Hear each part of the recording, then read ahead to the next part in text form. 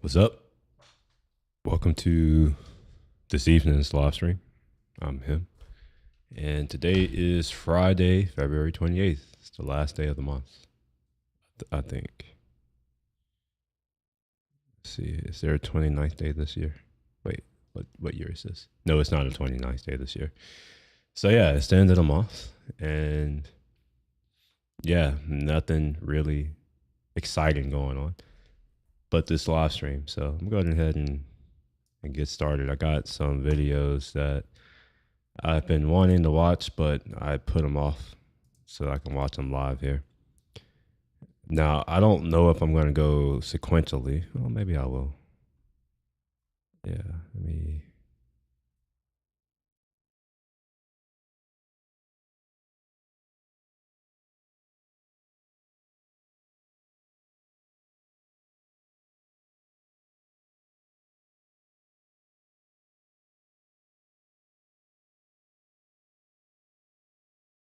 But before I start, I guess I should start off with what the title of the stream is. How about that?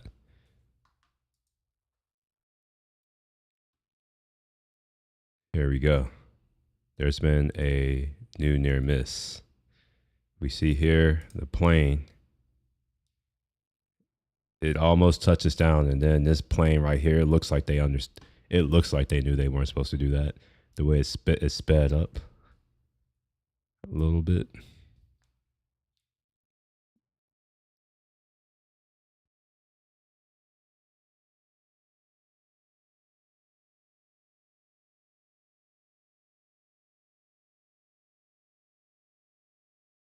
Yeah. Scary, huh? I don't know what's going on these days, but it's not a good look. That's for sure.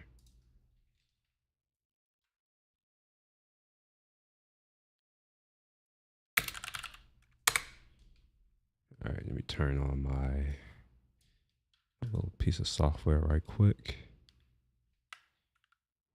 Go back to here.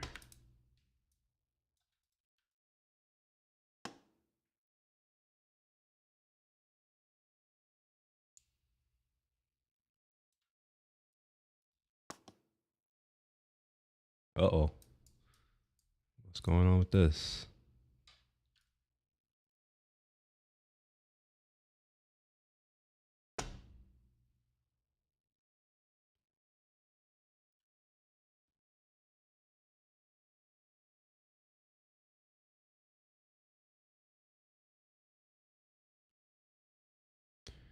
All right.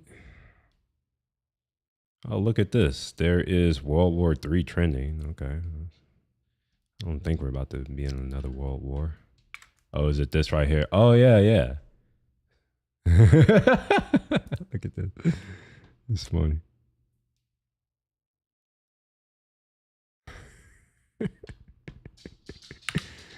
Oh, man, AI is crazy.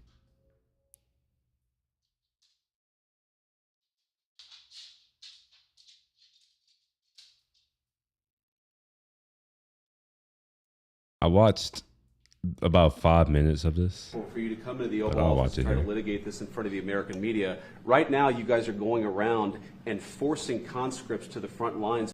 Well, it's worse. I do think it is worse being an armchair analyst right now. I have my armchair. Let me raise it up so I can do some real armchair analysis. Look at how he has his arms folded over his chest. He's not receptive to what's being said. And potentially he's afraid or fearful because we tend to want to protect our vital organs when we are anxious or we feel a lot of stress. And that's what he's doing here. He's very closed off, not open. Now, that being said, the guy over here is pointing his finger. He's doing this right here. He's like, yeah, y'all doing this, which probably makes him feel even more closed off. And then this dude jumps in on it, or maybe I don't know the order of jumping in, but he's outnumbered and surrounded. Anyway, let's watch. because you have manpower problems. You should be thanking the president for Have you trying to ever bring been- an end to this conflict. You should be thanking the president. Have you ever been to Ukraine that you say what problems we have? I have been to. Come once. I've actually watched and seen the stories, and I know what happens is you bring people, you bring them on a propaganda tour, Mr. President. Do you disagree that you've had problems bringing people into your military? we have problems. And do you think that it's I will respectful answer. to come to the Oval Office I of will the United answer. States of America and attack the administration that is trying to prevent the destruction of your country? A lot of questions. Let's start from the beginning. Sure. First of all, during the war, everybody has problems. Even you, but you have nice ocean and don't feel now, but you will feel it in the future. So he does say something which tells me at least he's aware. He says we have an ocean. And where I think I veer off course with him is when he said soon you will start to feel these effects. It's just like, I don't think so. I don't think so, bro. It's like you share a border with this country. We don't. Like an actual border. You know, like they're next to you. You can walk across. It's not the case here. You know, Russia will have to get through a lot of other countries in Europe before they can even get to a point to try to make the trek across the Atlantic, which good luck. But hey, they can try. Even if they wanted to attack us from the north, they still have to get through Canada before they can get to here. Just saying. I don't know. Geography is one of those things where once you realize we're on a sphere and you know where each one of us are, you'll understand that we have a quite a large natural advantage. But let's see what else he has to say. God bless. You don't know that. God bless. You don't God know. Oh, wait a minute. Let me turn it down. It's a little bit loud. Honestly, the style of argument that they're all doing is pathetic to me. No one is actually listening. They're all just talking over one another. It's just like, come on.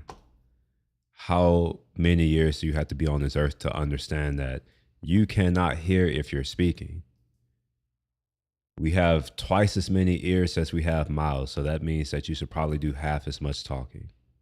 Just my take. Where did my mouse go? I've lost my mouse. Okay, here we go. bless. You will not have a war. Don't tell us what we're going to feel.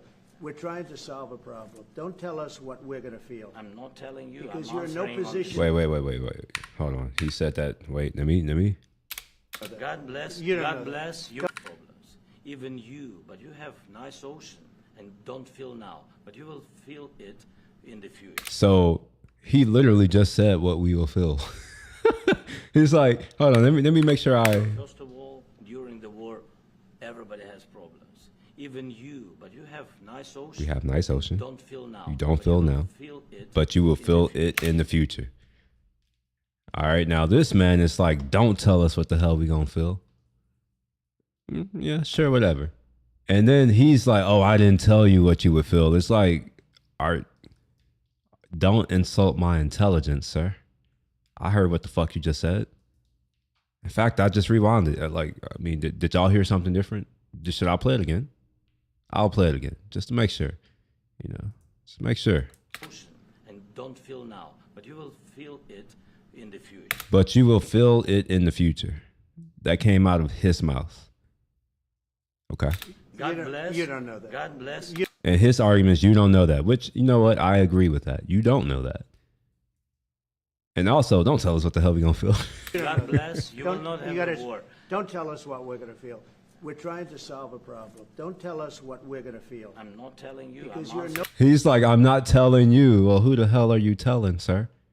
That didn't sound like a question to me. I would like to think that I am fairly proficient with the English language. And that didn't sound like a question.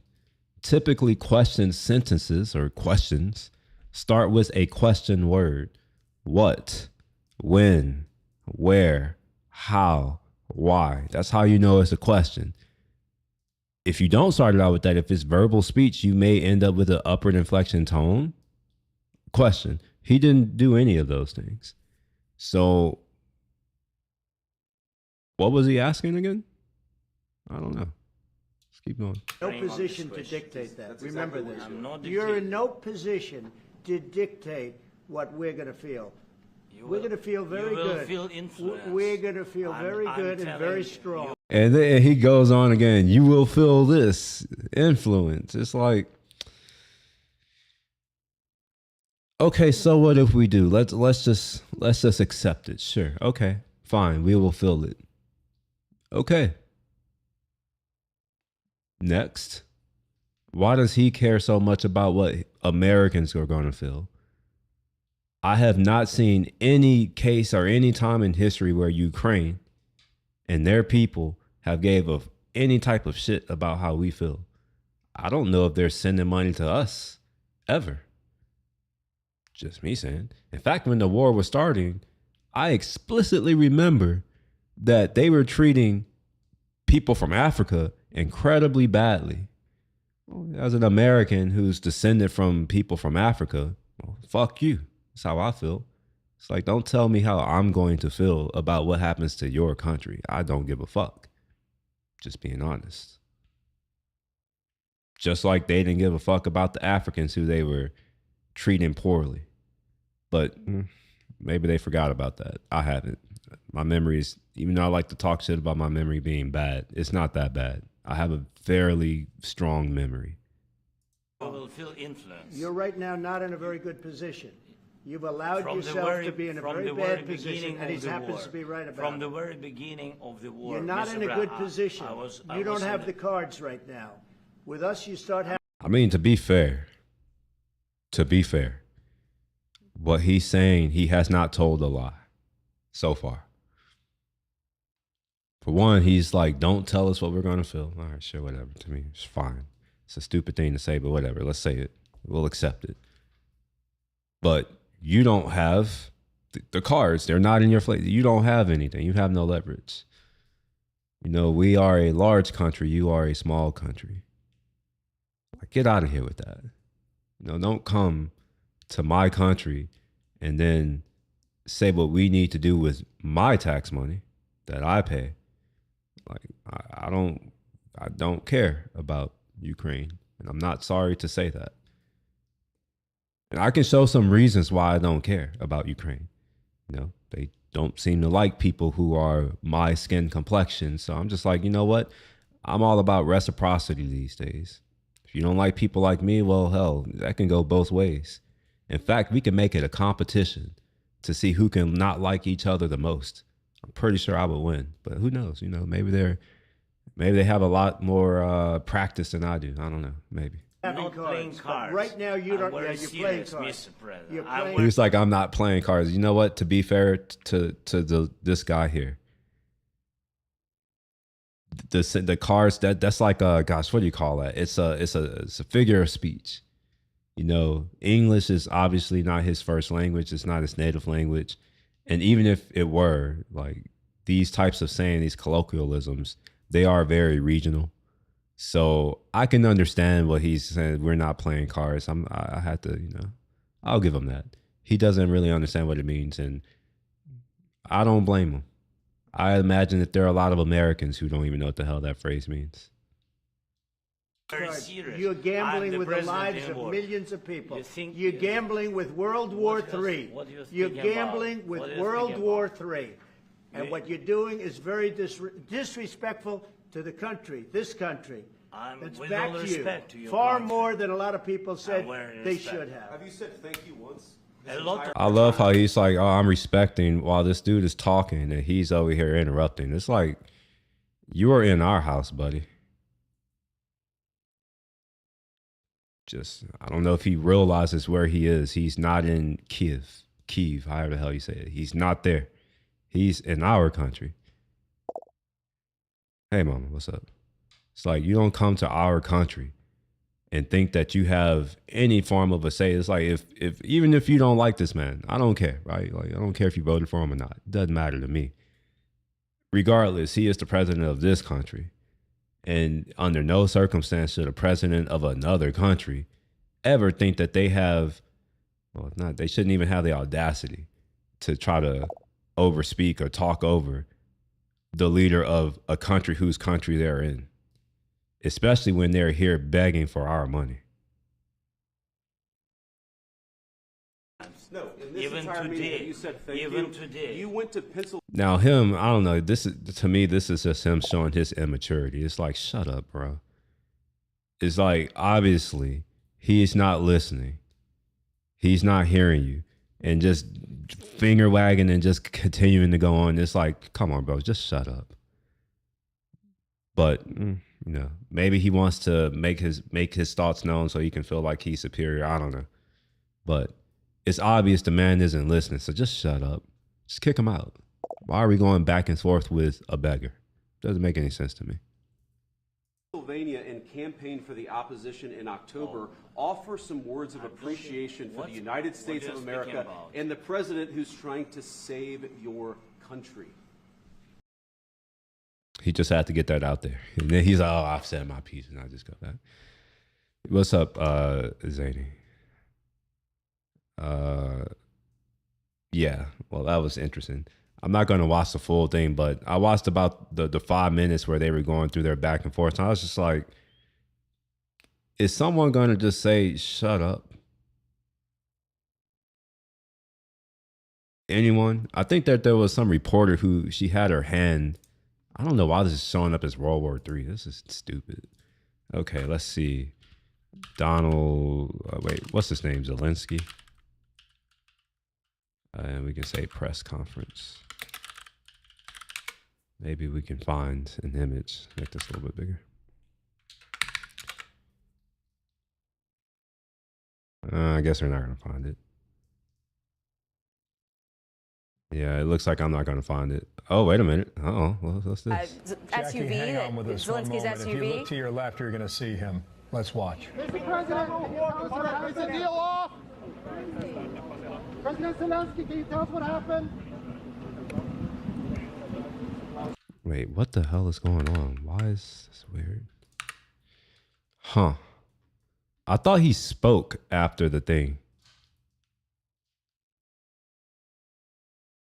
Maybe he didn't. Honestly, why do we even need to talk with him? I don't understand. It's like the people, the aggressors, the Russians are the ones who, like, they're the ones we need to be talking to tell them to stop. That's how I feel, at least. I think it's very important. That's why I kept this story so long. You have to be thankful. You don't have the cards. You're buried there. Your people are dying. You're running low on soldiers. Listen, you're running low on soldiers.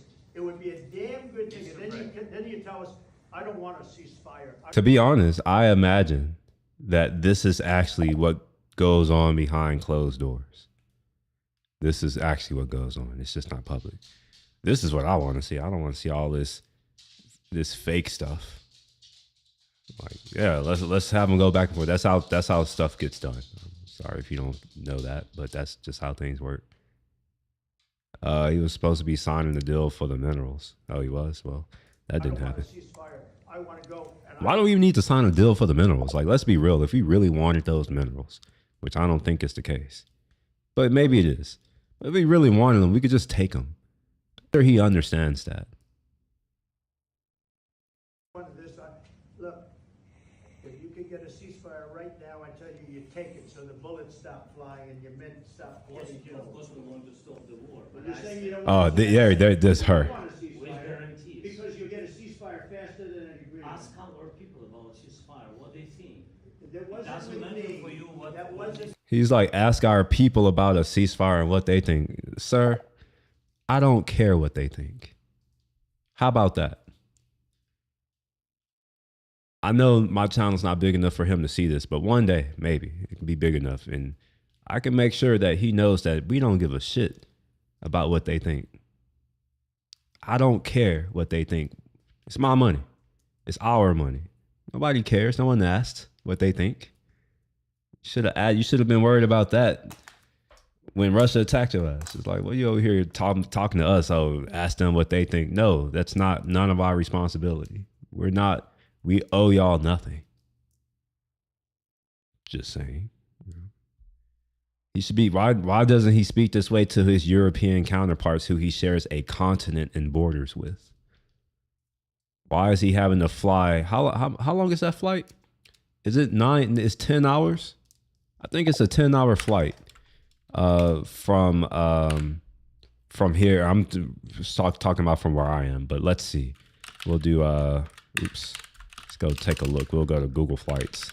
I won't go to my United because it has information that I don't want to be showing y'all.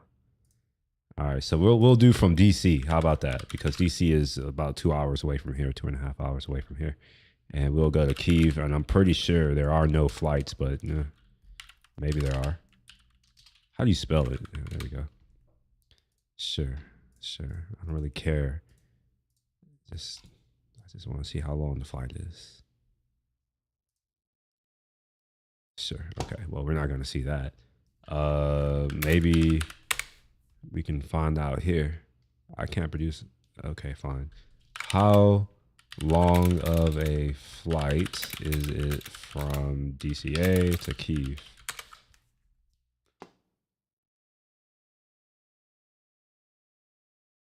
I think it. Oh, I was right. It is 10 hours. Okay, so yeah.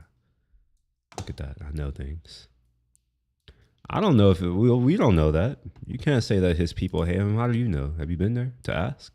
Or are you just going off of what our media says? You don't know that they actually hate him. They may love him for all we know. I'm just going to say that it doesn't matter whether they love or hate him. It's none of our business. Like, that's his problem, not ours. And I think that's us calling him a dictator. As I've told you multiple times, I don't trust our news. And as someone who's traveled to all these places and spoken with some of these people and seen the news coverage outside the country versus here, it's like, no, I don't believe that. They may love him for all I know. But whether they love him or hate him, I don't care.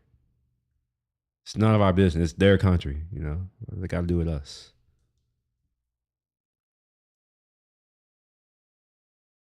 I thought he did a talk. Oh, is this it? Afterward, he spoke out afterwards. Can be. Last thing, Mr. President. Yeah. Do you think your relationship with Donald Trump, President Trump, after today, can be salvaged? Can be. Yes, of course, because it's relations more than two presidents. It's the historical relations, strong relations between our people. And that's why I always began with to thank. He's not wrong, though. He's not wrong. Honestly, I wouldn't be surprised if President Trump doesn't even care in a few weeks or a few days. Like, you know, they have their little argument. They got their little heated thing, you know, whatever. Your people from our people. And this is the most important.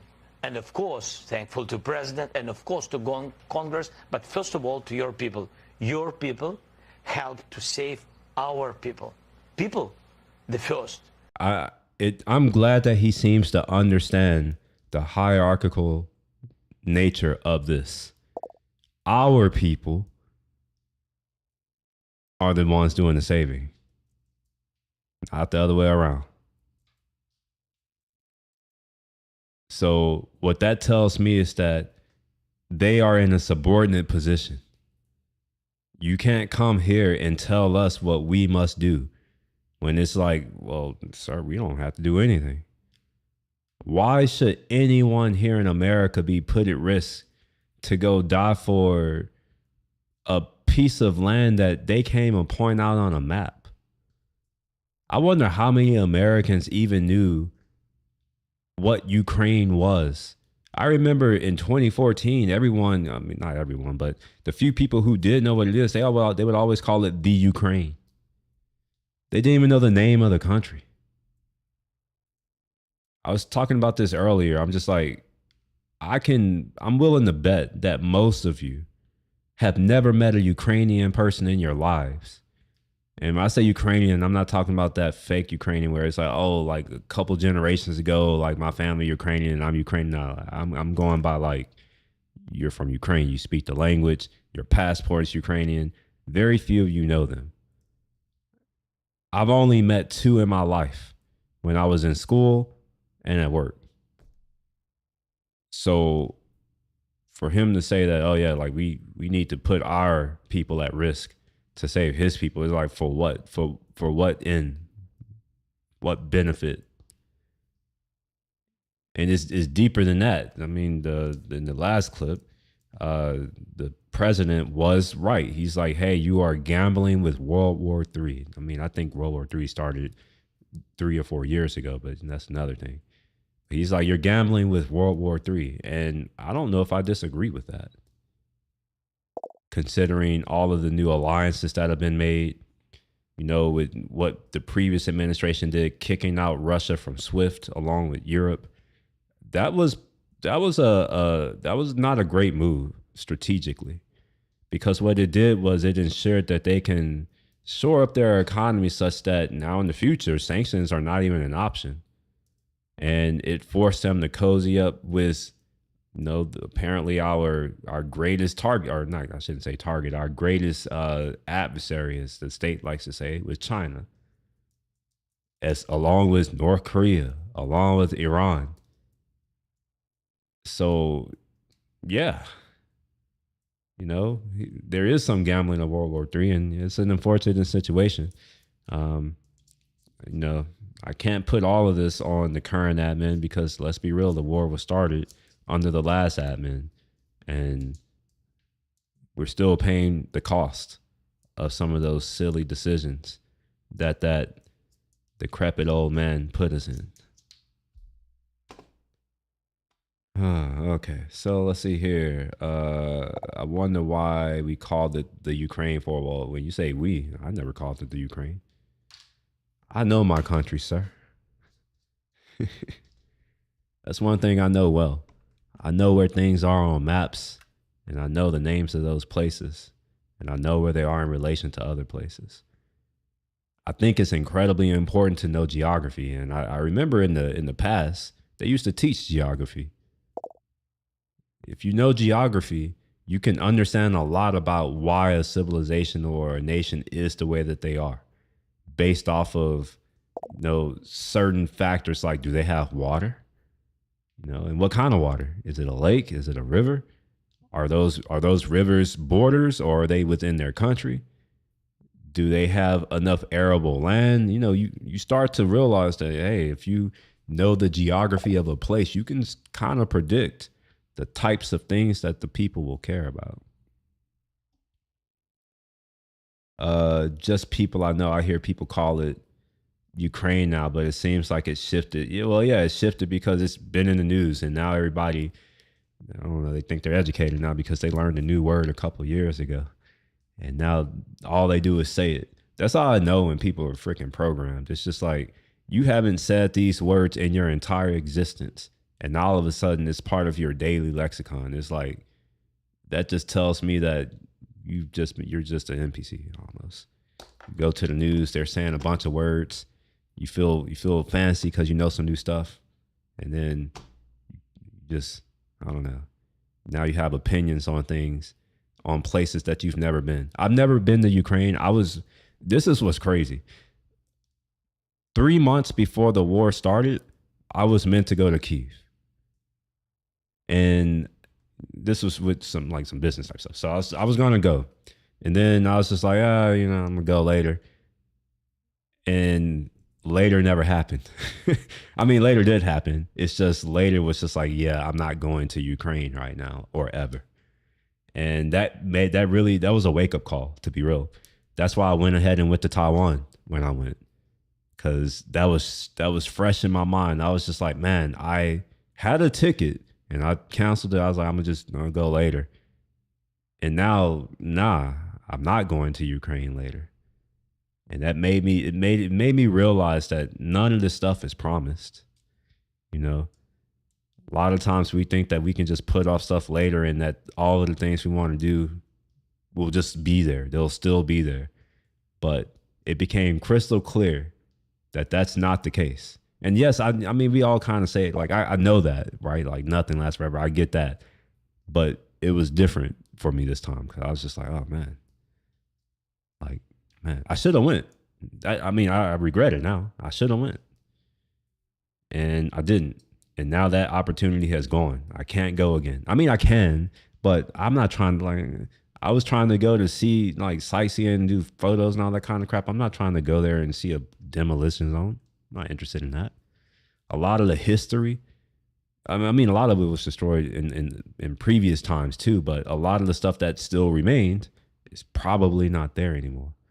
So yeah, if you have places on Earth that you would like to go, maybe go sooner rather than later, because you never know. Maybe you may not be able to go back anytime soon. Another place that I had an opportunity to go deeper into, I only went to the outskirts, to the edge, because I was along the border. But the Democratic Republic of Congo, it's neither Democratic nor Republic, but that's what they call themselves, just like the DRK. I've noticed that most countries that have Democratic and Republic in their name tend to not be either of those two. But in any case, I had an opportunity to go deeper into Democratic Republic of Congo while I was in Congo. And I was just like, I'll come another time. And now I'm just like, I don't know. No, I don't know if this is being talked about because, you know, our news is mostly focused on Europe for whatever reason. But there's currently a war going on right now between Rwanda and the DRK. I'm sorry, DRC. I'm getting that. The DRC. Just FYI. Maybe I can find something about that on Twitter. Probably not. But we'll look for it. Let me finish this clip, though. Human rights, the first. This is very, very important. And we are thankful and sorry for this. I mean, we wanted very much to have only strong relations, and I'm very calm that we will have it. Last thing, Mr. President. Yeah. Do you think your relationship with Donald Trump, wait, dude, President Trump, after today? Oh, okay. It's just repeating. I'm like, wait, I just heard this. All right, let's see if there's anything on Twitter on DRC and Rwanda.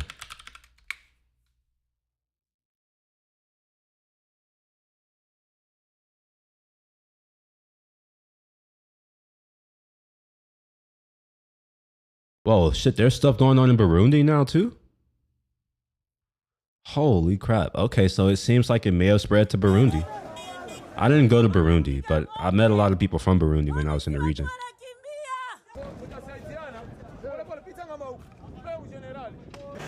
Now, just keep in mind that America likes to present itself as, oh, we care about peace and we don't want to see any conflict and all this other kind of BS riffraff. Here we are. There's shit happening in Africa right now. You know about it? What's up, Yanni? I'm pretty sure you can speak to this. How much of the Tigray conflict have you seen reported here in our news on TV? Or I'm not sure how close you are. I know you're far from Burkina Faso, but I mean, like, maybe you keep up with what's going on there. How much have you heard about what's happening in Burkina Faso or Mali?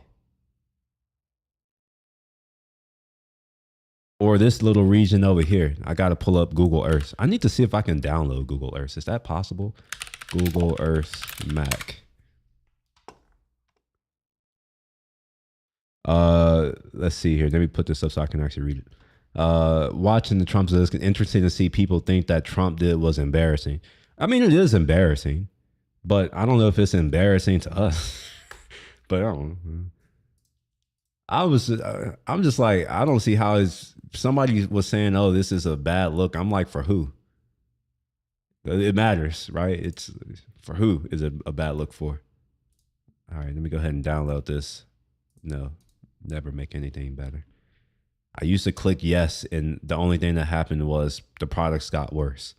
So now I can no longer support them. All right, let's go ahead and install this.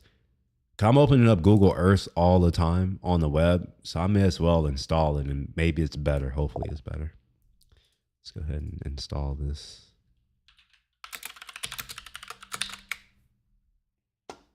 Let's see, almost zero reporting. Yeah, that's what I figured. I saw one reporting made by Al Jazeera for a little bit, but other than that, yeah, I think Al Jazeera, like, because they're in the region-ish, you know, I think they're Qatar. of course they're gonna cover more of the stuff that happens in Africa, but even that, it's not so much. It's a lot of stuff that's going on in a lot of places that no one seems to care about. As far as I know, there's another conflict happening in Myanmar. How much do people talk about that? Mm-hmm. Were people talking about people being in the streets in Peru? I don't think so. But you know, maybe we don't care. Maybe that's it. I'm not saying we have to care. You know, let's be real. We don't have to care, but it's like keep the same energy. That's my mindset. No, never show me tips. I don't care about tips. Oh, I can use this to make videos, I suppose.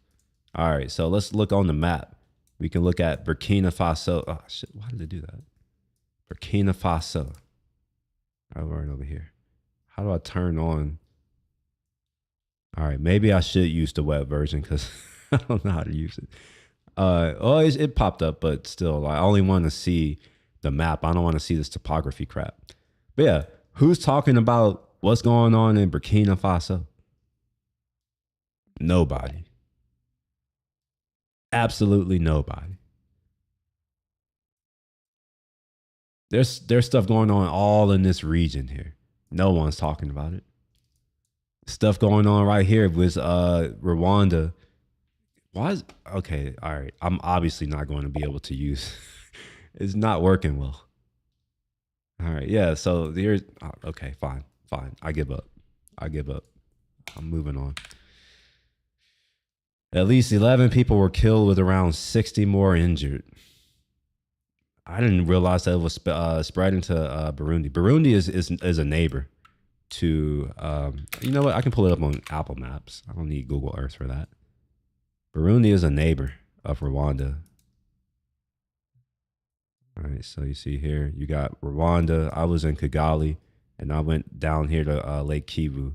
And on Lake Kivu, you have the border with the DRC. So I went a little bit into DRC. I didn't go far.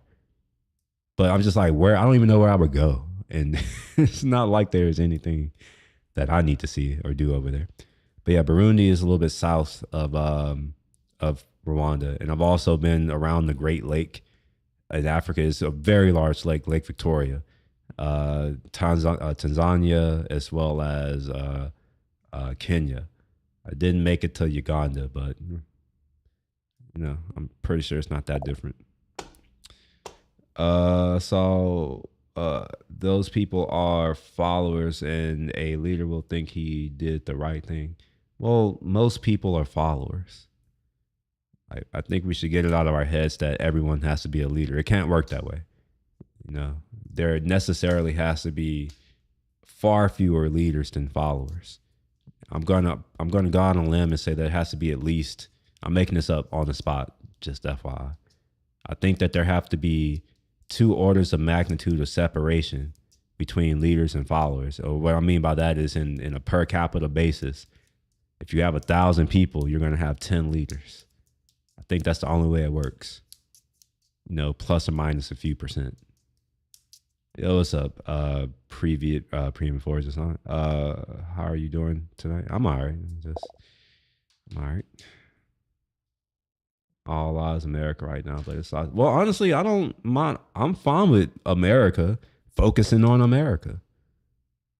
To be honest, why should we have to focus on everywhere else? Everywhere else isn't sending us money or tribute or anything. In fact, it seems like it's the opposite. So I'm just like, yeah, well, yeah, we should be able to focus on ourselves. Groceries are too high. Like, why should I care about what's going on somewhere else when I'm paying $3 for a bell pepper? You know? And sure, you can say, oh, you're selfish and all this. I don't care. That's where I stand right now. I'm happy to be selfish. You know, let them worry about their own problems. It's none of my business. You know? Now, if they want to make it my business, then I expect some form of compensation. You know, give me some stuff, some gold. I don't know what I'm doing with it, but I'll take it. Some platinum, some cobalt, something. Give me something if I got to worry about your problems too, in addition to mine. But I don't like this idea. As someone who solves problems, I'm sick of worrying about other people's problems. We got our own problems. I got my own problems. Like, let other people deal with their own problems. And if they can't, well, tough. Life isn't fair. You know? It's not our responsibility to make their lives easier. It's just our responsibility to make our own lives easier. But yeah, there you go. So that's what's going on, just in case y'all didn't know. There's conflict happening in Central Africa, which is a kind of a big deal when you really, really, really think about it. You may not understand this, but most of our electrical supply chain, you know, for EVs and all that kind of crap, batteries, the source is is DRC. So if there are interruptions there, it is going to have knock-on effects. Yes, America does not actually get their supplies, you know, the natural resources directly from Africa. They get it from China, but guess where China gets it from? When I was in Africa, I went to some of the Chinatowns, and they are for real Chinatowns. They don't allow Africans to go into those areas, which is ironic. Like, how do you have a whole part of a country where Africans aren't allowed in their own country? It was also really weird that they allowed me to go. Like, I was fine to enter. It's crazy. I was just like, I know I don't look African when I'm in Africa. I know I don't look it, so I don't know why they let me in. But they let me in, and I could do whatever I wanted. But they didn't allow the Africans in. I was just like, man, that's strange. You go there, you go to the gate. It's like secured and all that kind of crap. And they out here checking papers of the Africans, and I just walk up. I'm just like, I'm going in here, and then just open the little, you know, those fences, not the fence. What do you call those gates? I call them the Chinese gates because they come up and then they droop down. I don't know how to explain it. Let me see if I can find it. Let me see. Let's see. Kenya, Chinatown, gate. Maybe you can find it that way. Of course, it's not going to be one where it's actually working. Yeah. So you see, like, there's this, whatever that is, it, like, when it comes up, it's like drooping down. This is one of them. I don't think this is the large one. Let me see. Kenya, Nairobi. Was it in Nairobi? Yeah, I think this was the one in Nairobi. Oops.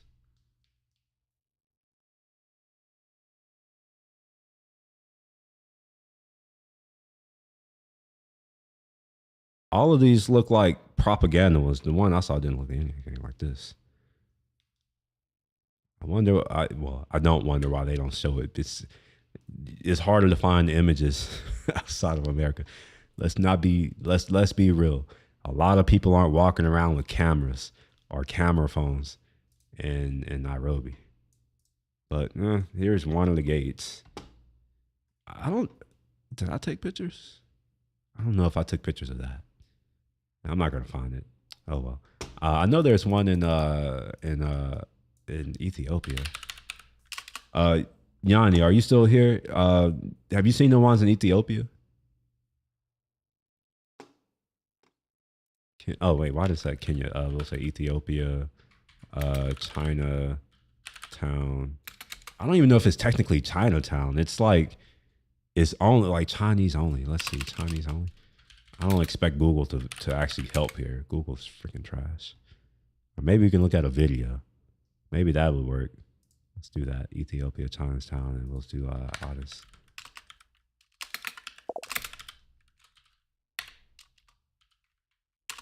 Why is this? Why did it move my cursor? For one, I have my cursor where the hell I wanted to have it. Don't fucking change my shit.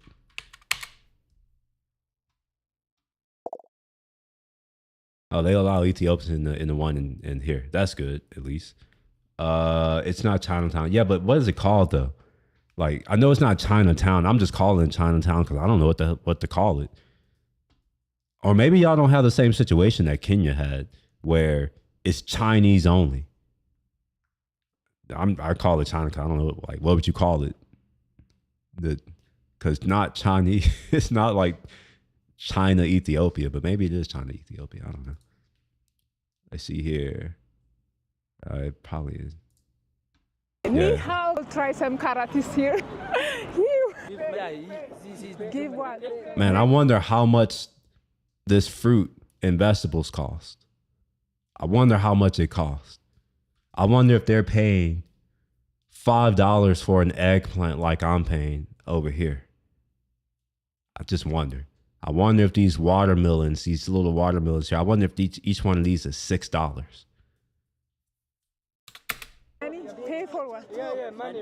He speaks Chinese then. Ni hao, guys, we are here. Wait, she just said this. All right, let's go to the Chinatown. I need to see what the price of this food is. I might need to move. I might be moving to Ethiopia, bro. If the prices are cheap for food, that's really all I need I just need food. Yeah. Let's see what kind of vegetables they got. All right, yeah. Really? Look at that. They got this garlic here. These look like jalapenos. I don't know if they are, but if they are, it looks good. Man, they got everything I need. I see some green onions, some celery. I might be moving, bro. Something for drink. I'll tell you the history as well. Salam. You speak Chinese? Oh yeah, I know, bro. Food is cheap everywhere else. That's one thing. Every time I come back here, I'm just appalled at the amount of money that I spend on food. I know I've been complaining about this for a while, but I'm gonna keep doing it. I purchased a pack of chicken thighs. To me, chicken thighs are like the cheap meat. It's the least desirable meat. A pack of chicken thighs here used to be 6 to a pack, and then it went down to 4 to a pack. Okay, fine. I'm cool with 4. It's an even number, whatever. Now a chicken pack is 3 thighs. How does that even make sense? 3 thighs? Chickens have 2 thighs. Why are y'all giving me 1.5 chicken thighs?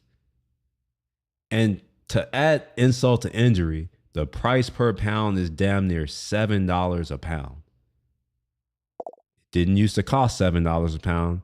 It used to cost under $3 for chicken thighs. And it came with 6, sometimes 8 in a pack.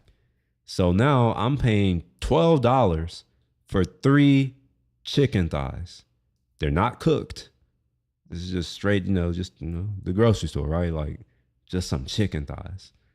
I was like, oh my gosh, maybe I should just butcher it myself. Just buy a whole chicken because it's a little bit cheaper. A whole chicken is now $26. Just what? A chicken, the carcass, where they've done nothing. $26 for a chicken. I'm just like, man, I'm gonna have to start stealing chickens.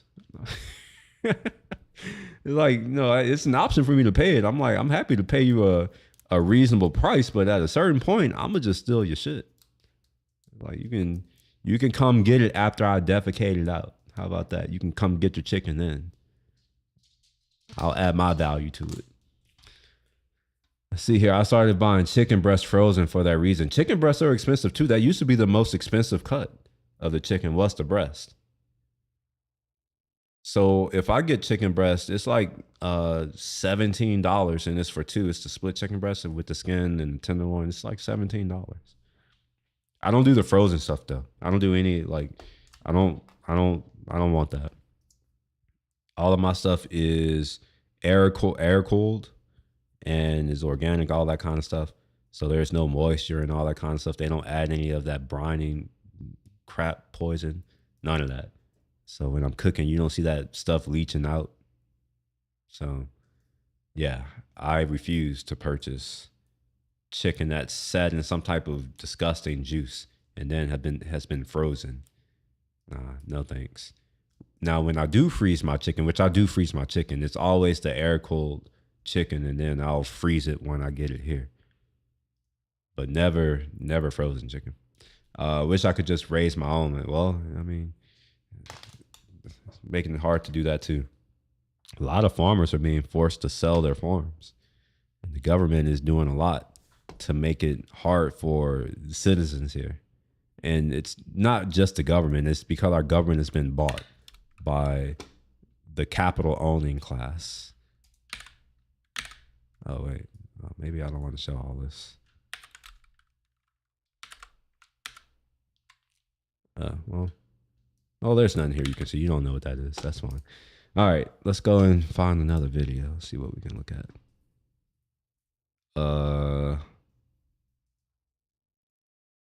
I'm looking to see if there's been any videos where people are like, oh, I want to watch that. I see a few.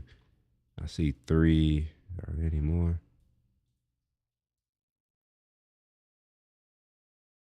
All right. Well, there are a few at the bottom. I'm not going to start at the bottom, but I am going to eventually go down there. And let me see if there's something else first. Oh yeah, here's something. This pissed me off. He is believed to be the first student to be. Let's get rid of this.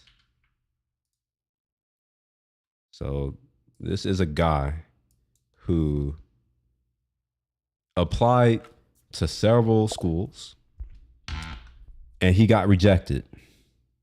Now, you may be like, oh, a lot of people get rejected. Yeah, sure, I agree. But I don't know. Oh, wait a minute. Hold on. Never mind. This is another one. My bad. But we'll watch it anyway since I've already queued it up. We'll watch it. This is the guy that got expelled. So y'all tell me what y'all think about this. Let's see here. A 24-pack spring water is like $6 now. You want to know what's crazy? Costco used to sell a 48-pack of Ozarka spring water for $3.99. You remember that, Mama? Are you here? Remember it used to be $3.99 for the 48-pack of water? It's currently $7 and it's now only $40. And on top of that, the toilet paper that I get, I was wondering, I'm like, am I taking more dumps than usual? And no, I'm not. I'm like, how come it seems like I take 3 shits and my toilet paper is gone? And then I started looking, I was like, it's actually not as much toilet paper on each of these rolls. You remember they used to have these big, like these big thick ones, the one that, I don't know, the double stuff, I don't know what you call it. The triple stuff where it just lasts. You just like, you can take all these dumps. But nah, you can't do it now.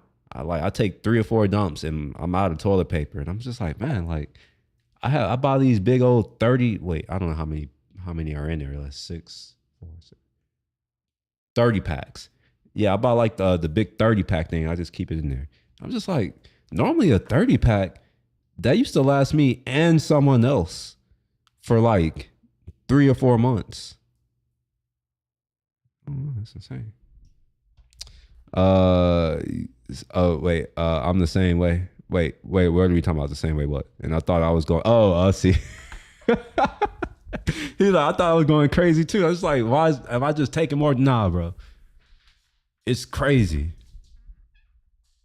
I was just like, I can't even take a dump anymore. It got me thinking about buying one of those Japanese toilets, but I need a house. So now I'm like thinking about a house. I got to figure out a way to get one of those because I saw that you can take up to $10,000 out of one, like a certain type of fund. I was just like, only $10,000? What is $10,000? Like seriously, what is $10,000 these days? That's enough for groceries for maybe a year, half a year. My grocery bill is like $500, and it's not like I buy a lot of crap. I buy mostly the same stuff. $500 for groceries, and that's not even getting like a bunch of stuff like I used to get. I used to get a bunch of stuff, and I would spend maybe $400 a month, but it would be a bunch of stuff. Not anymore. It's 1-ply. Now I still get the other one. It's still 2-ply. Yeah, I don't think they have the jumbo rolls, but I don't buy the Costco toilet paper. I only buy the Charmin one. Costco toilet paper is a little rough. You know, I at least want my experience to be decent. But yeah, I need one of those Japanese toilets, but I need to get a house. But then to get a house, now I'm signing up for insane property taxes and insane insurance and insane interest rates. So I was looking at a house too. In my opinion, a cheap house. It's like $500,000. because it's not like you can find a house for that much lower than that these days somewhere nice. And it's not even somewhere nice, and it's not even a nice place to be real. It's just $500,000. And I was looking at how much I would be on the hook for paying. I'm just like, why in the hell am I willing? Like, I would never pay $6,000 a month. Hell, I'm good. I'd rather break into someone else's house before I do that. He is believed to be the first student to be expelled from the U. $500 a month, but I don't eat that much. That's the thing. So, I don't really eat that much. Like, I also have a mix. Like, I normally just keep a bunch of stuff in my freezer. So when I go to the stores for mostly fresh stuff like produce, every now and again I'll get some meat if I need. If I want to stock up on something, or if there's a certain type of meat that I want, like steaks, for instance. I normally don't have steaks just frozen in my freezer. So if I want a steak, for instance, I'll go there. But I don't think I ate a steak last month. Yeah, I don't think I ate a steak last month. It seems like every time I go to the grocery store, though, I cannot spend less than $100. I will get 7 or 8 things, and it'll ring up to about like $100, which I don't understand why. So, some worth knowing. All right, let's go ahead and play this one. Accused of using AI to cheat. He's not only denying it, he's suing, and people are watching to see what happens. Chris Harapsky breaks down the case that could have widespread implications. In August 2024, U of M grad student Haishan Yang was on a trip in Morocco, remotely working on his second PhD. The final step before writing his thesis, passing a preliminary exam. He had 8 hours to answer 3 essay questions. The test said he could use notes, reports, Wait. Using the Rothschilds, why do we need to use their framework? Just saying, why do we need to use their framework? I'll go on now. 3 essay questions. The test said he could use notes, reports, and books from class, but explicitly said no artificial intelligence. What did you think? Do you think you did well? I think I did perfect. I was very happy. Weeks later, he'd get an email telling him he failed, accused by the grading professors of using an AI program like ChatGPT.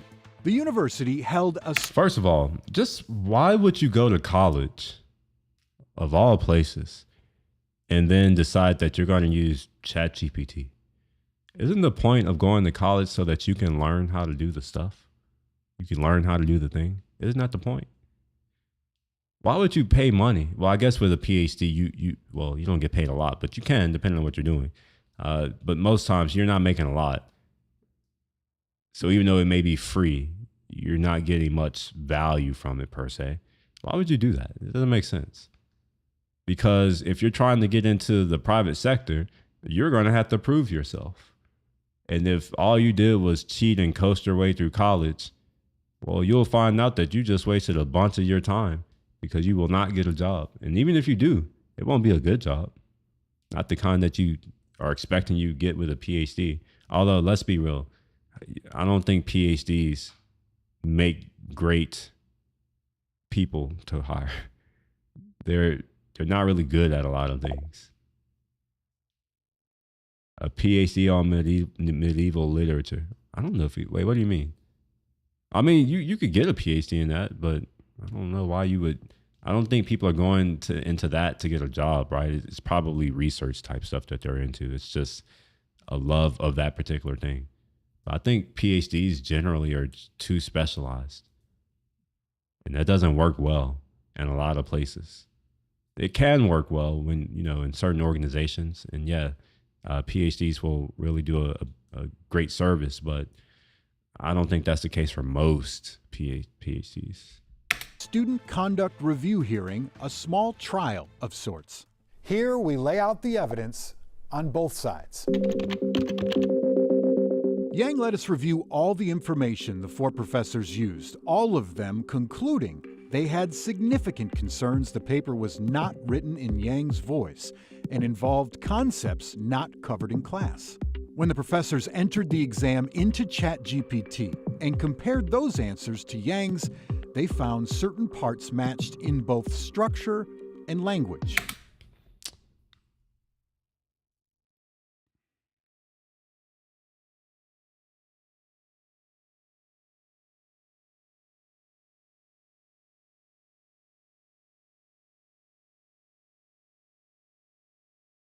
Okay.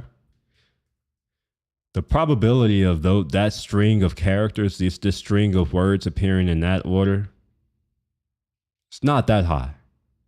But I'll give that a pass. Where things get a little more sus is on 1, an adequate risk adjustment, and then insufficient risk adjustment. Now on his, if the capitation payments, capitation? I don't know. I don't know if okay, this might be a limit of my knowledge of things, but I've never seen capitation used in this sense in finance. So either I'm about to learn something new. Capitation. Okay, all right, it is something. Okay, I'm about to learn something new. A poll tax. A payment or fee of a fixed amount per person, such as one remitted at regular intervals to a medical provider by a managed care organization for an enrolled patient. Okay, I've just learned a new word in a new context. Okay. Specifically, this context here. I've never heard it. Okay, fine. All right. Excessive cost-cutting pressure, and over on the left, incentives for cost minimization. All right. They cited these headlines and these bullet points as suspicious. Yeah, that is suspicious, isn't it? The likelihood that two people or an AI, which is a probabilistic model, would output the same thing in that order is the probability is quite low. It's so low, in fact, to where alarm bells would be going off in my mind too. So we have weakness, and then your first one is compliance and enforcement, and that's the first one there. And then the second one is equity concerns. Okay, that's the second one. And then empirical evidence, you just get one, but it's also that third point. And to add insult to injury, on equity concerns here, mandated coverage. The fact that this starts out with mandate, and there's low income. There's low income here. There's insurance individual is here too. I don't know.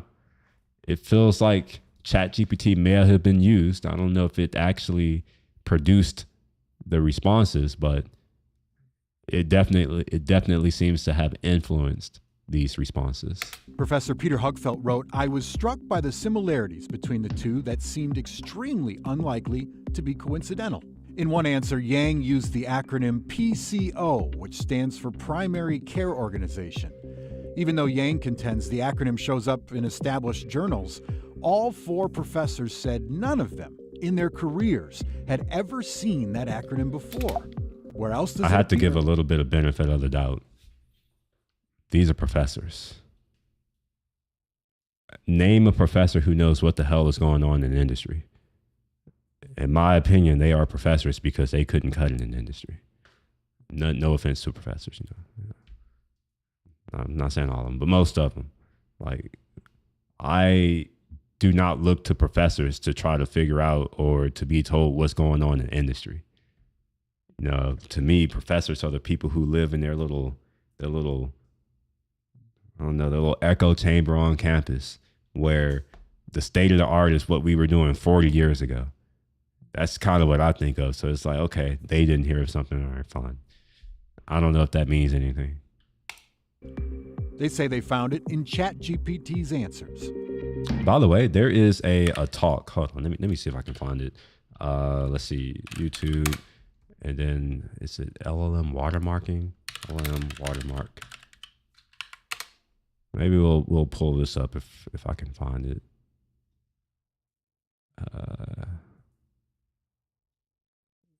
Gosh, I forgot the name. The guy who it's a conference. Is it? No. Oh wait. This could be it. No, this is just the reading of the paper. All right, let me see if I can find it. Conference. 2023 maybe. Oh wait, honeycomb. Oh yes, homoglyph. Yes, this right here. So I'll cue this up. So I'm pretty sure. Maybe that's not fair to say. I'm pretty sure. I'm going to assume that most of you are not familiar with how LLMs work, or how, we'll just say LLMs work. If you know a little bit, or maybe you have to know a little bit more than a little bit, but if you know enough about how LLMs work and how neural networks work and all that other kind of crap, you'll understand why I'm saying that the probability, and I keep using that word specifically, the likelihood of outputs matching in a certain order is quite low. So that's why I'm like, my alarm bells are going off. We'll go back to that in a minute. And then there's this, an earlier accusation Yang used AI.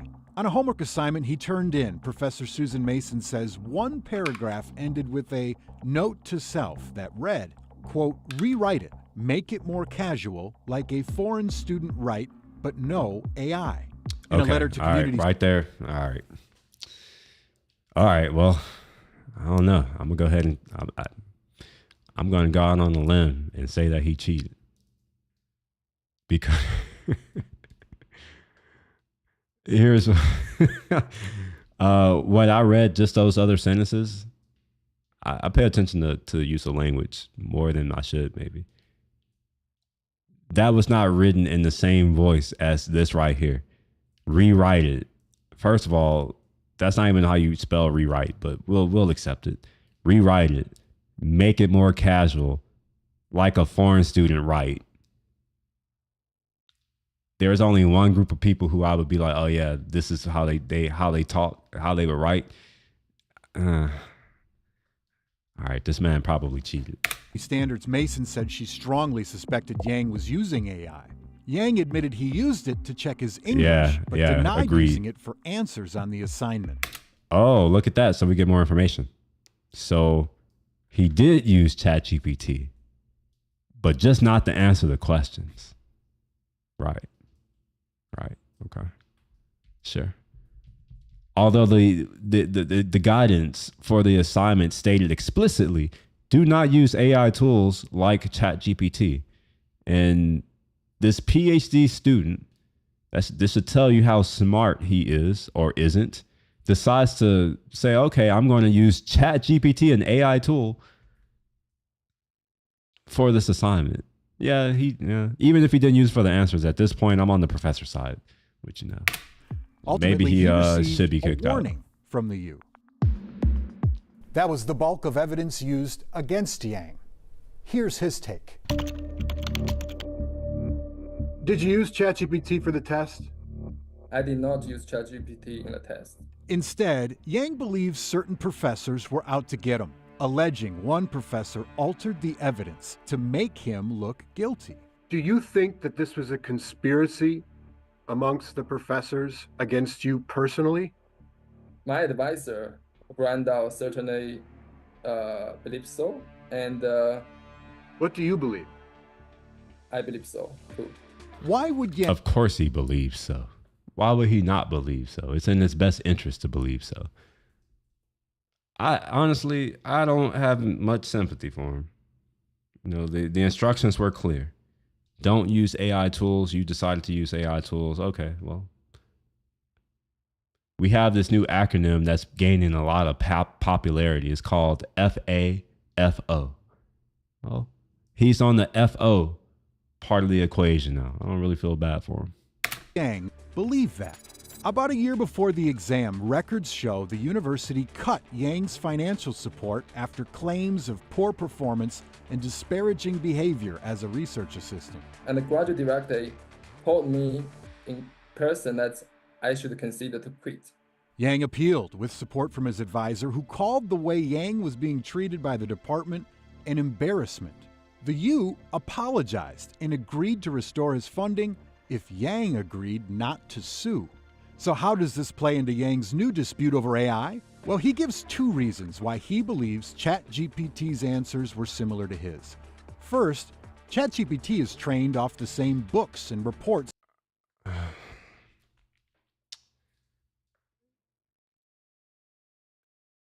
That is not an inaccurate statement to say. However, I have written a lot of papers in my day, And I've read a lot of books and a lot of papers and a lot of all other things. And you know what's never happened? What I write is distinctly in my voice. I use language the same way all the time.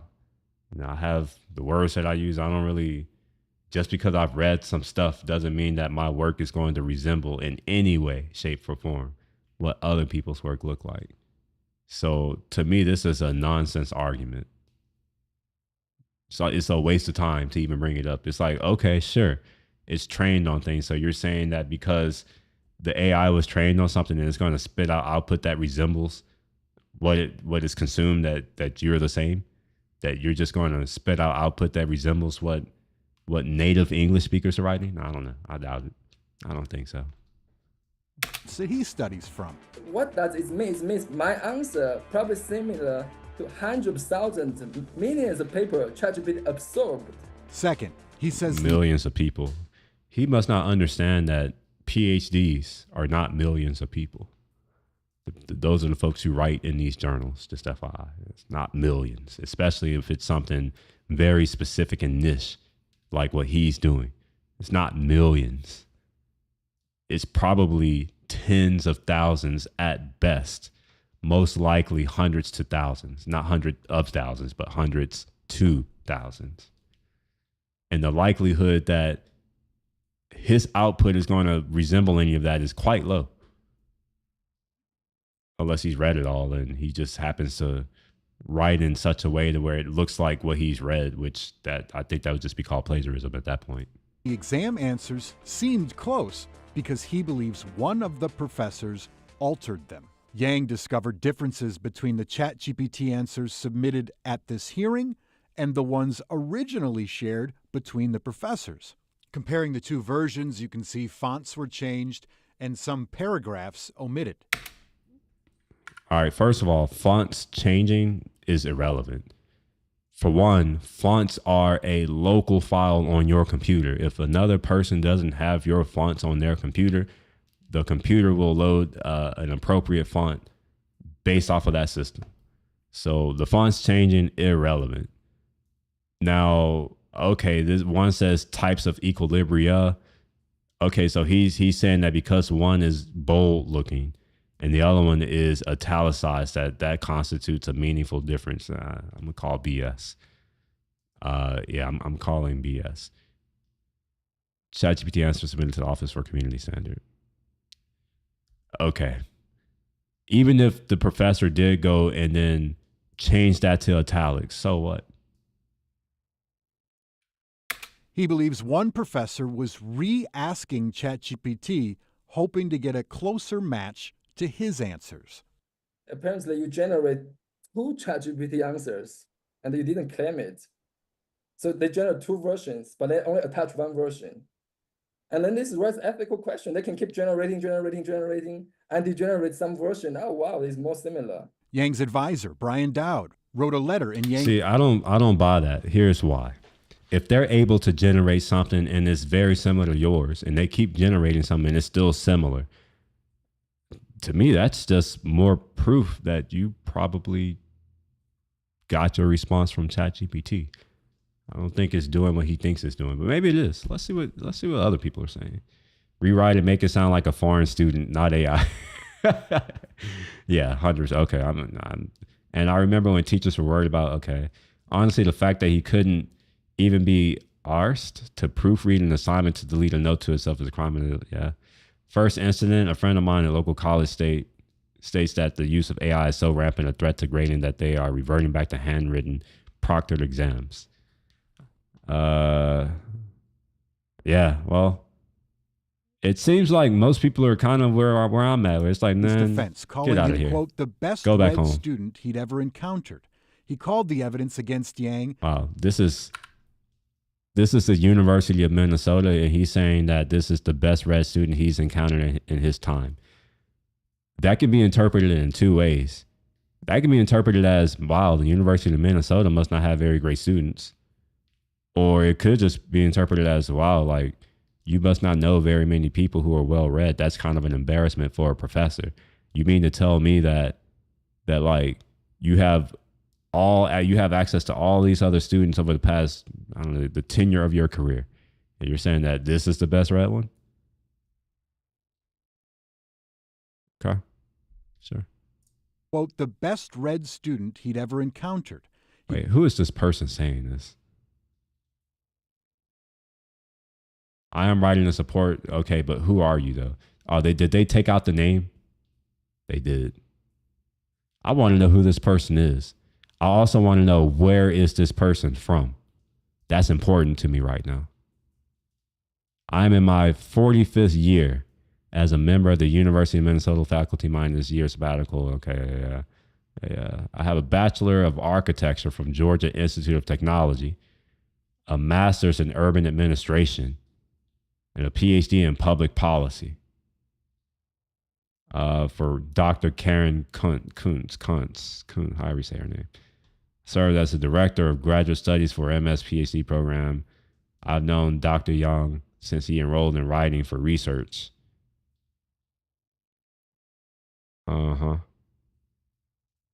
Okay, for one, I am not an expert on technical aspects of ChatGPT. Okay? Or other artificial intelligence tool.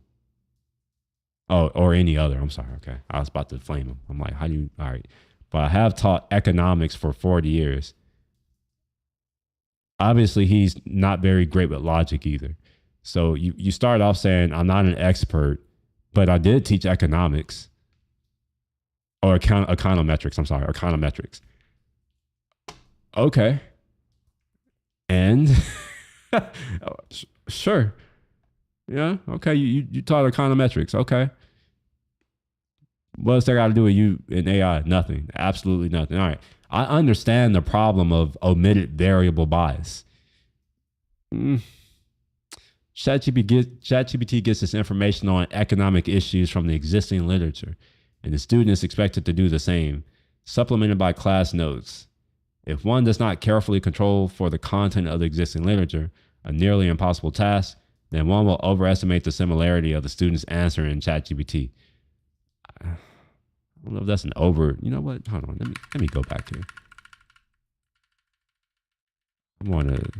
I think they had some of his writing in here. Okay. So let's do something. So we're going to use AI to do something right quick. We'll just take a screenshot of that. By the way, this is something that you could do on a Mac if you have a Mac. We're going to go ahead and open this up in preview. And let's go ahead and copy this. All right. And then we'll do AI, I don't know, detector. I don't know. Writing. Oh, yeah, here we are. We'll do this. Let's go ahead and paste that in here. Yeah, go ahead and paste that.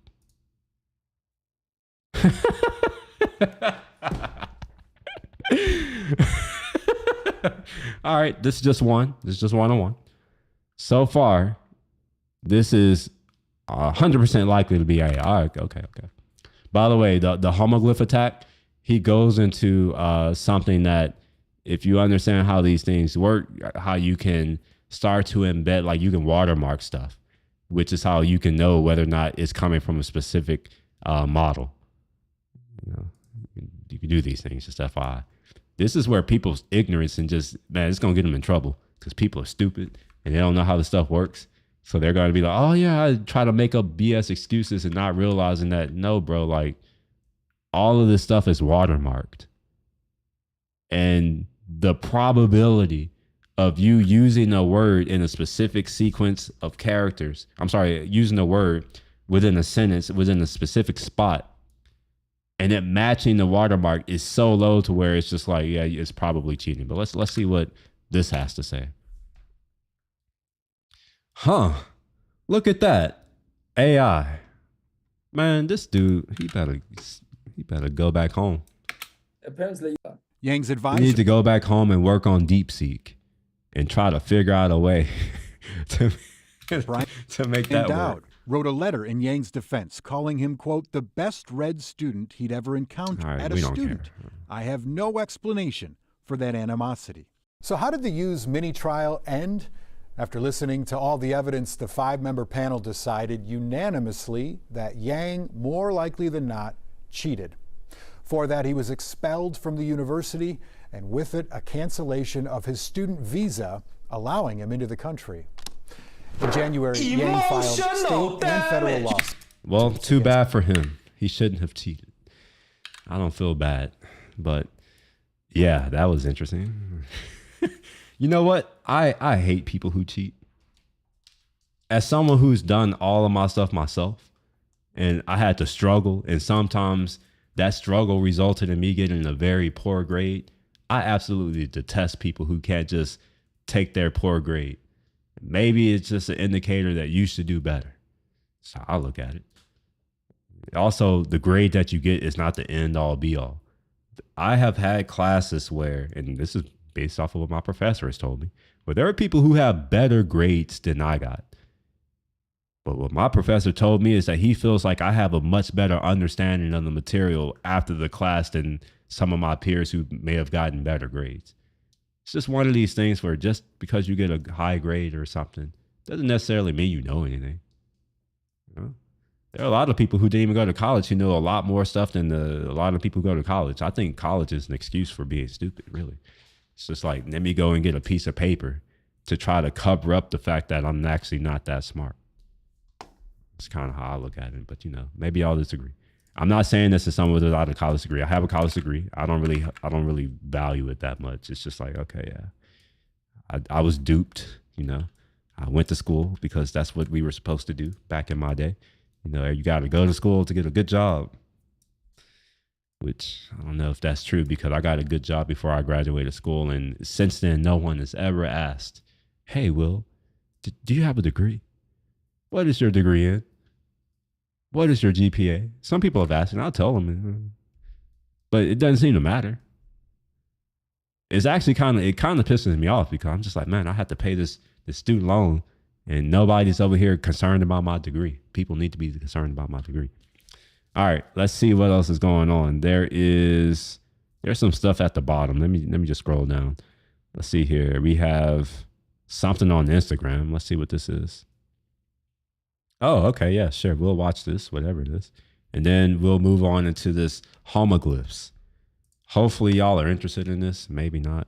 If you're not interested, you might want to tell me now. You will be bored if you're not interested. Defending yourself, this person has refresh this. You'll hear it. The right for you to protect yourself. Under AB 1333, basically it states that if any criminal breaks into your home, wants to harm you, wants to harm your family, anybody in your household, and you defend yourself, all right? And by you defending yourself, this person happens to get murdered, all right? Then you... That was the wrong choice of word. I noticed that a lot of people don't know definitions of words, which is concerning because they say things on the internet.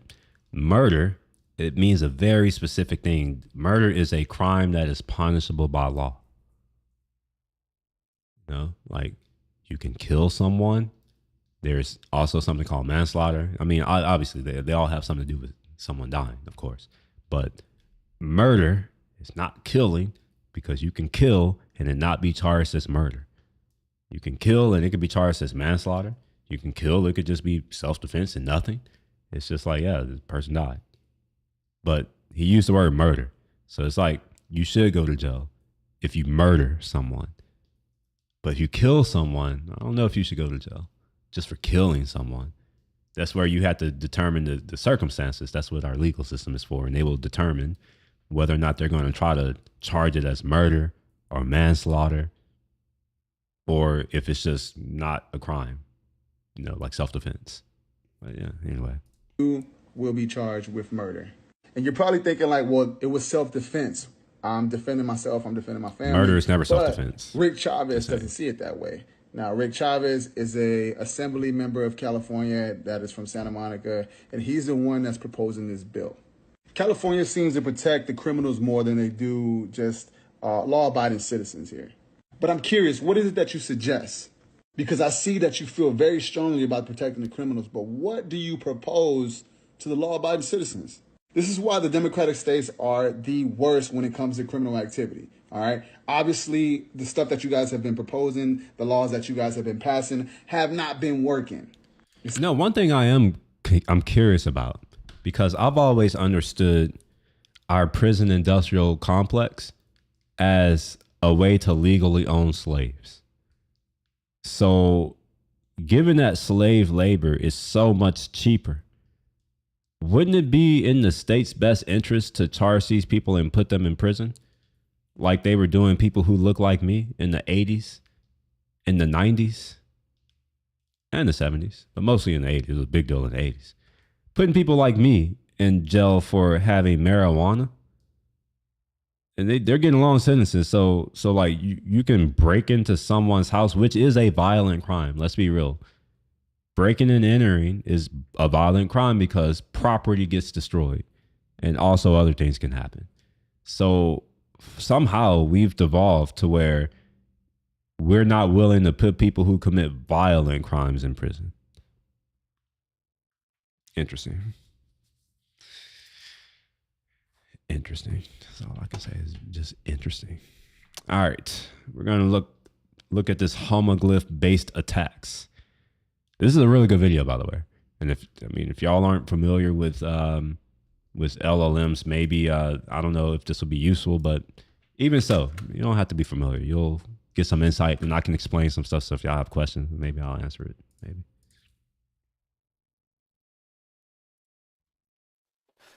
Hello. I'm going to make it go Hello, fast everyone. because, reasons. Well, it's a pleasure to be speaking today. Yeah, What I'm gonna we're go gonna get here. for those pink boxes. Things for me is the presentation through a. Okay, so Which one of those? he's going to explain homoglyph. I mean, we can listen to his explanation if you want, but I can just tell you what it is. Homoglyph is literally a letter or a glyph that looks like another glyph, but it's not the same glyph. All right. And there are alternatives of this, but it's not a homoglyph, even though it's kind of the same in principle. And you see this in certain URL attacks. I'll give you an example. Let's say that you want to go to chatgpt.com. Well, maybe ChatGPT is not a good one. Maybe I'll do chat LLM, right? So maybe instead of using L, use 1, right? Because it kind of looks like a L. And maybe you use I because it kind of looks like an L, like stuff like that. But there's not a homoglyph technically, but it's somewhat similar. It looks like another character. In this case, it's the same glyph, but they represent different things depending on the context. Now, this is only a thing in computing because we have to encode characters. And I mean, hope you understand that. Like, every character has its own code. Just because two characters look alike doesn't mean that the code, the representation, the code is the same, right? So, anyway. Who says, they are all sort of A's, right? But if you press A on your keyboard, what would you say? Is it the first one, second one, third one, fourth, fifth, fourth? Okay, well, it's actually the second one. It's the second one. You see the difference is that they have different Unicode encodings, right? So then, yeah, that's what you're getting into. Yeah, so all problems boil down to Unicode. It's kind of I'm being facetious, but a lot of problems come down to Unicode. numbers, the things that the computer sees are different, and that's the key here. Homoglyphs, and this is the important part, is that are characters that look identical, but they don't mean the same thing. I'll share this in my the Discord. key here. They have different encodings, and that's what we are gonna use. For those who care. Now, we are ready to understand what this bingo challenge is about, right? In your bingo cards, Okay, you wouldn't cool. We're gonna let move in past playing that. sides. Just discipline in itself is. So this is steganography. This is one of the things that I studied when I was doing security related stuff back in school. And turns out that it's a big deal, a much bigger deal in AI days. And I was just like, oh, wow, who would have thought that? Hiding information or steganography. Essentially, basic idea, just imagine I have a text like this one. If the first A is an alpha, then you do something else, right? I'm just hiding information in plain sight. So homoglyphs in general, this is a pink box thing to remember, characters we can't discern. They look the same, but they are not the same. So that's it for the first section. Now let's talk a little bit about how AI-generated text detectors work, because that will be very important for the rest of the presentation, right? So I'd say that there's 3 main types of systems that you can use to be able to tell if something has been written by ChatGPT, Gemini, Claude, etc., or not. So human or AI, right? We're not going to watch the whole Then, video. We're only going to watch the part that I think is relevant to what I was talking about earlier. It's what we call a classifier. So, well, I don't know if you know about. And this isn't it. Right? Go to watermarking. Because he talks about that here. It's a thing that happens. He's telling me, okay, I think the thing with would sentence take my here we are. my language model, and I just give this sentence to the language model, right? And what it's gonna do is just giving me this probability distribution. So what can we see here? What we can see is that, for example, the model is telling I me, forgot okay, to join the I think voice that channel. things I should have. Is 30% likely to come after those words. Books, for example, 22%, etc. Right? All right. So this is what I was getting at earlier when I was just like, the way LLMs work is that it's a probability model.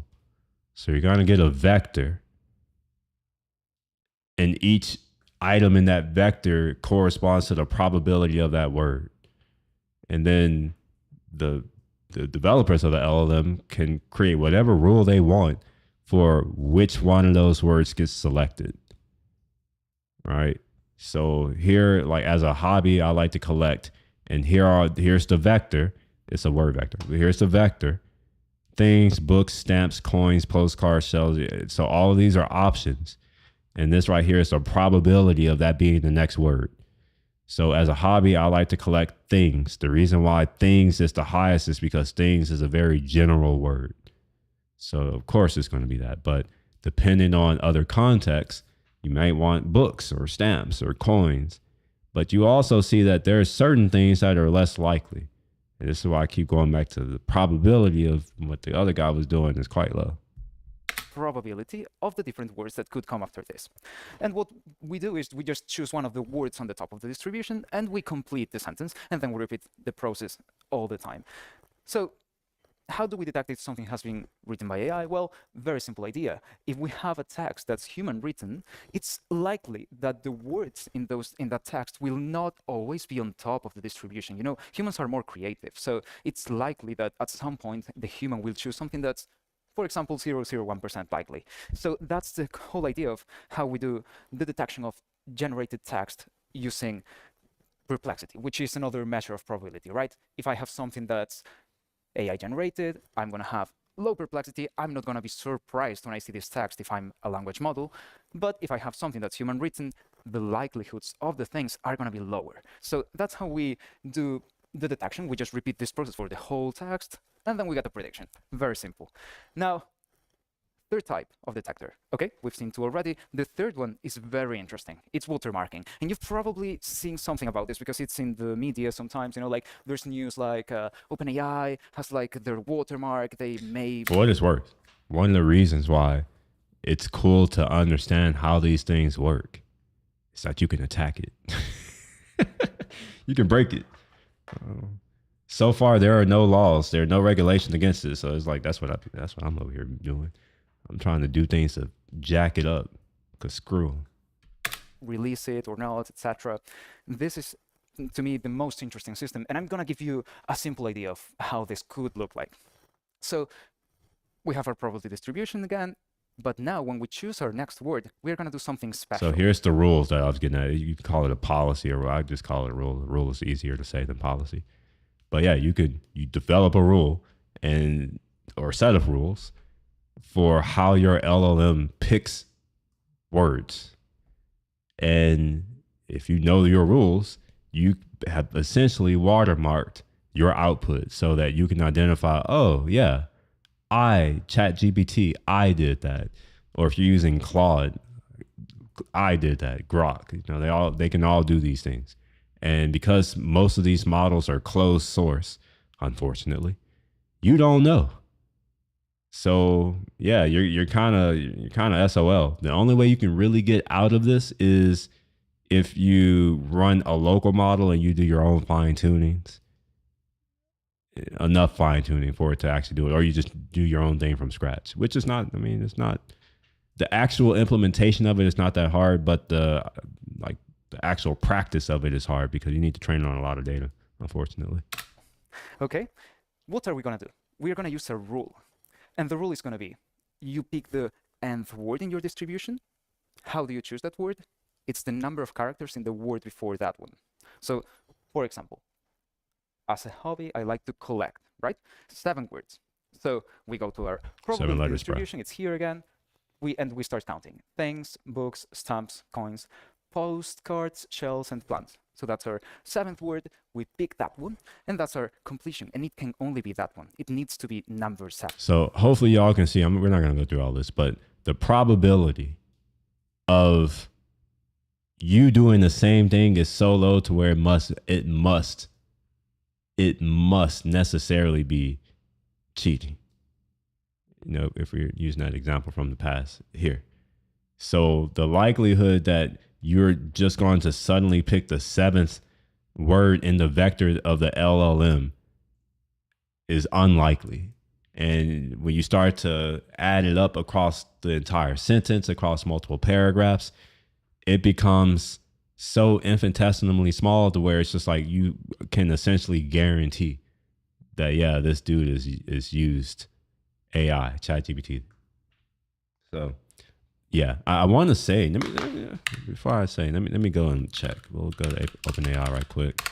I want to say that they have an API where you can do that. I guess documentation.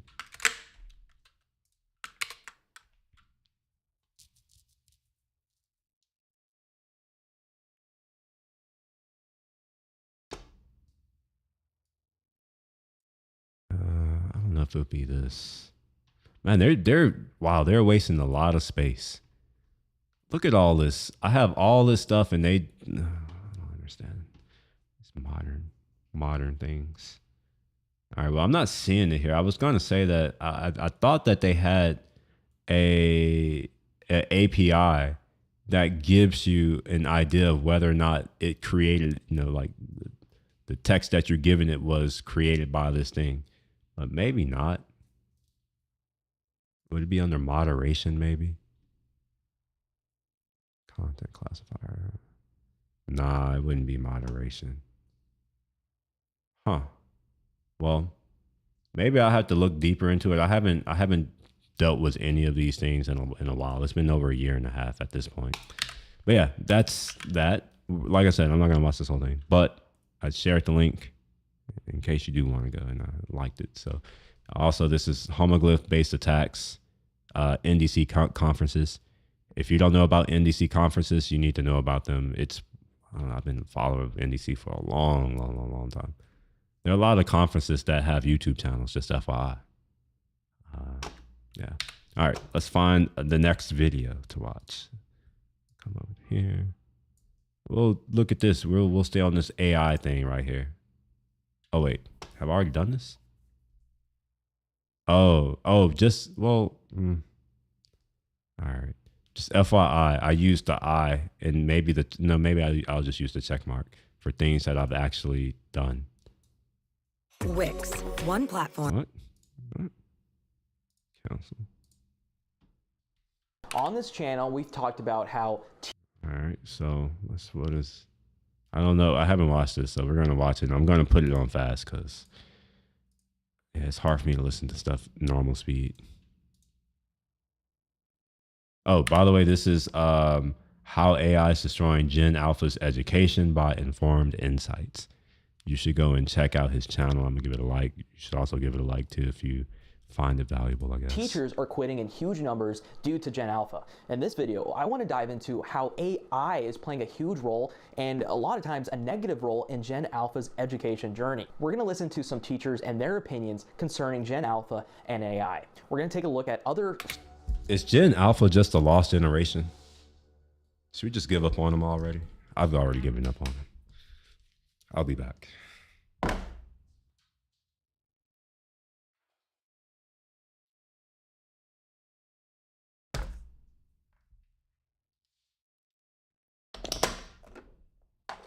Someone bought me some biscuits, some tea biscuits. Oh my gosh. These are crack. I don't know what they're called. It's in a language I don't speak. I'm not Persian. So I don't know what they're called. I just know that we eat them with tea. I'll show them to you though. Maybe someone who knows more than me can figure out what that says. This is one of these things. delicious. Sources as well as other opinions on this topic. And unless you've been living under a rock, you've heard AI everywhere. It is the biggest buzzword probably of the past decade. AI is everywhere and it's infiltrating every aspect of life. All right, wait. So between the COOF and now technology, I'm curious if the shift in education will drive them directly. What do you mean drive them directly? Drive who? By the way, I'm gonna hop in general right quick. For anyone who's on the stream and you're in the Discord, by the way, it's easy to join my Discord, but feel free if y'all have words or thoughts, you can jump in. But yeah, what do you mean by will drive them differently? You talking about the kids? I'm not looking forward to the future. We're going to have an entire generation of incompetent fools who lack critical thinking skills. So I'm expecting my quality of life to deteriorate exponentially over the next 10 to 20 years, unless I leave, which that may happen. I may just leave. And Yanni's like, yeah, these are delicious. So you know about these. It's one of these. If you know, you know. You are right. They are delicious. Oh my gosh. And whatever brand they have, like I've tried a couple of them because, they have all, this is the best one. I was just like, wow. They're like light and airy and fluffy. They're not too sweet.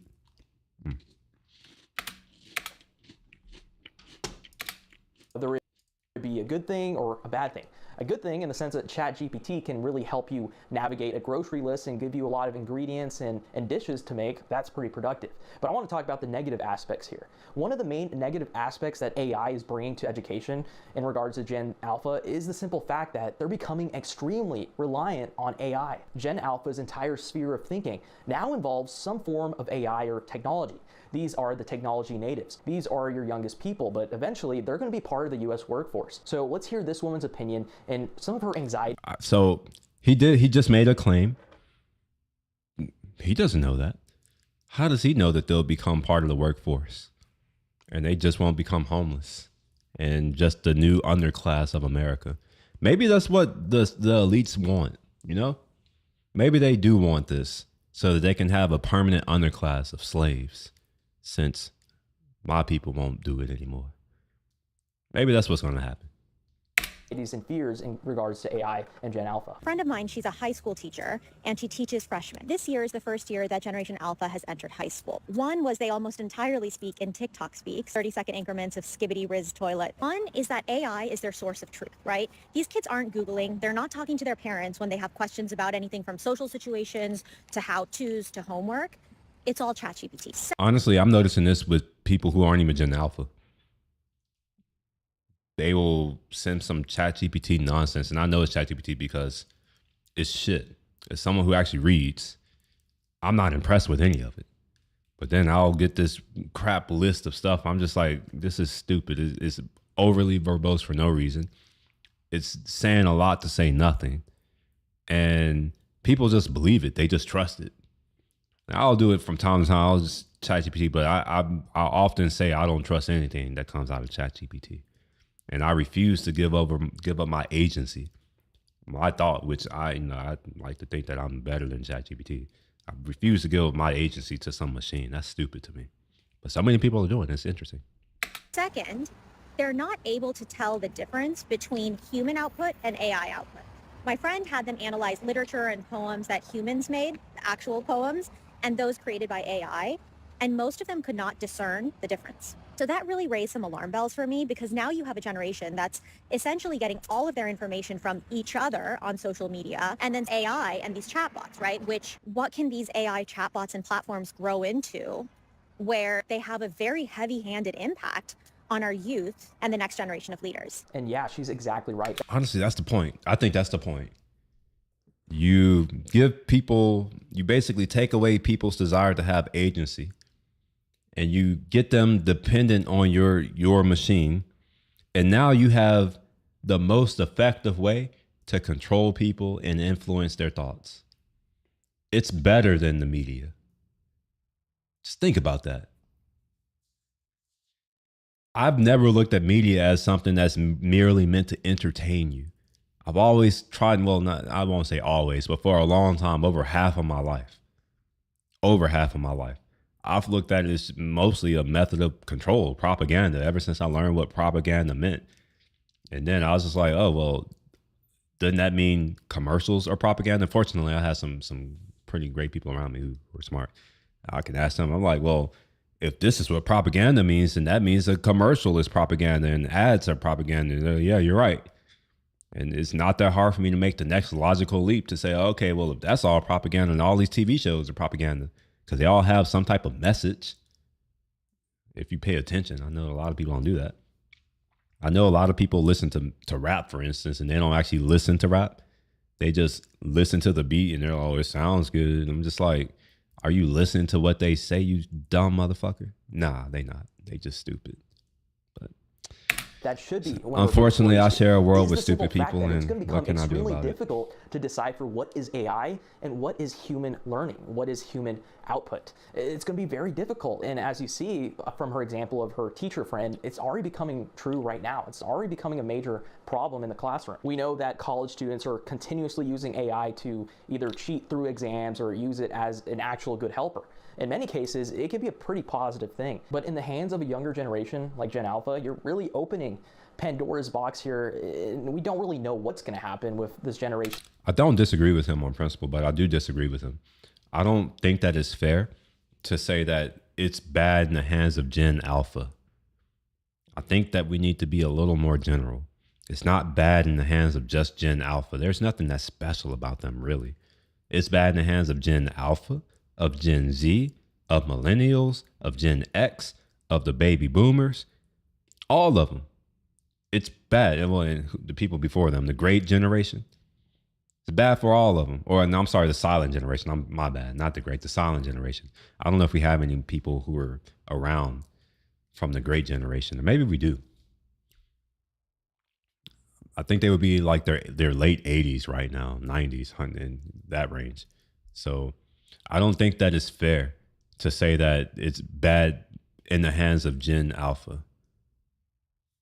But maybe I understand why he's saying Gen Alpha, because they're the kids, I suppose. So, but I don't like this. I don't believe that adults have more sense than kids, not these days, because over the past 4 or 5 years, it was adults going around saying stupid shit that even kids know. So I can't say that just because you're a kid that you know less than an adult, or that you have less sense than an adult. These days, we got idiots as adults. In the fact that they're basically being raised by AI. The fact that a lot of Gen Alpha people, these kids, they're not even Google searching, they're not researching, in any output. They're basically just asking the AI a question and the AI is giving them. I have to disagree with that too. He just said they're not Googling this, if that's any better. I'm old enough to remember people would just be like, oh, Google, and they'll just trust anything that shows up on Google. The top search results, oh, well, Google said it. It's just like, you stupid motherfucker. It don't matter what Google says. If you understand how Google works, it doesn't matter what it says. It doesn't know. But I don't like the idea of him saying, oh, they're not using Google. It's like, well, that's just another handicap. So what you're trying to say is that one technological handicap is better than another technological handicap? I don't think so. Just me. A response back. It means that they're becoming very reliant on AI and anything AI technology related.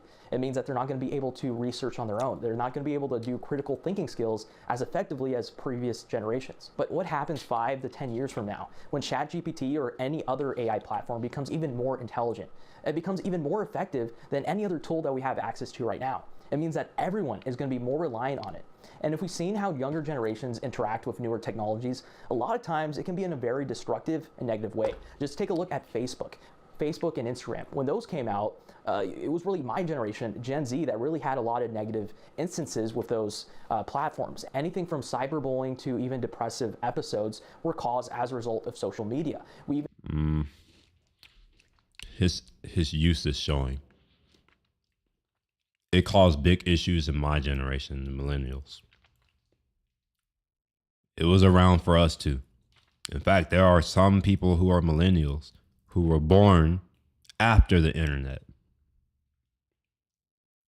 I don't know who Anton Daniels is. Oh, wait, never mind. I know who that person is. I don't know, maybe. I don't think I sound like him. But a lot of people were born in my generation suffer from the same thing. Like all this cyberbullying crap that started in my generation. And honestly, I thought it was stupid even back then when I first started hearing it, like cyberbullying. What the hell is that? My understanding of bullying is, well, you know what? I've noticed that certain people in our country, they change the definitions of words to fit their narrative. Bullying used to be a very specific thing. Normally involved you getting beat up or you actually being picked on and like in a situation that you can't escape from. In my mind, no one told you got to be on the internet. Okay, so what that somebody's saying something stupid on the internet? Don't log on to the site. Like, you don't have to look at it. Nobody's forcing you to log onto your computer, log into a website, and then scroll through all these things. No one's telling you to do that. And sure, you can call me callous, but I've been on the internet publicly since 2007. People say a bunch of stupid shit to me. Okay. So what? There are people here, like I'm doing these live streams. I imagine in the future, there will be more people and they'll have all kinds of shit to say. Fuck them. I don't care. So it's like, if you can't handle being criticized, don't join a public forum. It's kind of the same way. It's like if you're going to a park and you don't want criticism, don't go into the park and stand on a platform and start talking with a loudspeaker so everyone can hear you. You know, but at least with a park, you just leave. It's the same here. You just leave. You don't have to be there. But I don't know. Maybe I'm victim blaming. I'll stop victim blaming. Even had Facebook go in front of Congress, Mark Zuckerberg. He basically said that, yes, we were aware that our platform was hurting younger generations in a negative way, but we really didn't do anything about it. That is what Facebook did. But what happens when you have an even more complex, more intelligent, and a platform that you can't really monitor too well, like AI? That to me is one of the most dangerous and one of the most scary things we can really take from this. And let's go back to critical thinking. I think that could be a very bad consequence as a result of this newer generation. Man, you know what? He keeps going back to critical thinking as if that's a skill set that most people have now. Is it just me? Like, do y'all think that there's been an abundance of critical thought over the past 30 years? Being so reliant on AI. When you effectively get rid of critical thinking from the minds of students, you effectively make that classroom a unrich learning environment. You know, you're going to have a classroom that's a lot more crazy, a classroom that's hard to control, and ultimately students that don't want to do their homework and they don't want to learn because they've been so reliant on getting all their answers and any questions they have from these AI platforms. So let's listen to a teacher who's basically been on the front lines there for 10 years on what she thinks about Gen Alpha. So basically, I'm a teacher. I do supply work. I work in various different schools. I've been teaching for like 10 years. I've been in the game for 10 years. And before that, I was a teaching assistant. So I've been there even longer than 10 years. One thing that I'm noticing, this generation, Alpha, bloody hell, they are a piece of work. And I'm seeing some teachers in America saying this, but so I work in year 2. I didn't say everybody. I'm saying most people. There's a difference. I'm being very careful with what I'm saying. Everyone is not stupid, dumb, or an idiot, but a lot of people are. Way more people who aren't. And it shows up in the distribution. You know, like if you look, intelligence is understood to be normally distributed. The bell curve. The average, the peak is at 100 IQ-wise, at 100. So that means 50% of people have an IQ of 100 or lower. That's half. I don't know where you want to draw the line of where smart is. I'm going to just draw the line that smart starts at 1 standard deviation above the mean, which is around, I think it's a standard deviation of like 18 or 20. So we'll just say it's 120. It's where smart starts. Well, at that point, 68% or 67% of the population is going to be to the left of that, which is a majority. That's almost a super majority. So yeah, that's why I'm saying that. You look at the graph, it's like that's logically what you would conclude. It's that most people are dumb, depending on where you are, right? So I know where I am, and I'm not saying that everyone has to be there, you know, but the smarter you are, the more people are going to be dumb, stupid, or an idiot to you. So if you are someone who is in like 3 sigma above the mean, well, that means that 99% of people are going to be dumber than you. So yeah. Well, I don't know. I don't know if most folks don't think at all. I wouldn't go that far. But I'm going to say a lot of folks don't. I can't say most, but a good majority. Maybe I can. Maybe you're right. Maybe I don't disagree. Who knows? What do y'all think? Am I just being me? Maybe I am. If I am, I don't care. It's fine. Oh my God, I feel victimized by some of these 6 and 7-year-olds. Like, they don't listen. They're violent as hell. Their academic abilities are so much lower than I've seen in my previous. She said something that I'm gonna latch on to. She said that they're violent. Violent behavior is an indicator of low emotional intelligence. They lack the ability to control their emotions. Now, I wonder if you were to actually take a study of this and do some analysis. Are the people who exhibit more violent behavior, aka lower emotional intelligence, are they coming from single parent homes? Or are they coming from nuclear families? Right now, my hypothesis is that it's coming from single parent families. And we have more single parent families than ever before. So maybe there is something that's causing it. You know, it's one thing to say, all right, this is what we're noticing. But I think it's more important to ask, okay, well, what could be causing this and why? That's my hypothesis. I don't really have much evidence for it other than other evidence about how people from that type of family tend to rank lower in emotional intelligence. So I'm just extrapolating it to here. Maybe that's not the case though. Maybe I'm just full of shit. Teaching years, they're helpless. You ask a question, they're just staring at you.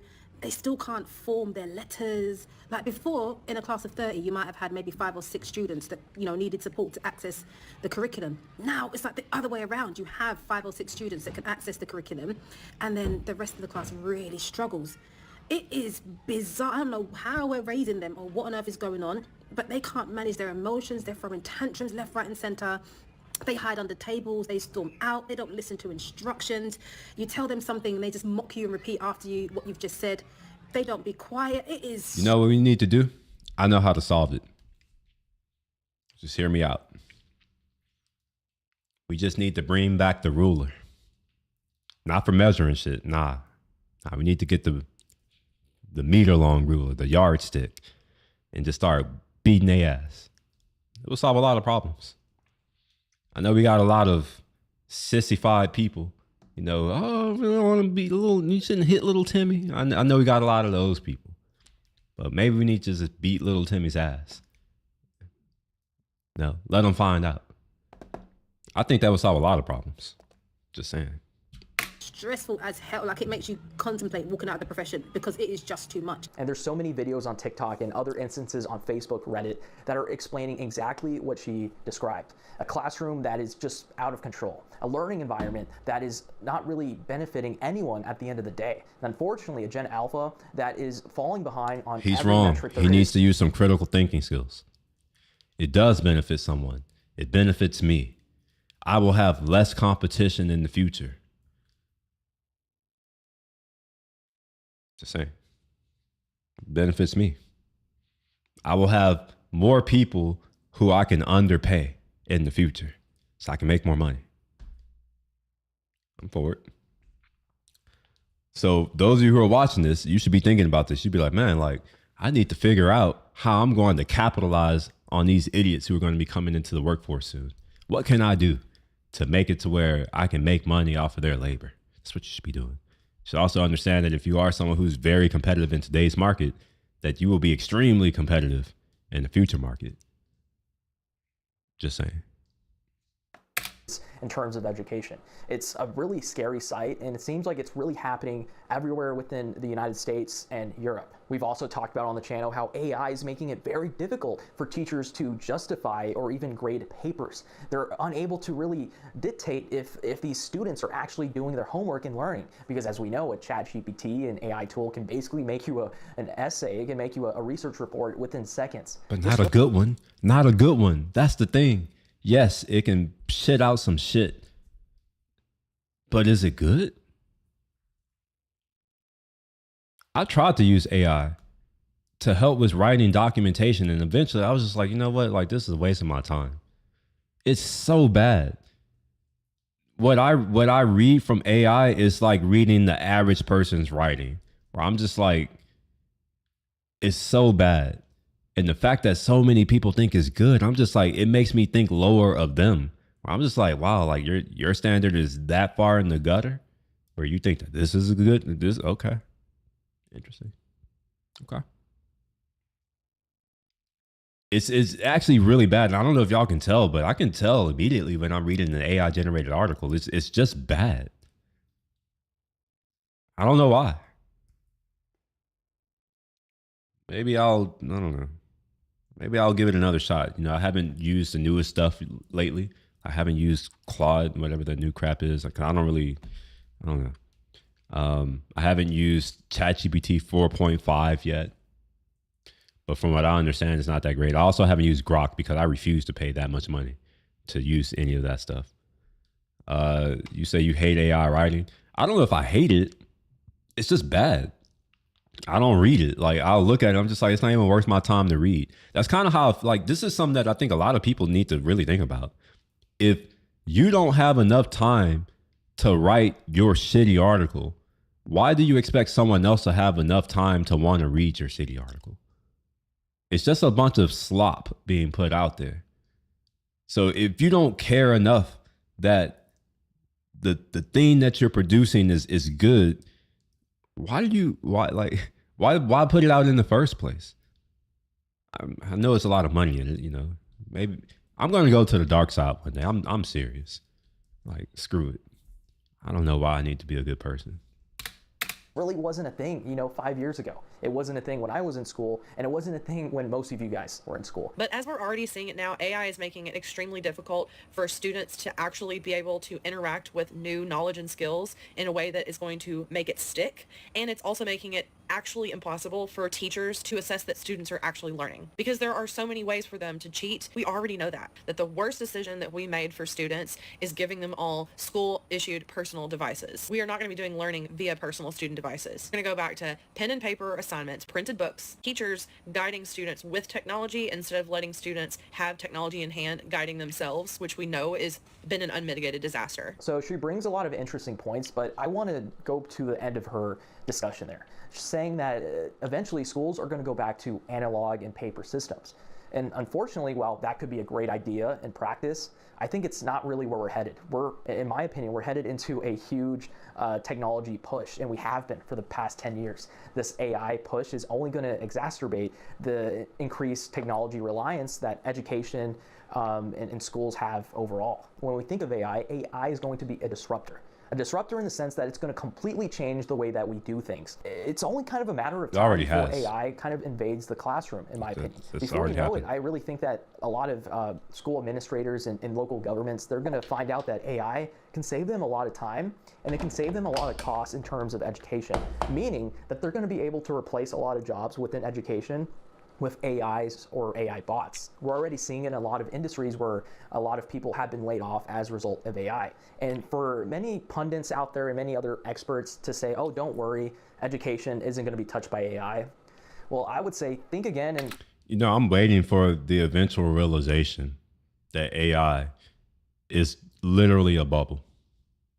I realized it a while ago. It's a bubble.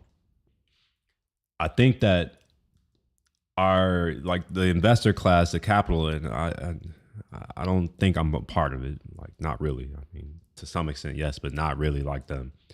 I think that there has not been much economic growth for so long in our country that people are basically praying, hoping, banking on the fact that AI is going to be the next thing that helps our economy grow, because realistically, it hasn't really grown much. I mean, sure, if you just believe the numbers that our government publishes, sure, number goes up, fine. But if you understand how GDP works, you may realize that the number will go up necessarily if there's money printing, there's inflation, if the government is the largest employer. The government, I want to say, employed almost a third of the workforce. Maybe not a third, maybe 1/5 of the workforce. That's a lot. A lot of the GDP is driven by government spending. So if you have a certain administration in office and they want to say, oh, look at me, I made GDP go up. Well, yeah, GDP can easily go up if you spend more money, which is what they do.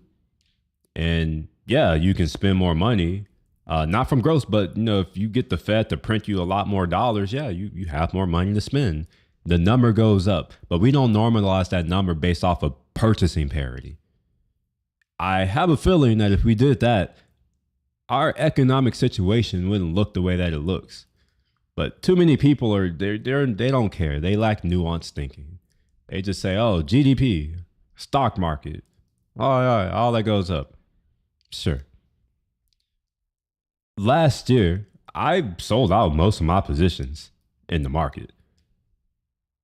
There is no reason why my portfolio should go up 40% in a year. The previous year, not last year, but the previous year. That's scary to me. And sure, you may be like, oh, you made more. No. I don't look at it that way. I looked at it as the value of my dollar has went down by that amount. Not, oh, I have more money. It's just like, sure, I might have more money. Let's say I go from 100,000 to 200,000. But in the same time period, my rent goes up by 1,000 a month. The cost of my groceries double.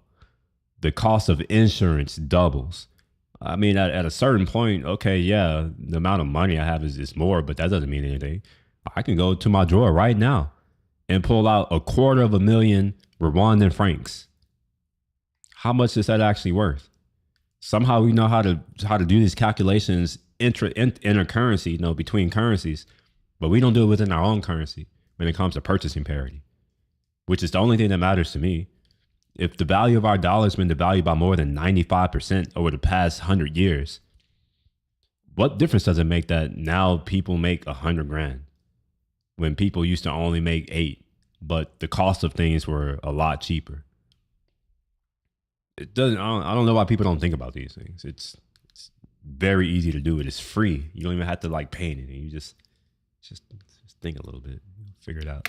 Think about that question a bit deeper. When we think of AI, it's going to probably fundamentally decrease the costs in education. What are we seeing right now in the United States government? We're seeing a massive push to, get rid of the Department of Education, which would effectively decrease a lot of the taxes and government costs as a result of education. No, it won't. That means if you... No, it won't. I think if he were born a little bit earlier, he would understand that the Department of Education is a relatively new government agency. I don't think it existed until the 70s or the 80s. I don't remember. I forgot when it was created. Was it created in the 70s or the 80s? The Department of Education. The reason why this is important is because we sent a man to the moon, apparently. We at least sent people to space. How about that? We sent men to space before the Department of Education existed. So what have we achieved since the Department of Education has been put in place? We built the atomic bomb and discovered all of the things that we know about nuclear physics before we had the Department of Education. So how valuable is that Department of Education really? Since the Department of Education has been put in place, the cost of college has gone up. You weren't here yesterday, Mom. I was looking at how much Trinity costs, the school I went to. I forgot how much it is. It's 70 something. I had to go and look. I want to make sure I get this right, because I don't want to hyperbolize, which I was about to do. Trinity is it not admissions, costs, I guess. Oh, here are. Can you believe this? Trinity costs $71,000 a year now. And it goes up like 3 or 4% every year. So by the time someone graduates, this number will be closer to $75,000, $76,000. Can you believe that? So my question is like, what has the Department of Education actually accomplished? It seems like because he was born and that's the only thing he knows, that he just assumes that this has been a thing for a long time and that it's been responsible for anything other than our population getting dumber, with less critical thinking skills, with higher college fees. Now, I don't understand. Like, I'm not saying I'm for or against it. I'm just saying, like, what have they done? What's the benefit that we've gotten from this department? Let's see here. But you also stock pick, right? No, I don't. So any company that actually is providing value and returning the profits can increase in value 40% or even greater. It's not like the S&P and the whole. I only invest in index. I don't do individual stocks. That's a lie. But for the most part, I don't. I only have like 6 positions that are, that I picked, but these are long time positions. I bought a bunch of Tesla when I was not in college, but right after I graduated college, and some other stuff. And I've owned these stocks since I was in my early 20s. I haven't sold them. I just buy more, and I have a bunch of Microsoft, but I didn't really purchase those things. They were kind of just, I won't say they were handed to me, but I got a lot of Microsoft shares, and they pay a dividend. So most of my stocks that I have that I went out on my own and got, other than Tesla and a couple others, they pay dividends. So I just keep them. Now the underlying fundamentals of the companies, trash. In fact, I need to check to see if one of the companies is still even paying a dividend, because they're not doing well. But yeah, they pay a dividend. So I'm just like, I don't really care about the value of the stock. It's just every quarter I need to see my money. That's all I care about. Like, none of that other stuff matters. You replace that entire department, you're going to find yourself in a more privatized system. A privatized system that's not going to have as many guardrails in place for technology disruptors like AI. It means that AI is going to be able to fundamentally go into the classroom with a lot more ease. There's going to be a lot more experimenting with AI in the classroom if we see a more privatization of the education system. And a school in London has already kind of done this. They've already experimented with replacing teachers with AI. So one thing I do want to say is that a lot of his argument hinges on the fact that, well, it's not really a fact. I guess it's his belief or his assumption that you have to send your kids to public school. You don't. There once was a time when it was more of a community, right? Like you could send them to the church schools, the like the Christians, they got their schools. The Jesuits, I guess they're all Christian too. You could send them to the Jews, they have their schools. Muslims have their own schools. You could homeschool. If you live within a community of people, like y'all can get together and educate your own kids. You don't have to rely on the public. In fact, I think public education is, at least now, is terrible. Public education before the Department of Education in some cities were great. One school or one area that comes to mind is New York. The public education system in New York in the 30s, 40s, 50s, and 60s, top notch. Same in Massachusetts, top notch. Department of Education didn't exist back then. Casually said, I went to private school from K to 12. Yeah, you can do private school too. Like, I understand it costs money, but that's the thing, is that things cost money. You said 1079. Or you mean 1979? Okay, never mind. Like, I'm assuming you're talking about 1979. Why do you care about dividends? Why do I care about money? I don't know. I don't know if I care about money anymore. Not that much. But yeah, that's why I care, I guess, is that it's money. The money that just comes back from a stock valuation. No, it doesn't come back from a stock valuation. It comes back from profits. So not all, I mean, a lot of new stocks don't do this, but back in the day, stocks pay dividends because fundamentally a stock is a ownership stake within a company, meaning that you are an owner of that company. So that means that you are entitled to profits of said company. A dividend is your share of the profits. So let's say, you know, some company, they made $1 billion in profits, and they have, I'm just going to say 100 to make, well, let's say $1 billion. I'm going to use $1 billion. $1 billion is not a good number. Let's say they have 1 million shareholders, right? And they made $1 billion in profit. Well, if they decide to pay that, pay back a dividend, you know, less, you know, reinvested into the company or whatever. Let's say they want to give back $500 million of profit to shareholders. That means that every person who owns shares is going to get $500 per share. Or let's assume they all own the same amount of shares. They'll get $500, which is what they're entitled to because they are owners of said company. Now, nowadays, a lot of people are purchasing stock out of speculation, meaning they don't expect to make money on the company doing well. They expect to make money on the stock price going up. Which, yeah, you can make money. You can make money that way. You can make a lot of money that way. However, in my opinion, the whole point of public companies, you know, was that it was shared ownership. So you own your shares, you get your profit at the end of the year or during the quarter, depending on how they decide to set it up. Is it a taxable event? It depends, but yeah, it is. Which, you know, fine. You're going to pay taxes anyways, right? So yeah, I'll pay my little 14, well, it's more than 14% now, but I think it starts at 14%. I think it's up to 20 something percent. I don't remember what it is, but it's going to be less than income tax. So it's like, sure, yeah, I'm going to pay taxes on it, but do you know what income tax range I'm in? It's like, I will happily pay 20% to avoid paying the actual, you know, tax that I would have to pay on my earned income, which is silly. If you're holding stock for keeps, why not let them keep the cash instead? Because I can get the cash and then purchase more shares where I get more dividends. What do you mean? That's how your money grows. When I first started purchasing my stocks, I didn't have that much money.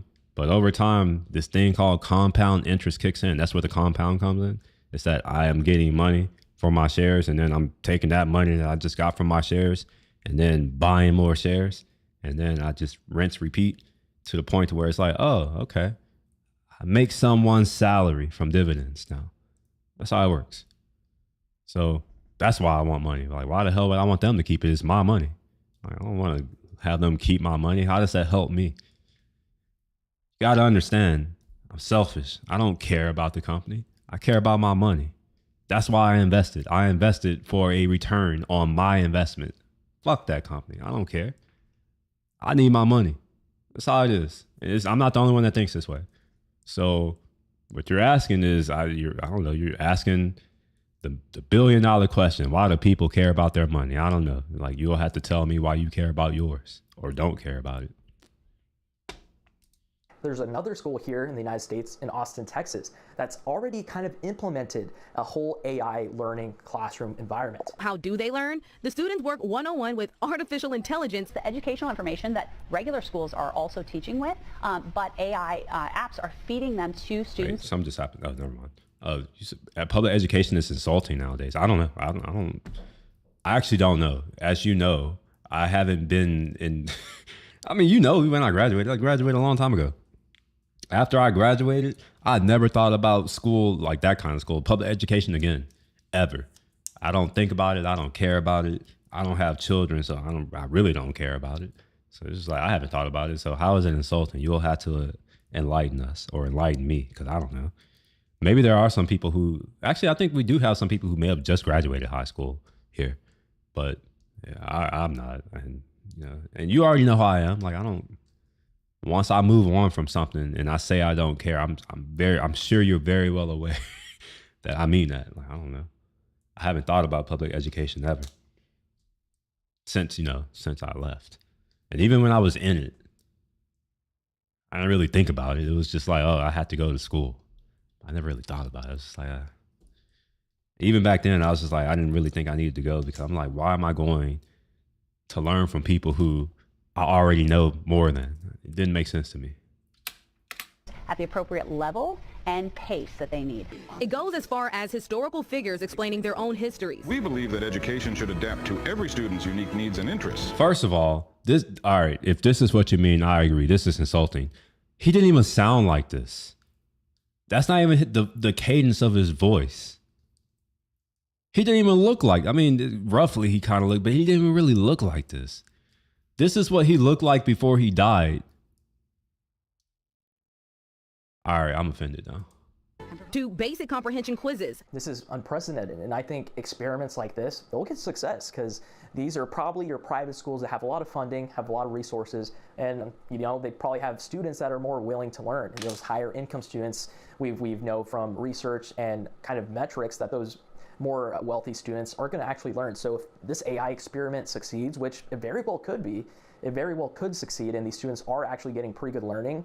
My worry here is that we'll take this sort of experiment in a privatized education environment. We'll kind of put that in these lower income schools and kind of justify the decrease of taxes and cost. And effectively, that's going to replace teachers with AI in some capacity. At least in the next 10 years, it's going to. I don't disagree with his hypothesis here. I think that lower income schools will eventually have their teachers replaced because, well, for one, for whatever reason, the way we fund our schools is with taxes, property taxes within the little region where you live. So if you grow up in a poor area, your school that you're assigned to has less funds. And if they have less funds, they can't afford to pay the best teachers.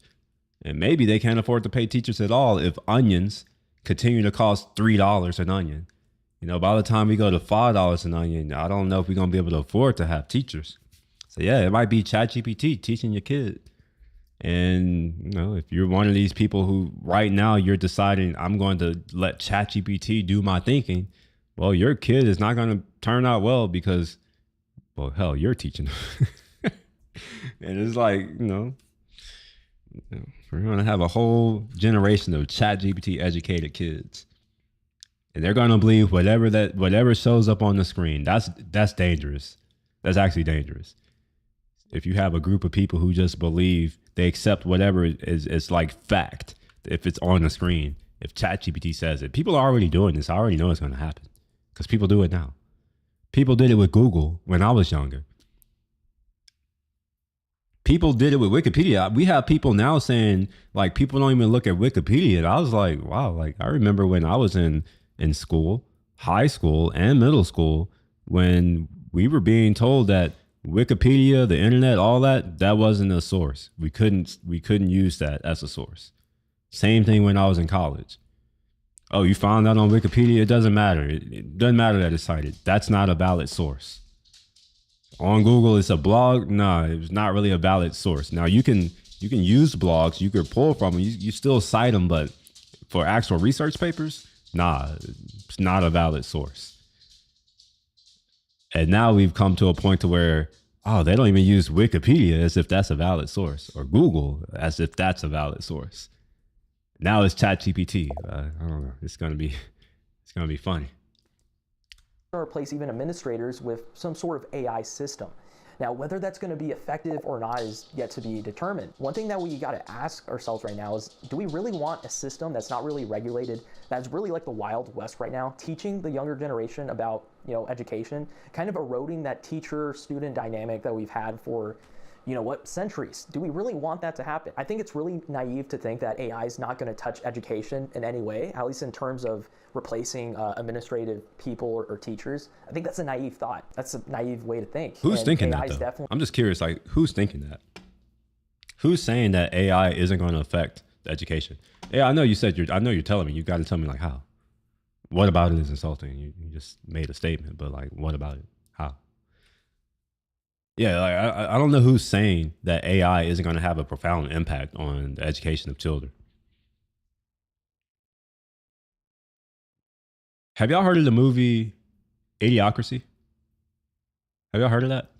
It's a movie. Let me pull it up. There's a saying, "Hi, welcome to Costco. I love you." That movie, if y'all heard of it. It's worth watching if you've never heard of it.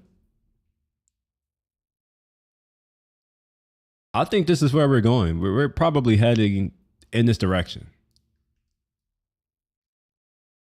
Like for real, for real. It's yeah. It's kind of funny. Prez Camacho. Yes. Yeah. I mean, are we really that far off? Like even now, like are we really that far off? Look at the shit show that our political arena has become. I remember when presidents used to speak with a certain level of just decorum. Even President Nixon, if y'all should go and listen to how President Nixon spoke. And when he went through his Watergate crap, which was kind of bad, how he addressed the nation. And then compare and contrast that with subsequent presidents year after year. Let's just go to the end of the 80s. Let's go to the 1990. Compare that to Bill Clinton with Monica Lewinsky, you know, the saxophone player. And then compare that to George Bush. I think George Bush, like, because I don't know, he actually seemed like he was a Nepo hire. I'm not even gonna lie, he was a Nepo hire.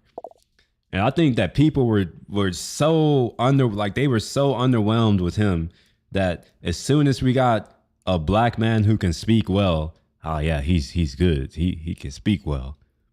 Sold you out. But compare him to who came after Obama? Was it Trump? Maybe it was Trump. Compare it to Trump. And then compare Trump to Biden.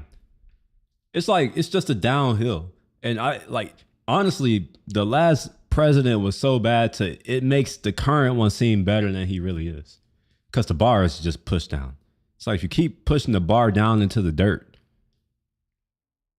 eventually you're gonna be impressed by someone who's really not that impressive.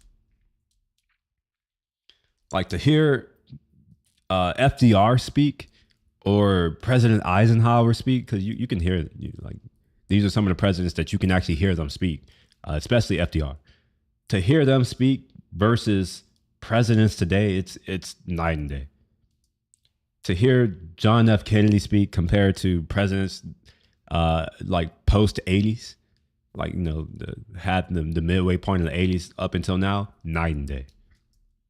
And let's not even the previous presidents before we had radio, because radio is a relatively new invention. We couldn't see or hear our presidents. But before then, how they write. If you just look at the writing, I don't even know if presidents write anymore. Look at how George Washington wrote or Benjamin Franklin wrote compared to the level of writing we have now. It's embarrassing how far we've fallen. And now we got people who don't even want to write. They just want to go to ChatGPT. Fucking idiots. Going to change the way that we do a lot of different things. New education privatization scheme unlocked. That's right, folks. Unbound Academy in Arizona will now get rid of teachers and students will only learn with AI. Sounds great, right? Now schools can save money. They don't need to pay those pesky teachers or negotiate with their unions. Now schools don't have to worry about purchasing curriculum or teachers who put their own personal touch or magic onto lessons. And there you go, another experiment from Arizona. And I think this is as of the last year. We're only year 1 right now. What happens year 3, year 5, when these experiments start getting buzz and success stories? And then... Well, if it's successful, then so be it. If it's successful. Yeah. Maybe it will lead to better results. If so, great. What you have here, the Department of Education is eroded, no regulations, not many guardrails. And at a state level, you could save a lot of money on education costs if you implement an AI system. And what do actual teachers think of AI replacing teachers in the classroom? About the fact that in high school in England, teachers are being replaced by AI. I personally believe that AI should be used as a tool to enhance teaching, definitely not to replace it. I'd never replace one of my lessons with just a YouTube video. I just don't think it's right, and I think it strips that creativity away, and you're not able to create those individualized experiences for each child in your classroom. And yeah, she's right. If we use AI in an effective way, it could really maximize and boost creativity as well as productivity in the classroom. But if we use it as a supplement of education, then we could have a huge problem there. You know what we would get? If we have a group or a cohort of kids who are taught by AI, what we will get is artificially intelligent kids. Or maybe adults. I guess they'll turn into adults maybe. Or maybe that's, you know what, that might be too strong of a hypothesis.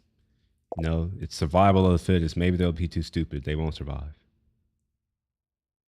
The key word there is creativity. Well, the thing is that most people aren't creative. And I think that's the problem. A lot of people who, and I hate to say it this way, but I think a lot of people who go into technology and engineering aren't that creative, which is why they go into technology and engineering. Like, so they want to build these machines because, you know, it is a form of creation in that way, but it's not creativity. You know what I mean? Like, trying to make a distinction. So it's like, if you are uncreative, then yeah, you would probably want to make a machine and a computer program that can make you creative, you know, or make you appear to be creative, like the people who actually are creative. Think about all of these, like all of the people who are like championing. I can't say the word championing. I mispronounced it again, but hopefully you know what word I'm trying to say. Think about all the people who are doing that with AI. Would you label them as creatives? Like, think about the one of the biggest use cases. Oh, we can finally create pictures of our ideas. We can make music. We can make video without actually having to develop taste. To me, it's a shortcut. It's like the people who, instead of going to the gym and working, they go and get a shot so that they can appear as if they've worked. That's kind of what I feel. I'm going to need some time to develop that idea because I just made it up on the spot. It could be an off idea, you know. Not all ideas are great. Some of them are trash, but that's part of creativity. You know, you gotta say something stupid every now and again. And sometimes you'll say something so stupid it's gold. I guess what I really want this message to be is we got to tread lightly in regards to AI. AI is definitely coming, and it's definitely going to help a lot of people in a lot of different industries. It's going to really maximize productivity in a great deal of industries. But when we put AI, artificial intelligence, in education, we don't really know what's going to happen. We need AC, artificial creativity. That's the next thing. Anybody want to work on that? We can go and build that, get some investors, make a lot of money.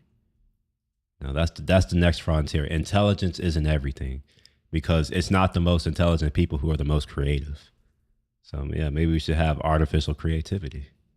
I coined it. So if y'all start hearing that in the future, remember it came from me. Just like how we put social media in the hands of younger generations, we could have never, have seen the detrimental effects that it's had on Gen Z and now Gen Alpha. So what happens when we put AI in the hands of Gen Alpha in education?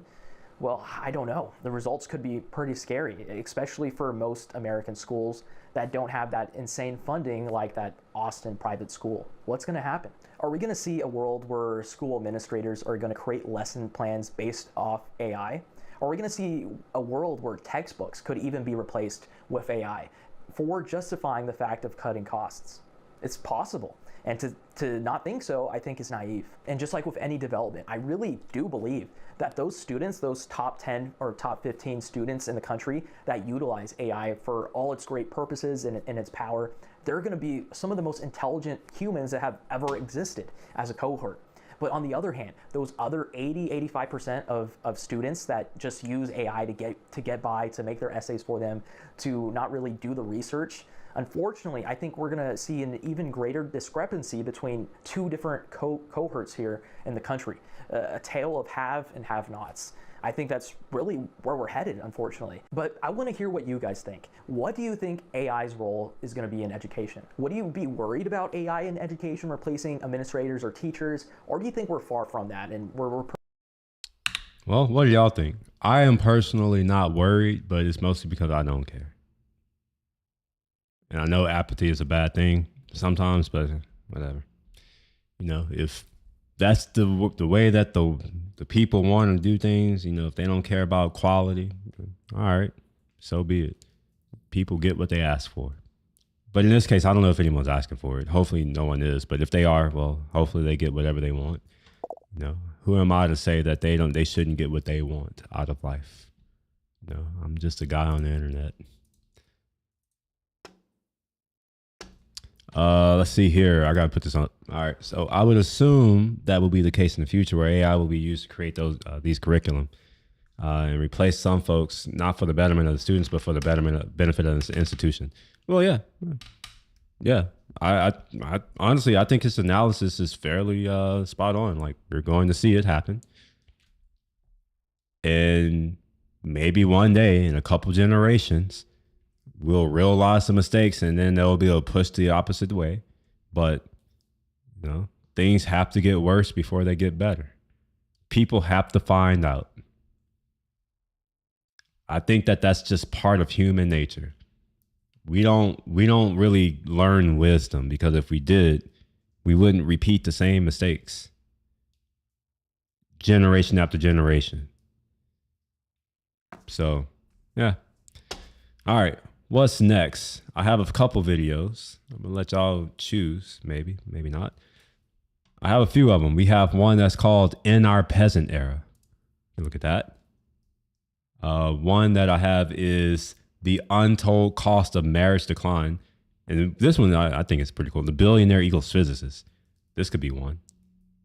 And then Women Realizing okay, never mind. I did say in the past that I would focus on the ones that got reactions. So, all right, we have CFBP, and then this one.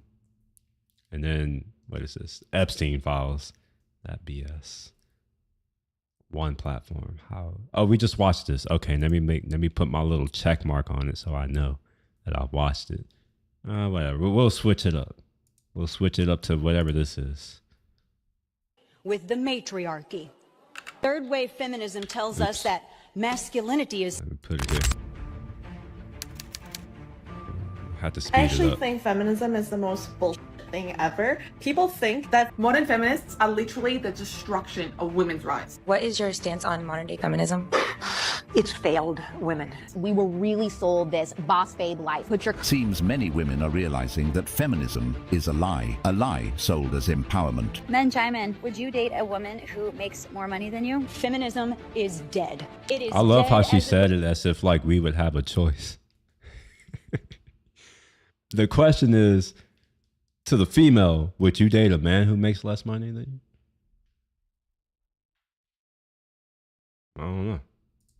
Here's where I call bullshit on feminists. You guys want to be treated equal? Okay, how about men go to you and say, you need to make 6 or 7 figures. If a man did that today, they would call him sassy. Actually, I do that. I am sassy. I am weak, because that is one of my requirements. You need to make at least what I make, and I understand that most people don't. So I'm just like, all right, you're just not in my class. Sorry, not sorry. You know, like, if you get to have your preference of I need someone who makes this amount, I get to have my preference and say, well, you need to have this amount in your bank account. It's fair. For Equality. not letting himself get played.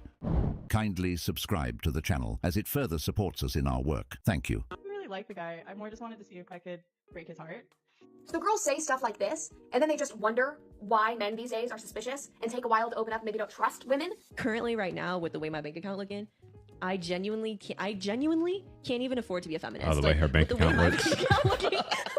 With the way my bank account looking, you have to pay for our dates, or we're not going out. I'm being serious. Like, I'm genuinely like, I currently am not in a position to where I can date somebody that like can't like pay for us to go Yeah. out to eat or like pay for us to whatever No, because I you can't live with the fear of a Venmo request.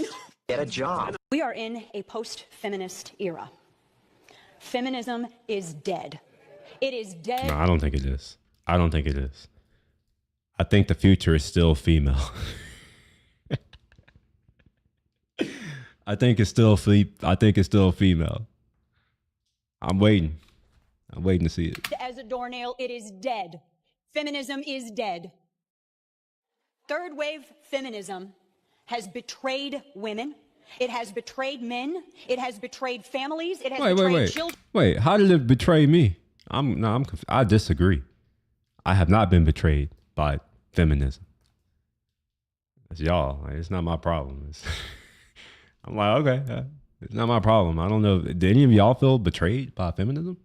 If so, I'm sorry that you got bamboozled, but I don't know if many men are feeling betrayed by feminism. Maybe they are. I don't know. If you are, no, I'm sorry. Hopefully, no, its death, according to her, will result in your benefit. I don't know if it's dead, though. It has betrayed our culture. Third wave feminism exists to subjugate men. Period. They have replaced the patriarchy with the matriarchy. They tried to do it. Third wave feminism tells us that masculinity is toxic. Masculinity isn't toxic. Masculinity is marvelous. Feminism is dead. I agree. What we're seeing today is just the last batch of chronic sufferers in feminism. Women who have been completely consumed by the ideology and can't see the damage it has done. I'm pretty sure most people support true equality, but this modern version of feminism isn't about equality at all. It's pure hate. I don't think I ever supported true equality. To me, that's stupid because the only people who are talking about equality are people who don't have to deal with most of the consequences of life, who aren't accountable to anything. So it's just like, what do you mean equality? Like, I don't know. I don't know if I want my sister to literally be treated the way that I'm treated. That would be a shitty life for her. Why would I want that? I don't know. I don't think I want that, but you know, all these females, they seem to only look at the benefits of the thing. They're like, oh, I want that, without realizing that what they're seeing is something called responsibility. That's what happens when you have responsibility. You get privileges and rewards that people who lack it don't get. So if you want to increase your value in the world, well, you assume more responsibility. But for whatever reason, they don't want to do that. They want all of the benefits with none of the responsibility, which is a problem. Which is why they'll never be equal. Because it's like, yeah, you could say you're equal in the eyes of the law, but like, I don't ever look at you as equal. Like, you are not my equal. Ever. If you remove the law, you would be the first to die. And I don't mean I'm going to do it. It's like if we were in the woods, well, I would actually prefer a female by my side because I know I'm going to survive, because the thing that gets eaten is the thing that's the slowest. So it would be in my best interest to have someone next to me who is weaker and slower than me. Just saying. This is how I think about it. Hatred toward men simply for being men. Women today claim that masculinity is toxic, blaming men for everything wrong in the world. But the moment men soften up, show vulnerability, or try to be more emotionally available, these same women mock them, call them weak, and lose all respect for them. It's a no-win situation. The hypocrisy is undeniable. They say they want strong, capable... See, here's the thing about respect. I have a very specific definition of the word. It's the one that comes out of the dictionary. Just about. The thing is that you respect the things that can harm you. I'll say it again, slower. You should respect the things that can harm you, that can end you. For instance, I have a motorcycle with 200 horsepower. More than that, but 200 horsepower. You have to treat that thing with respect because it can kill you. If I'm out in the room and there's other dudes there, and like, I have to treat them with respect because they can seriously harm me. But for whatever reason, we know with our legal system, we've removed all consequences. So a certain demographic of people now feel as if they don't ever have to deal with the consequences. They don't have to fear a man because they can go hide behind another man with a gun and then go around chirping, talking about how they're so strong and independent by running behind. You know, it's like those little Chihuahua dogs. You know, the dogs that always bark, and then you run up on them, and the first thing they do is run behind their owner and keep barking. That's kind of how I'm. If you feel certain, I don't care. But that's kind of how I envision them. It's just like, you're just chirping. You over here saying you strong and independent behind a big man with a gun. Okay. It's not how independent works in my mind. It's not how strength works in my mind. But how, you know, we can agree to disagree. Men, but then do everything they can to tear men down and strip them of the very qualities that make them attractive in the first place. Feminism is dead, and we killed her. Not because we've lost or won the war of gender equality, but because the label is... She's not even filling up that shirt. And we killed her. Not because we've lost... I haven't worked out in I don't know how long, and my shit is popping. This little old looking like Olive. No muscle mass. What is she flexing? Lost or won the war of gender equality, but because the label itself is non-functional. I could tell you I'm a feminist, and you would have no real idea what I mean. I don't get you guys on this app because you're like, I want to be independent, rich, and successful, but then I also want a sugar daddy. Like, babe, you can do both. Okay? I'm very successful, but I'm also engaged to a rich old man. Like, I'm not going to spend my own money when I can spend his. Ew, I'm pretty. Get it together. Wait, did she just say that she's pretty? Did she just lie to herself and us? Saying that she's pretty? She's a solid 4.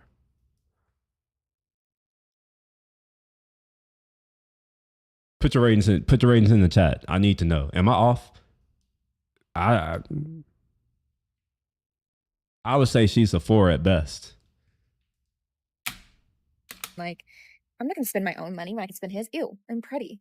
Get it together. What's your price? The reason why so many men used to want to do so much more for women, and today they've just become complacent and they don't want to do it anymore, and they just complain about women, is because women used to be more worth it. Women used to actually be women. I think we're in the same boat then. 3. Yeah, with makeup 4. Yeah. Yeah, I'm not saying pretty. I think pretty is 6 and higher. She's definitely not a 6.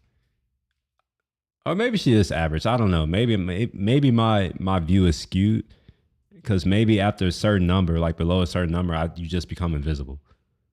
I don't know if that's the case. I'm just saying that could be the case because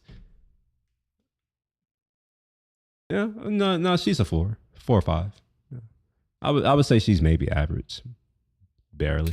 Who took care of their man, who were happy, who were gentle, who were soft, who were caring, and who wanted the best for their man. Nowadays, they fight men all the time. So men naturally don't want to do things for them anymore. And then they complain about women. So if we want men to be the way they used to be, then women need to change and become how they used to be as well. I agree. And that's exactly what so many men... That would be a start. Don't weigh as much as me. I think that's a good start. You know, why are you so dirty? Clean up after yourself. How about that? You don't have to clean up after me. I'm a fairly clean person. My buddy said he's getting sick. Okay, so I don't have to stop my stream. Saying, women used to be worth the pursuit, worth the effort, and worth building a life with. Men were willing to go the extra mile because they knew they were stepping into something meaningful, something that added value to their lives. But today, in this era of modernity, it feels like those days are gone. For many men, chasing modern women has become a waste of time, energy, and resources. The expectations from women today are baffling. Many demand that men step up. But what exactly are men stepping up to? Entitlement. A mountain of bills that men are solely responsible for. Endless stress in a relationship where they're expected to give everything but receive nothing in return. And for what? Wait a minute, wait. I have to disagree with that. You do receive something in return. You get stress, that's something. I don't think that's nothing. You get emotional damage, I think that's something. You know, I think it builds character. It's character building. You know, you get you get responsibility. You know, you have to take care of a child. You get something for it. Refuses to compromise and brings drama instead of peace. That's not a partnership. That's a one-sided transaction. Listen, y'all, I am not the most ladylike girl out there, but if there's one thing I'm going to do is I'm going to let my man lead whenever we are out and about together. I'm going to step away from that door. I'm not lifting up a finger. No. I'm going to let him walk with his masculine energy, and I'm going to sit back and be my feminine ladylike self. What rights do you think that men have that women don't today? There's no law saying employers can't like fire you if you're pregnant. That's something a man never has to worry about. Like for instance, like you can only be affected by that law if you have a womb. Well, but don't you think that's just kind of explained by like biological differences, right? But why does that justify making a law anyway? Like that literally discriminates women. Oh man, how embarrassing you. Wait, what did she just say?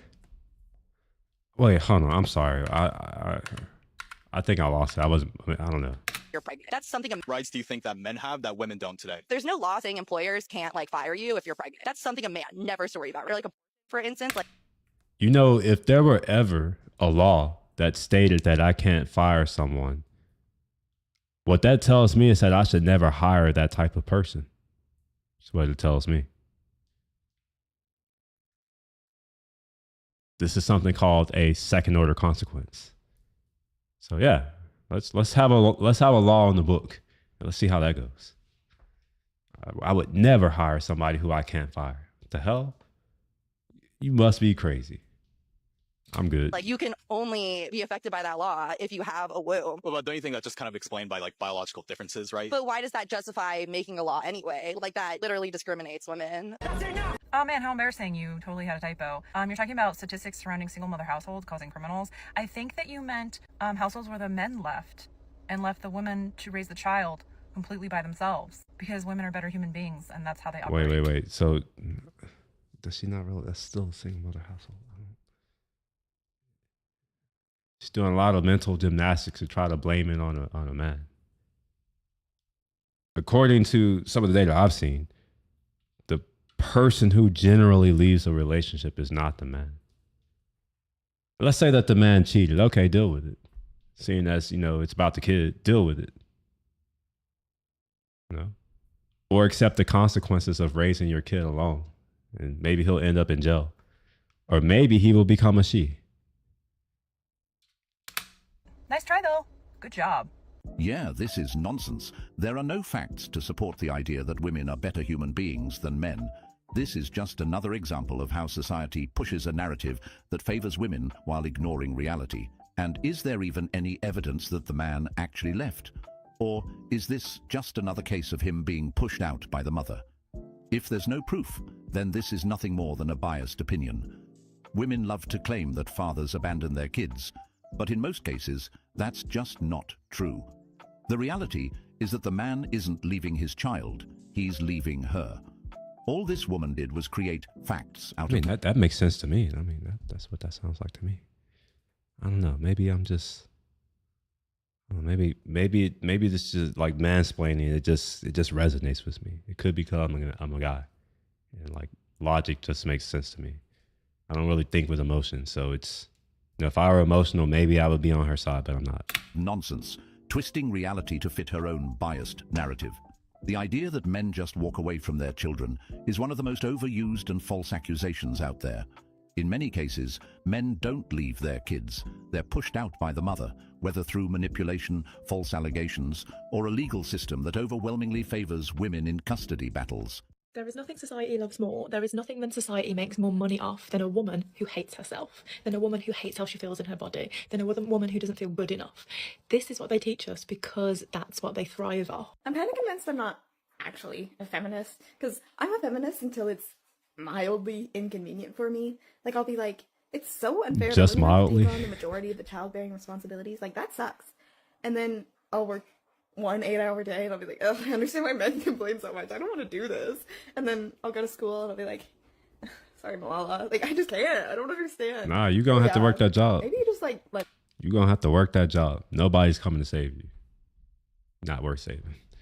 There is a fallacy, I think. I forgot which one. I'm not sure in regards to what, but yeah, I mean, generally, yeah, we can just assume that a lot of these are just going to be full of fallacies because, logic is not everyone's forte.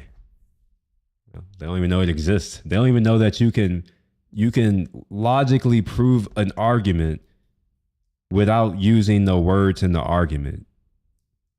We have computer programs that can validate whether an argument is logically valid. I think I talked a little bit about this. There's this thing. I'm gonna diverge a little bit. Symbolic logic, where you can do all your argumentation. You don't have to use the words. You can boil it down to these things here, and you can actually prove if an argument is logically sound. It's a fun little thing, in case you didn't know it existed.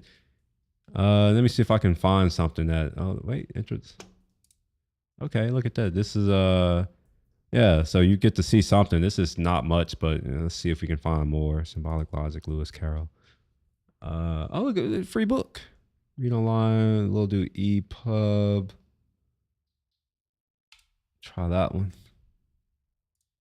I think I have it. I think I have a tool on here. Yes, I do. Perfect. Yes, we can open this up.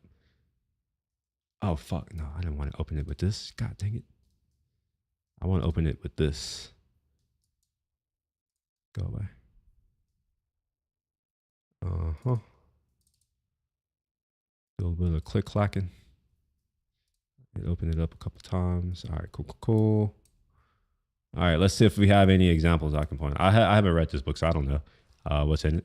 But let's see. We'll look. Chapter 2, kind of the word thing to be for a minute.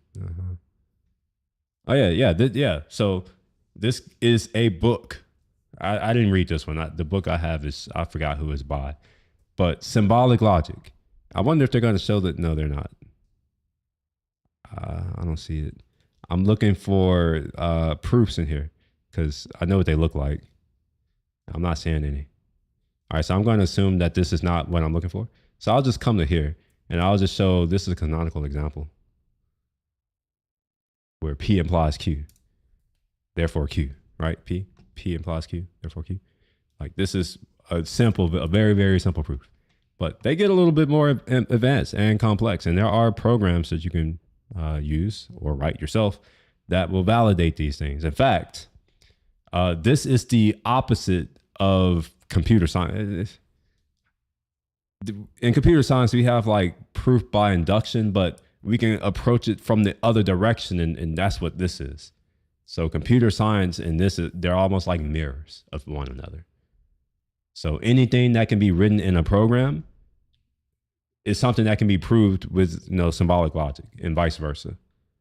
So it's this I forgot the law. I don't remember the law, but there's a law that states that if you can prove something in this way, then you can write a program. And if you can write a program, then it necessarily can be proved in this other thing over here. And there are systems that compiler developers specifically, they use this to make sure that their stuff is actually working the way that you'd expect. Let me be a housewife and leave me in a home. What is your stance on modern day feminism? It's failed women. It's failed women. It's failed women. It doesn't matter that they outnumber you. I always feel badly. They are fighting a cause that is detrimental to the life of the unborn and to young women, and it puts them on a wrong path. You have to speak up. The feminists are wrong. There's a reason why 40, 50-year-old single women are desperately trying to get pregnant. That employment world and careers didn't seem to quite satisfy their true needs. The bottom line is, those women who prioritize their careers are regretting it. It's a classic case of... Oh, boo-hoo for them. All right, I can't watch all of this because I don't care enough. This is firmly in the not my problem bucket. They can deal with it themselves. Because equality, like nobody's going to help me solve my problem. So I think it's only best to reciprocate and not care, If you've been on Earth long enough and you're a guy, you understand exactly what I'm talking about. Just, all right, sounds like a you problem. Go deal with it. All right, let's see what else we got. I assume this means somebody wants to watch Alien. I guess Alien Faces watch. This is the Epstein Files fell and some backlash. All right, sure, whatever. We'll watch it. Hey guys. Or at least no. Oh my gosh, I'm not watching all this. This is an hour. I'm sorry. Already, I'll find clips and we'll talk about it then. But I just can't. So let's see. Let me see if there's anything else with a little emoji reaction. If not, I'm going to pick something that I want to watch. Oh, this could be. Did we watch this? The goonification of thing? If not, maybe we should watch this. Either the goonification thing, or we could do more AI. But let's do goonification. I don't want to do more AI right now. If you don't want your favorite creators to make slop, support them on Patreon. There's this book I really like called Postmodernism or The Cultural Before we start, this is the Art Chad. His content is amazing. He's young. He's a young man too. He's not old. So go ahead and check his stuff out. The goonification of culture. Oh yeah. All right. So we're on the same page. Yeah. This is gonna be good.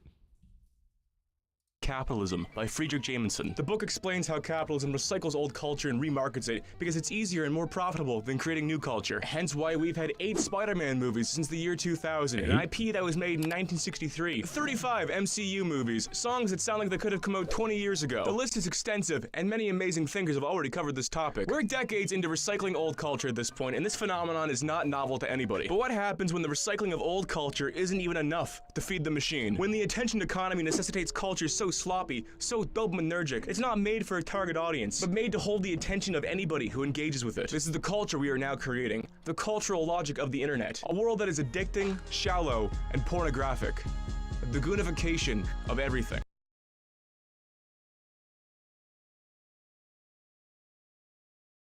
There's an image I saw on Twitter of 2 AI-generated images with the same prompt. An expressive oil painting of a chocolate chip cookie being dipped in a glass of milk, depicted as an explosion of flavors. One using DALL-E 2, and one using the newest DALL-E 3 model. The first one is convincing enough. It looks sort of like a Van Gogh painting. There's some weird inconsistencies, the cookie's in a weird place, the splash looks weird. The first one is still better though. The second one, however, is disgusting in a way I cannot quite articulate. The glistening. Yeah, it's really bad. That's one thing that I've noticed. With Stable, I need to make sure I'm not paying for that still. But I did the Stable Diffusion or whatever it was when it was first coming out, and I noticed that the output was superior, and then the newer versions started to come out. I was just like, they're bad. And if you're still here, Yanni, I know you remember I was complaining about this, right? And it's something I ran about often, where I'm just like, all of these things have only gotten worse, not better. They've gotten worse, and yeah, this right here is ass. I don't understand like what's going on. Why is it so much worse? But on the chocolate chips, the zero-gravity slime-like quality of the milk vortex sucking the viewer in like a portal to digital hell. It's trying so hard to create the platonic ideal of flavor explosionness that it enters the uncanny valley. I fear this thing like I fear the forbidden fruit of knowledge. And many Twitter users expressed their discontent on the post with 147,000 likes. Wright has successfully mastered that AI-authored look. Slop perfection. It's amazing that something with no soul somehow lost more of it. AI is training off of AI art, and it's creating a doom loop. It's hard to express why there seems to be a subjective drop in quality with the newer image. I don't understand the inner workings of DALL-E, and AI is basically a black box at this point, so I'm not sure anybody does. The most likely cause is that there's so much AI— Oh, by the way, this is somewhat unrelated, but not really. My new book that I just got, it talks about diffusion models. So I'll bring it up after the video ends, but I want to show y'all. It's pretty cool. AI-generated art on the internet that it's now being trained off of those data sets, creating a recursive effect, regurgitating its own patterns over and over again until there's no semblance of human touch. But why does AI trend towards oversaturated nonsense? This is where goonification comes in. Gooning is the most beautiful euphemism Gen Z has ever created. The word means to become so transfixed by porn that you enter a hypnotic state for hours and hours as you jork your peanuts. You goon, commenced in the act of gooning, and if you do it frequently, you're a gooner. It's all very straightforward. What separates gooning from erotic pleasure is the hypnotic state, the transfixation on the subject matter. To enter this state, the subject matter must be as stimulating as possible. This isn't the casual viewing of slow burn narrative porn like a single mother who can't pay the plumber. The porn viewed in a goon sesh is usually the most exciting moments. Sometimes 3 compilations playing side by side in one video. Or images depicting things so extreme they couldn't physically exist. This obsession with extreme immediate stimulus is evident in the fact that Gen Z's most searched porn categories on Pornhub in 2024 in ascending order are gaming, hentai, and taking the top spot with 400% more searches over older generations is vertical videos. Gooning is a great euphemism because its meaning has extended past porn to describe being transfixed by any media or activity. The reason vertical videos are preferred by Gen Z is because the format requires the porn to be as fast-paced as possible, creating an infinite scroll of the most exciting moments, some of the TikToks, Shorts, or Instagram Reels. I've been talking about how like people's attention span is so low. It's so bad. I see people on their phone and all they do is swipe. It would be concerning if I didn't see them as my competition. So in my mind, I'm just like, yeah, go do you. You know. To me, I look at it as that's one less person I have to compete with. And I see that as a good thing for me. I know some of you all may not look at it that way, but that's how I view things. I'm like, life is a competition. If people want to fuck off and not do anything with their life, I'm not going to tell them otherwise. Like, who's going to help me out in the end, you know? Which operate with goon logic. They suck you in and keep you there as long as possible with the most addicting possible content for your pleasure. This is the natural result of algorithms. The New York art critic Jerry Saltz once said the shift from chronological timelines to algorithmic homepages is the greatest shift we've ever experienced in culture. I hate it.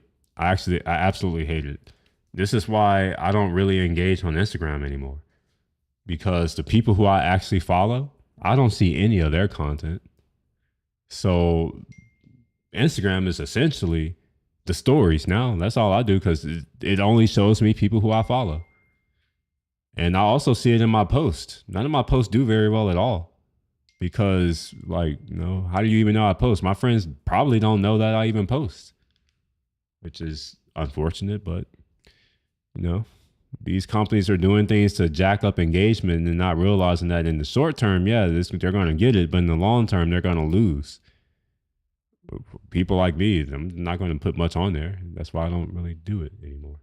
We just don't know it yet. This shift from subscriber feeds and following pages to algorithmic-driven homepages has created an incentive for content creators to maximize for the widest possible audience. No longer is the average creator making a video with the target audience in mind. The goal is always maximum possible reach. This causes everything to default to a lowest common denominator algorithmic style. All operate with the same goon logic. As one anonymous Twitter user once said in a tweet I can no longer find, everything is now pornographic, but nothing is erotic. Erotic is hard work and tension. A good movie that teases you over the course of a few hours and rewards you for your attention. An album that has to be listened to in its entirety to appreciate every song. A show that demands multiple viewings to understand what happened. All great pieces of art are erotic. That's something that I've also noticed with music. I grew up listening to albums, a whole body of work. And I would listen to the album in the order that the artist or the producer, if they're the people who actually did it, that they decided. And now with Spotify, I hate Spotify. I've always hated Spotify. It's ever since they started moving away from albums and just trying to get you to listen to singles, I absolutely hate it. Because now I don't hear music in context. And they made it so hard for me to see my albums, because I have a lot of albums that I explicitly put in there, but it's so hard to just get to my albums and just listen to my album. They want everything to be a playlist. And I'm just like, I mean, I get that a lot of people don't have taste, but I'm not one of them. I want to listen to what I want to listen to. I don't care what other people like. In fact, I mostly despise what most other people like. I'm one of those people. I'm just like, I don't respect these people as people.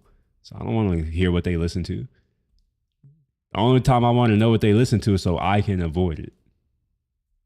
They create a sense of push and pull, of uncertainty and reward, like the honeymoon stage of a great relationship. Pornography, on the other hand, is immediate. It gives you exactly what you want, when you want it, and in any quantity you want it in, allowing you to consume until you couldn't possibly consume anymore. Erotic is a juicy video essay on a defunct theme park. Pornography is YouTube Shorts. Erotic is a nice bottle of wine or whiskey. Porn is binge drinking 19 Modelo's. Erotic is sex, and porn is porn. Now, what's interesting here isn't the fact that this goonification has occurred. Anyone who's used the internet frequently in the last 5 years is aware of the fact that all of this shit is made to make you addicted. What's interesting is how goon logic bleeds off the internet and begins to affect broader culture. Algorithms create goon logic. Goon logic creates internet slop. Internet slop informs pop culture informs algorithms. This has put culture into a sloppy goon death spiral where the rate of goodification increases exponentially. TikToks often use sped up versions of songs to create the most exciting possible soundscape. This has caused artists to release official versions of their songs pre-sped up. Netflix made a category for movies that are made to be watched in the background where the— I didn't know that. I don't listen to a lot of popular music, so I didn't know that. But man, that's actually kind of insane. I was looking at the average length of these songs. 2 minutes. That is so short. Wow. Dang, I didn't know that. Oh, sucks for those people with no taste. Their songs pre-sped up. Netflix made a category for movies that are made to be watched in the background where the characters just announce out loud everything they're doing. So you can always be watching something. Oh, you know what that sounds like? That sounds like that Microsoft thing. I gotta find it, huh? I gotta share this one. Microsoft DEI mean intro. She's like, oh, I'm this and I'm wearing this. Here we go. This might be it. I don't know if this is it.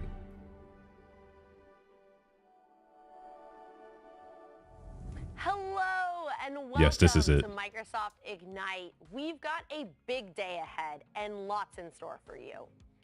First, we want to acknowledge that the land where the Microsoft campus is situated was traditionally occupied by the Sammamish, the Duwamish, the Snoqualmie, the Suquamish, the Muckleshoot, the Snohomish, the Tulalip, and other Coast Salish peoples since time immemorial. A people that are still here, continuing to honor and bring to light their ancient heritage. My name is Allison Wines. I'm a senior program manager in our developer tools division. I'm an Asian and white female with dark brown hair wearing a red sleeveless top. And I'm Seth Juarez, program manager in the AI platform group. I'm a tall Hispanic male wearing a blue shirt, khaki pants. Today we kick off 2 days of learning more about the latest solutions, exploring how these key innovations can empower you to do great things, and connecting with peers from around the world. Strategy, resilience. These are some of the crucial topics we'll be diving into over the next 90 minutes. We'll be joined by Microsoft executives, renowned experts, and our wonderful audience members. We'll be taking their questions too. Let's get into focus on security.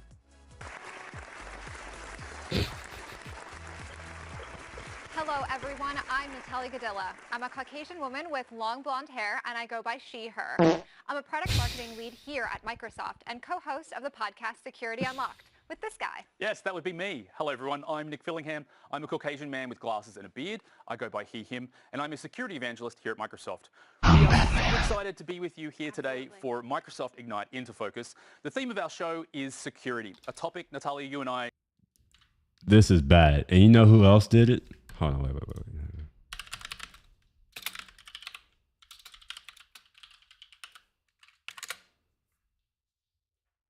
I don't know if I'll be able to find it. Hopefully I can.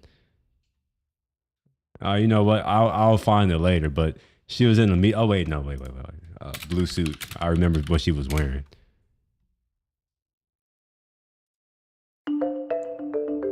I want to welcome. Good afternoon. I want to welcome.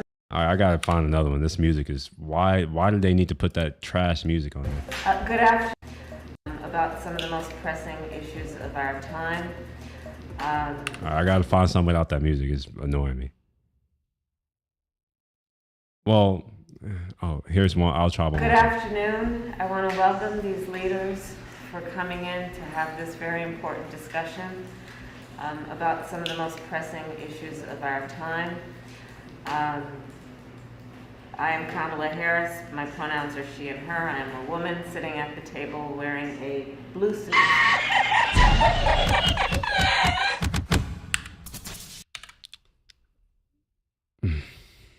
Even when you're not. Fortnite. Fucking Fortnite. Fortnite has over 2,000 skins. You can play as Peter Griffin, Ice Spice, or fucking Jean-Michel Basquiat. First of all, I know that nobody asked, but Ice Spice is one ugly. She is so ugly and disgusting looking. Maybe that's the same thing. Here, let me pull up Ice Spice. She is disgusting. She's hideous looking. Look at this. Look at ugly.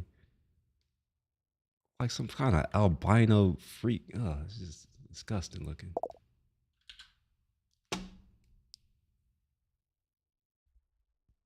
Four.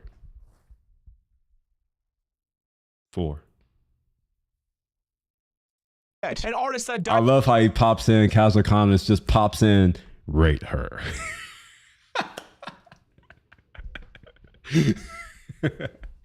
Of a heroin overdose at 27. Like, here you go. Here's a bunch of things and characters you recognize, divorced from any context or meaning. An exhibition of symbolism for you to goon all day with. Kanye West parades his wife around naked. This is goon logic. It's also a humiliation ritual for Kim Kardashian. I noticed that he likes women that all look alike. And they're all mid. They're all mid. I don't know if y'all ever seen Kanye West in person. He's an incredibly short man. He's like 5'4". It makes sense once you see. It makes sense how he acts when you see him. You're like, okay.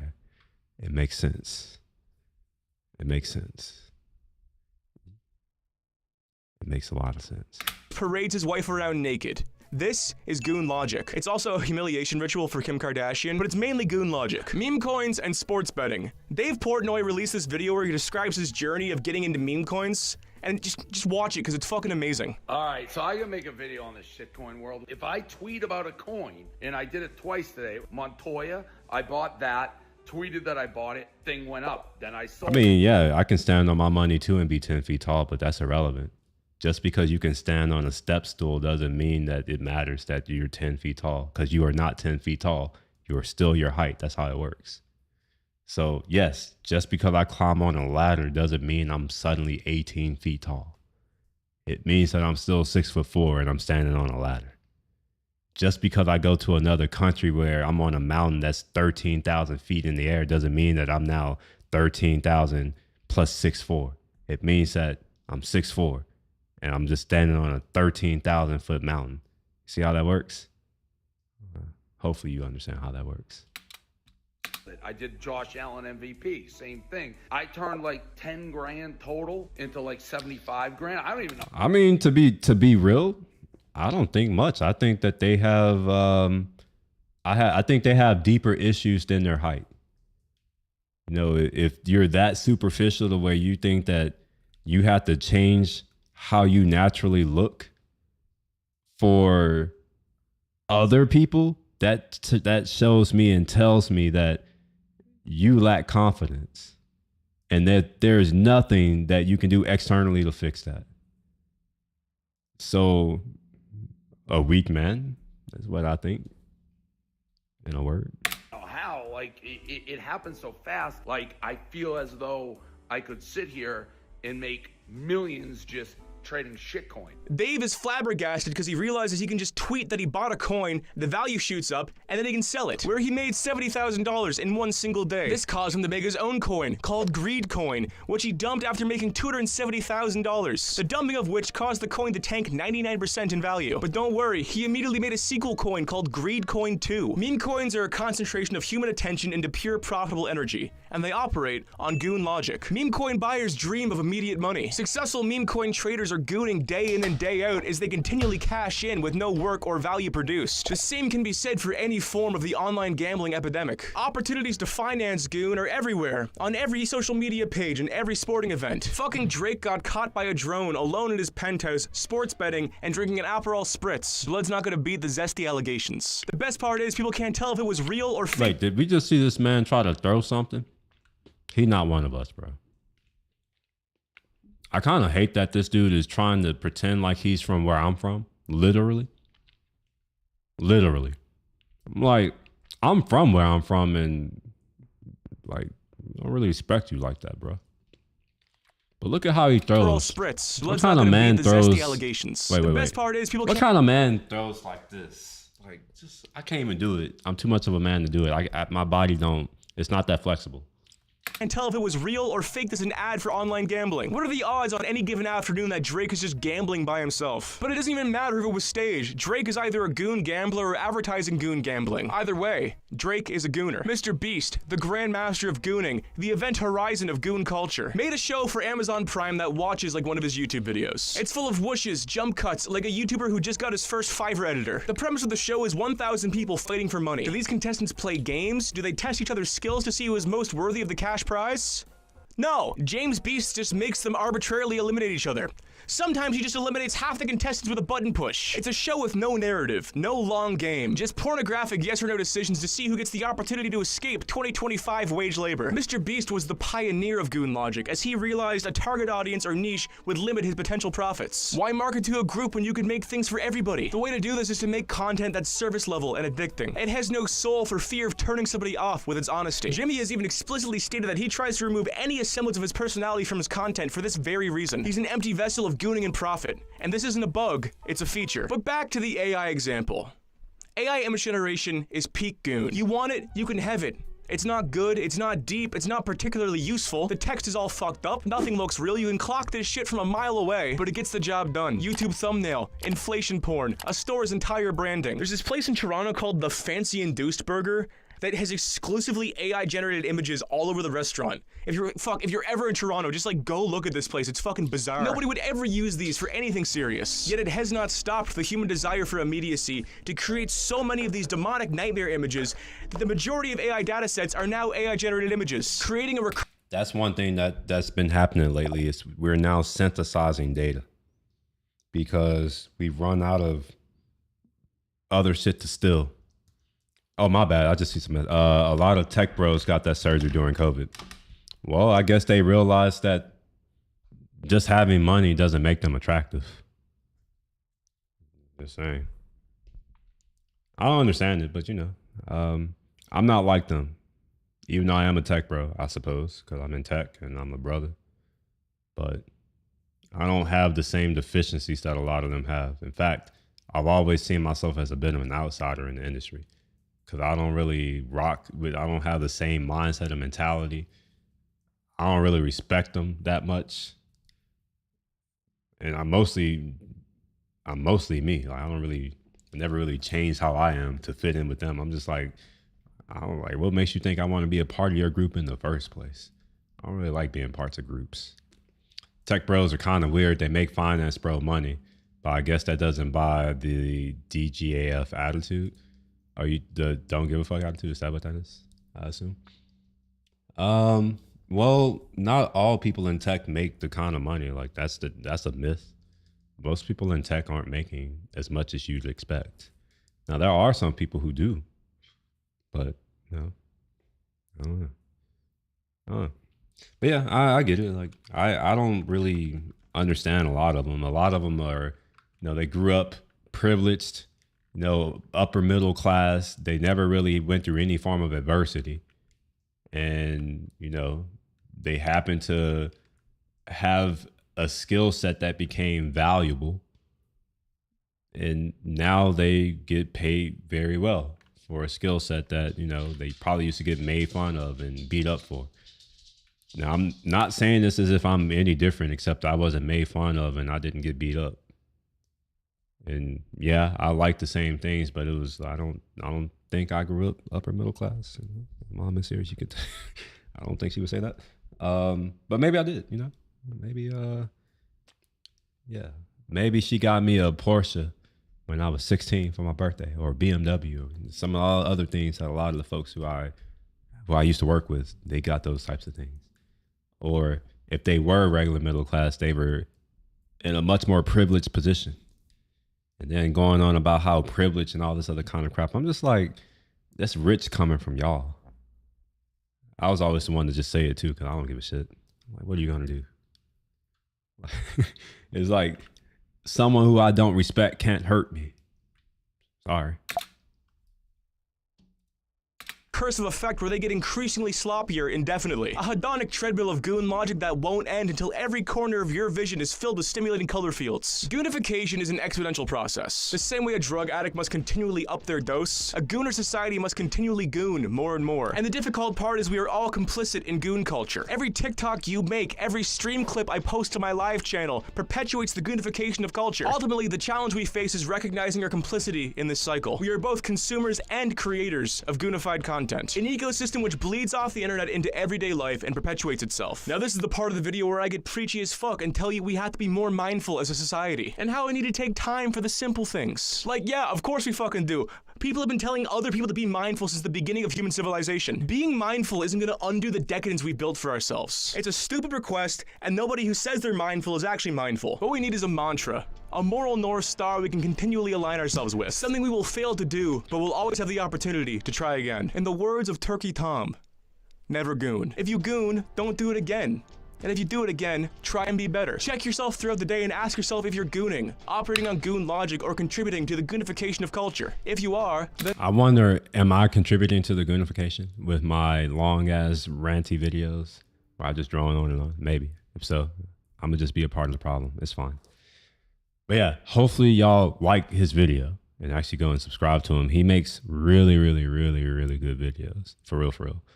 I watched a couple of them. I'm like, yeah, I'm going to subscribe to this guy. And I've been subscribed to him for at least a year now, I think. Maybe. Perhaps. But yeah, all right, let's find another video. Let's see. We got some stuff on the literacy crisis. Yeah, let's watch that. Literally. Europeans and people from wait, what did I say? Literally. I don't know what the hell I'm saying. All right. So this is America's literacy crisis. I haven't watched, I mean, obviously, I don't think I think I've said this.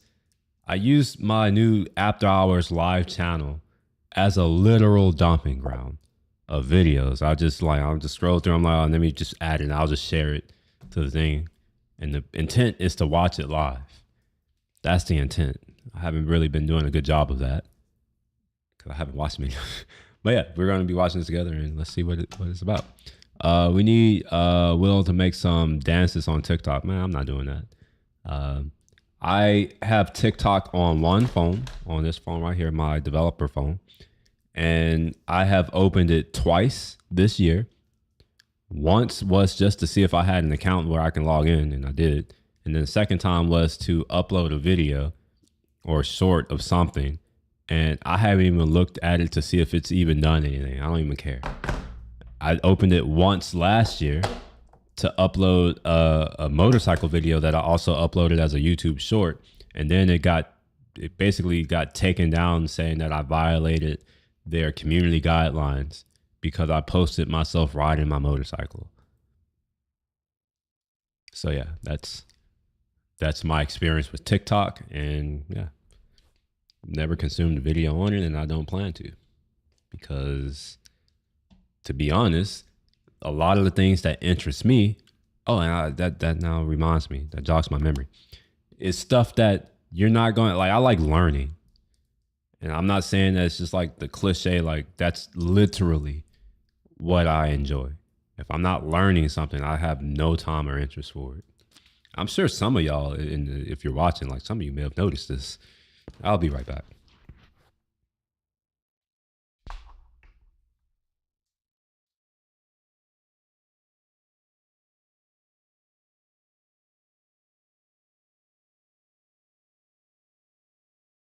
Forgot that I said I would show this book because they're Stable Diffusion, and I discovered it today when me and my neighbor were talking, and he was talking about the thing. I think I shared it in Discord about using Stable Diffusion instead of an LLM to generate text, and because it was an idea that he had, but we didn't really get into implementing it. And I was telling him, I'm like, I don't understand diffusion models. I don't know it because that didn't exist when I was in school studying these things. And I happened to look down because I had just opened the book, and it was in the section for diffusion. I was just like, I asked him the question. I'm like, do you believe in serendipity? I was like, look at this. I'm over here talking about I need to learn diffusion. And I'm like, it's in this book. I didn't know it was in this book. So yeah, let me find it. All right, I found it. Now I got to figure out a way to share it with you all. Maybe. I think I have a new scene that I created. Yes, perfect. All right, so we'll change the camera to phone. Okay. I don't know why there are two of these. Close it out. All right, so you should be able to see my camera now. So diffusion models, and it goes into all of the stuff that I need to know. So at a high level, I already understand it at a high level. All right, let's be clear. So this encoder process, like I don't know about that. There's a decoder process, and it goes into detail about the encoder process here. So this is all about the encoder process, and then there are right here the diffusion kernel. So this is the actual equations, that you would do, and then this is still part of the encoder stuff right here. So we see that there is some integration happening, integration of integration, yeah. And then we get the decoder, which is the reverse. So far my understanding is that you have your source material, and then you can basically use randomness and you keep generating through this process until you reproduce the original pixel. All right. This is I haven't finished this obviously, and I haven't actually gone into great detail of this because I just discovered it. And I'm only on chapter 3. I'm going to read this in order. I don't want to skip through this book. I'm going through the first few chapters really fast because it's basically a review of all of the stuff that I already know. But I just like how he's written his stuff. I like how he's presenting the material. So I'm like, I'm going to read it. Plus, I spent money on the book, so I should read it, right? Nope. Yeah. So I'm kind of just sharing all of it, right? I'm not really going to get into all of the things. So this is reparameterization, if I can speak. And he also goes into the implementation. Look at that. This is pseudocode. So for me, this is all I need. And with a little bit of understanding of the math, I'm like, okay, yeah, we can actually implement these things. And honestly, it's not that complicated. I mean, relative, there's levels to everything, but it's not that complicated. And yeah, he has notes and all these kind of things. So here are the notes. So he gives you resources where you can learn more, which is useful. So as I go through this, I will likely be purchasing more books to learn more about certain aspects of certain things, right? Basically things that I need. I don't need to know all of these. And yeah, there are also problems in here, which is pretty cool. So you get to really test your understanding. Now there's also something in here that I didn't expect.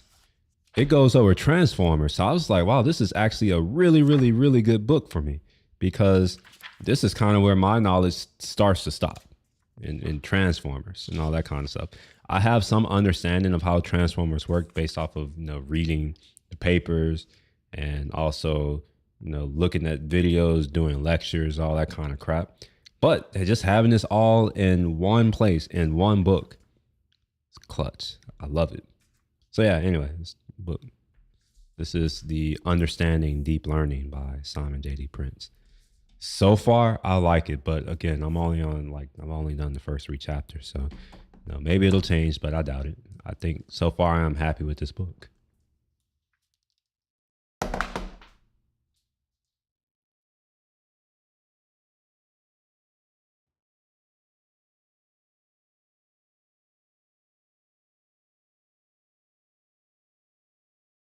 And this is not, I don't know, maybe it's ironic, but maybe you can't see what's on my, you can't see what's on my screen. But right now, what's on my screen is a lecture. What are they talking about? It looks like it's on LLMs, I guess. I don't know. So yeah, that's the type of stuff that I normally watch. I don't really enjoy little vertical videos. I don't really care enough. All right. From other foreign countries tend to shape their view on Americans based upon what they see on the news. As a result, it's not surprising that they think most of us are loud and overly expressive. You just drop in and just smack the lip up down, snap, unhealthy, and uninformed about the world beyond our borders. Can you name a country on this map? Asia or Africa. Wow. First he was wrong, and then he doesn't know what the hell a country is. He points to a continent, but you know what? I think a lot of them think that Africa is a country, because they call us Africans, as if there are not dozens of countries in Africa that have distinct cultures, distinct people, distinct languages.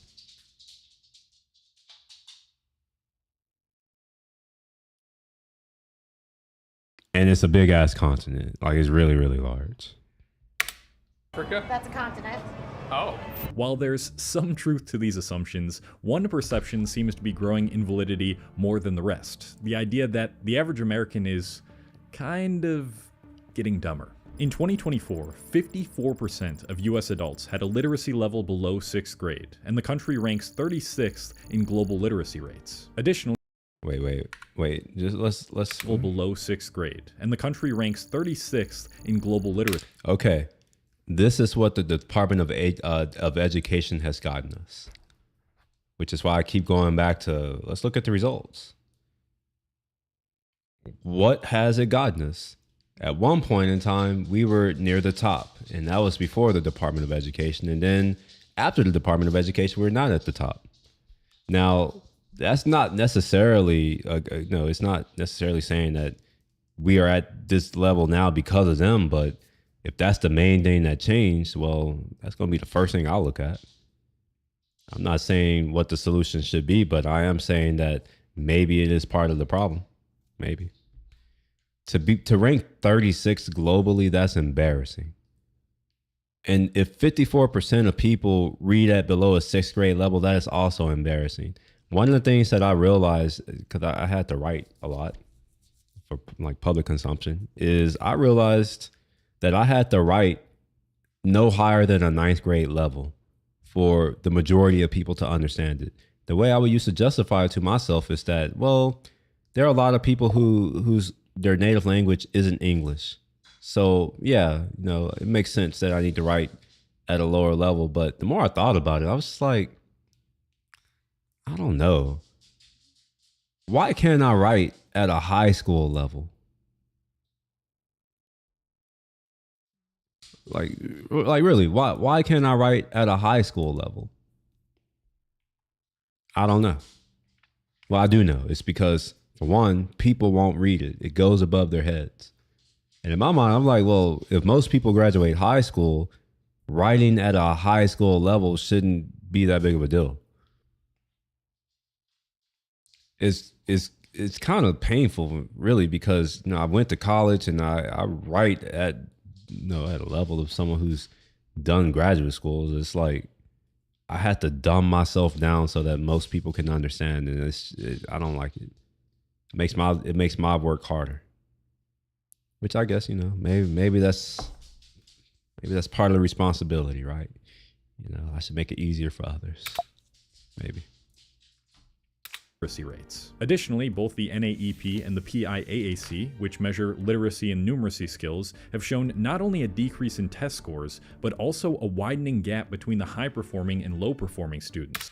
Wait, let's take a look at this. Okay.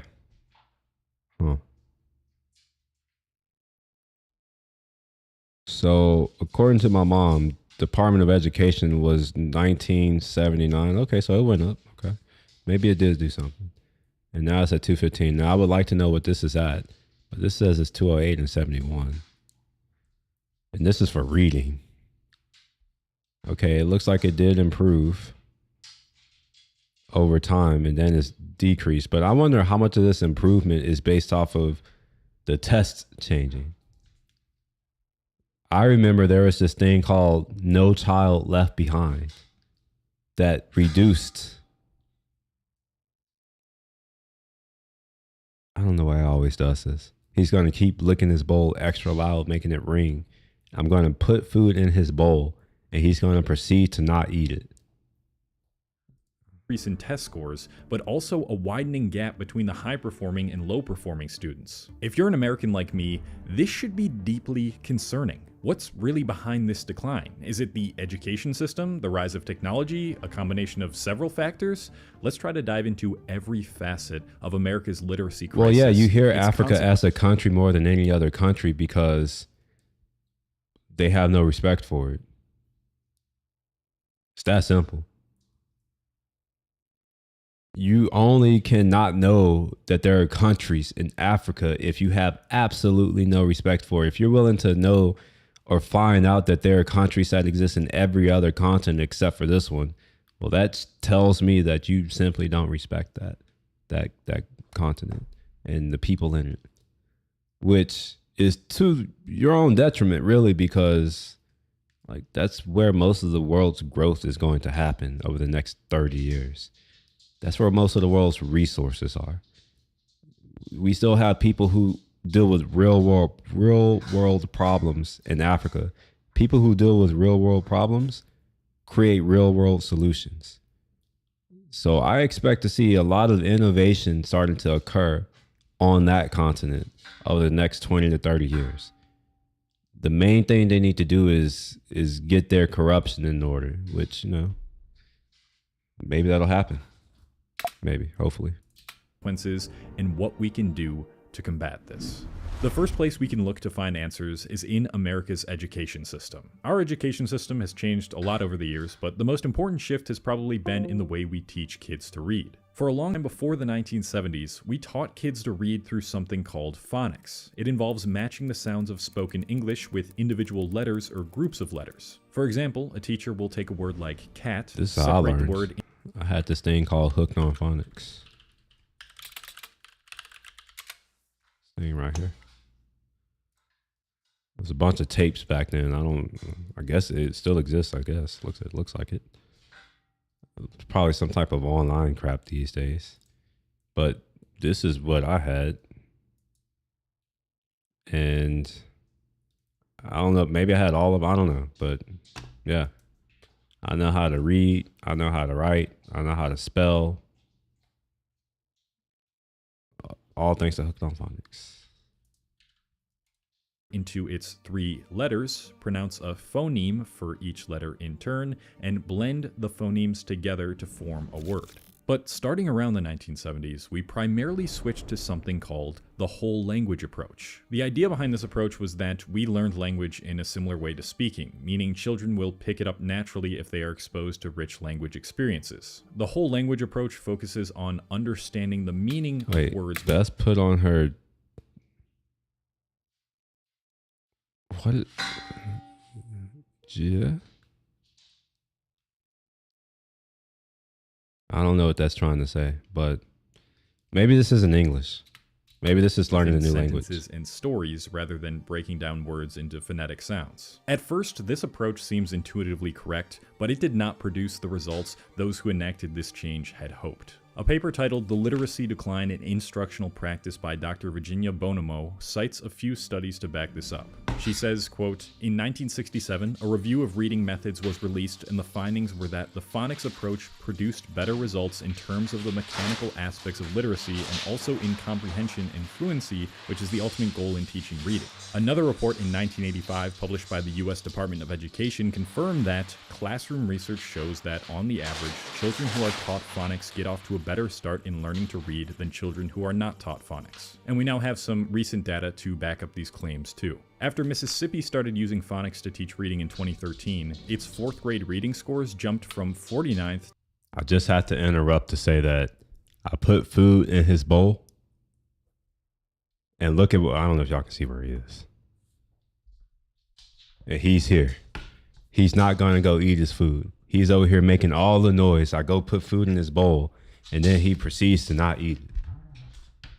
He does it every time. It's fucking annoying. He'll just keep making it ring and looking over. And as soon as I get up to put food in it, he walks away. He'll normally sit there and look at me. Or he'll do this. I'm going to proceed to ignore him though. Go back to the video. to 29th in the nation by 2022. But we can't attribute the decline in literacy rates solely to the methods used to teach reading. We have to take a look at the change in educational policies too. Later in this video, you're going to see how social media can really negatively affect your ability to improve your literacy and critical thinking skills. If you're thing to gain. In 2002... By the way, if you want to improve your literacy reading skills, strawberry.me, you can check us out. Check this thing out. Seriously, go check it out. Left Behind Act.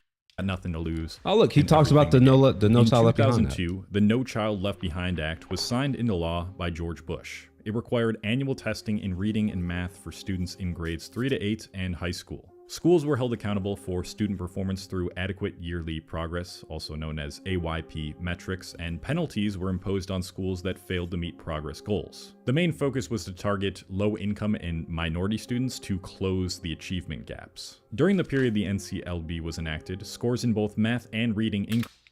Had to pause it here again. He was standing here the whole time, and now he's over there.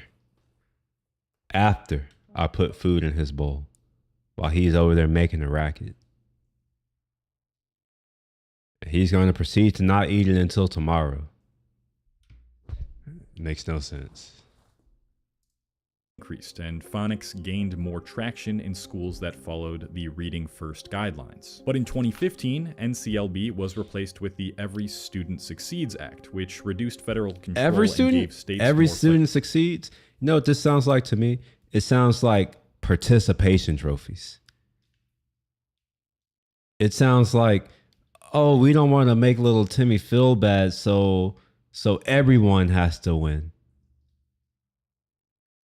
It sounds feminine as fuck. And now they're complaining about we have effeminate men. It's like, well, no shit.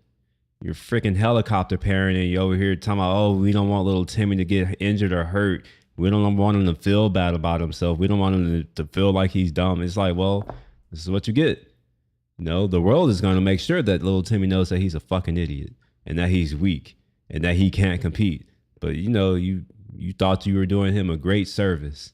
But in reality, you were just making it to the point to where he couldn't hang. Because I don't care how little Timmy feels. I'm going to tell him he's an idiot. And whatever little Timmy does, I don't care. If he wants to end himself, fine, so be it. I don't care.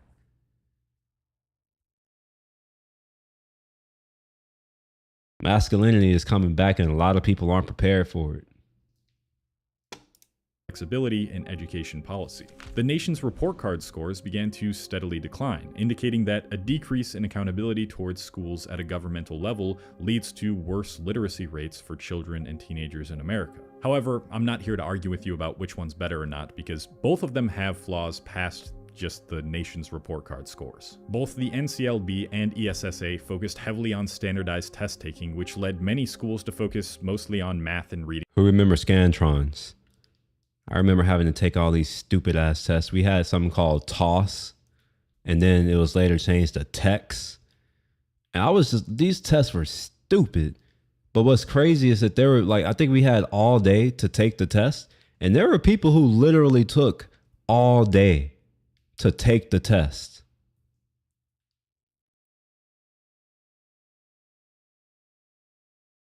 All day. It was separated into sections, and I hated it because, you know, at least up until a certain age, like if you finished early, you just had to sit in there and do nothing. Or in my case, I would read my books. So I remember the reading one. It was split into like 3 or 4 sections for certain grades. They had reading, writing, math, science. I think that was it. I remember the reading one. It took me like 20 minutes to do it. The math one was like 25 minutes to do it. And there were people who seemed like they couldn't finish in the whole day. For them, let me see if I can find something like the level of questions. Text, I think it's called STAR now. STAR sample questions. Let me just give you an idea of the level of stupidity in these questions. All right, let's go to high school. You know, we'll do something. Algebra 1, sure. Let's try this out. I assume it's going to give me something. Which expression is equivalent to the 7th root of 45?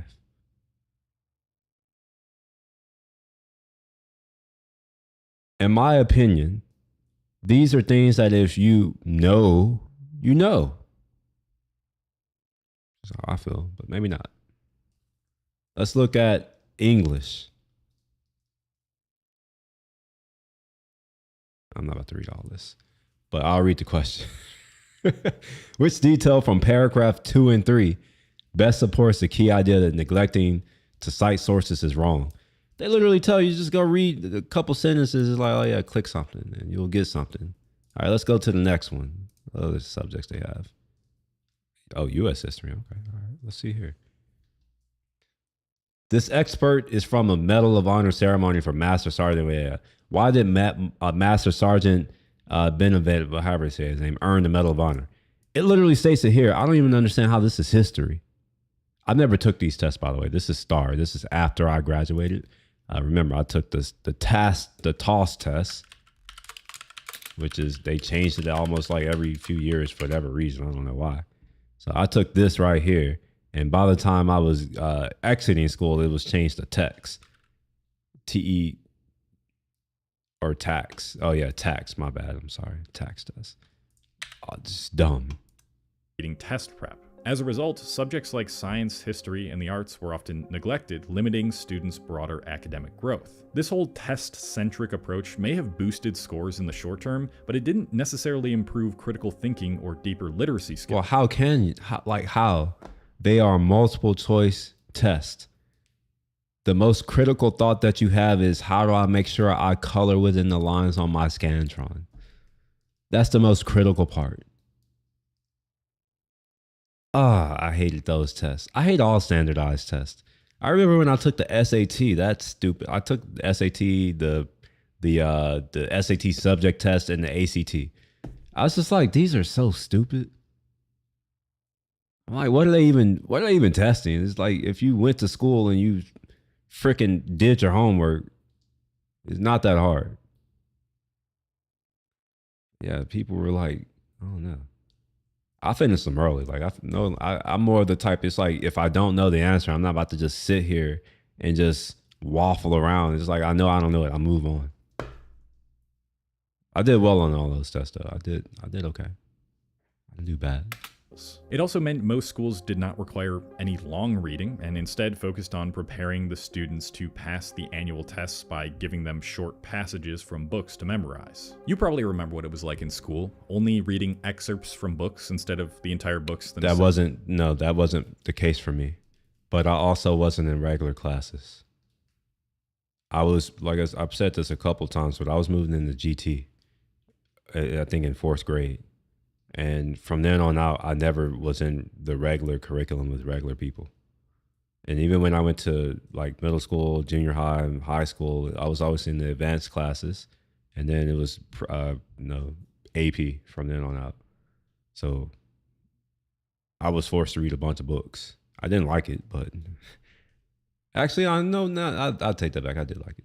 I read a lot of really dope books that even to this day, I'm like, man, I'm glad that I read these books because I see it happening now. Like Animal Farm, that's a good one. Or Fahrenheit 451, that's a good one. Gosh, I forget the name of the book, but it's like about a wolf pack or something like that, but it's more of a metaphor about something else. I forget what it's called. Like all the Kill the Mockingbird, the autobiography of Frederick Douglass, like a lot of the black artists too, because I went to a mostly black school in the early part of my school career, and then in the latter half it was mostly white. So I went to both.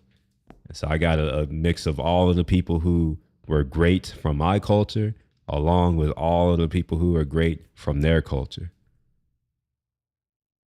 So yeah, I'm just fortunate to have been born at just the right time before school became shit. Maybe, I don't know. And studying with the sole purpose to pass tests and get high scores rather than build your practical literacy skills. Unironically, this meme that has been blowing up on short-form platforms might be onto something. If you would just get up and teach them instead of handing them a freaking packet, yo. There's kids in here who don't learn like that. Bye. They need to learn face to face. Bye. You're just getting mad. Bye. You're pointing out the obvious, and you're choosing. But this test-centric approach isn't the only issue causing a disconnect. This is why I'm like, I'm not even mad if we replace teachers with AI. Like, most of them are idiots. I'm sorry if you're a teacher. I'm not really sorry. I don't care. Fuck your feelings. It's not my fault you're an idiot. Between education and literacy. Both students and teachers aren't showing up to school as much nowadays either. The nation's report card found that higher percentages of students report missing more school monthly compared to previous years, going from 58% having never missed a day in the last month down to 44% in 2022. Why the strong decline? Well, the pandemic definitely sped things up. In fact, it really sped up the decline in literacy and numeracy rates too. Students started to feel less safe in school and got used to remote teaching, which led to an overall acceptance of taking absent days. Who else remembers when we were told that mask didn't work?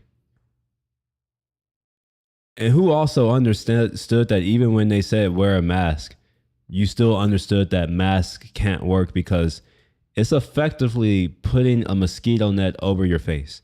If you were to like compare the scales, putting the mosquito net over your face doesn't stop germs from spreading because germs are smaller than the little holes that are within the mask. But no one employed critical thought.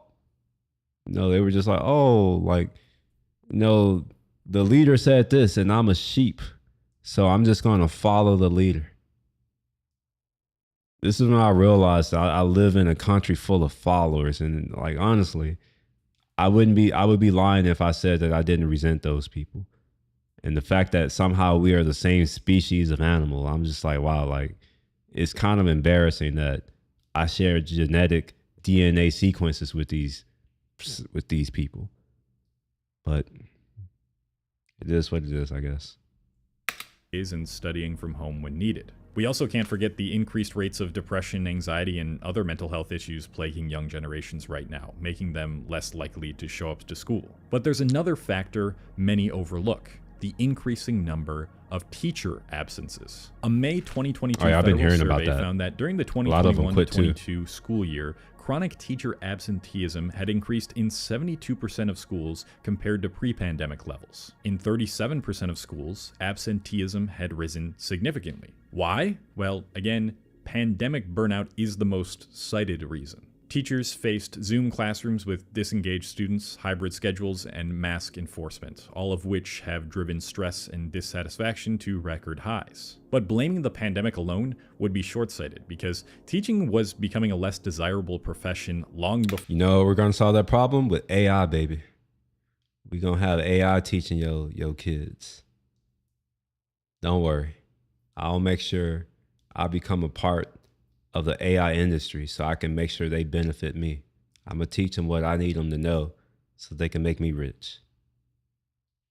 Before COVID. A paper titled The Rise and Fall of the Teaching Profession by Matthew Kraft and Melissa Arnold-Lyon argues that across key dimensions like prestige, interest, preparation, and satisfaction, the profession is at or near its lowest point in 50 years. Well, yeah, of course. It's obvious that people don't respect teachers.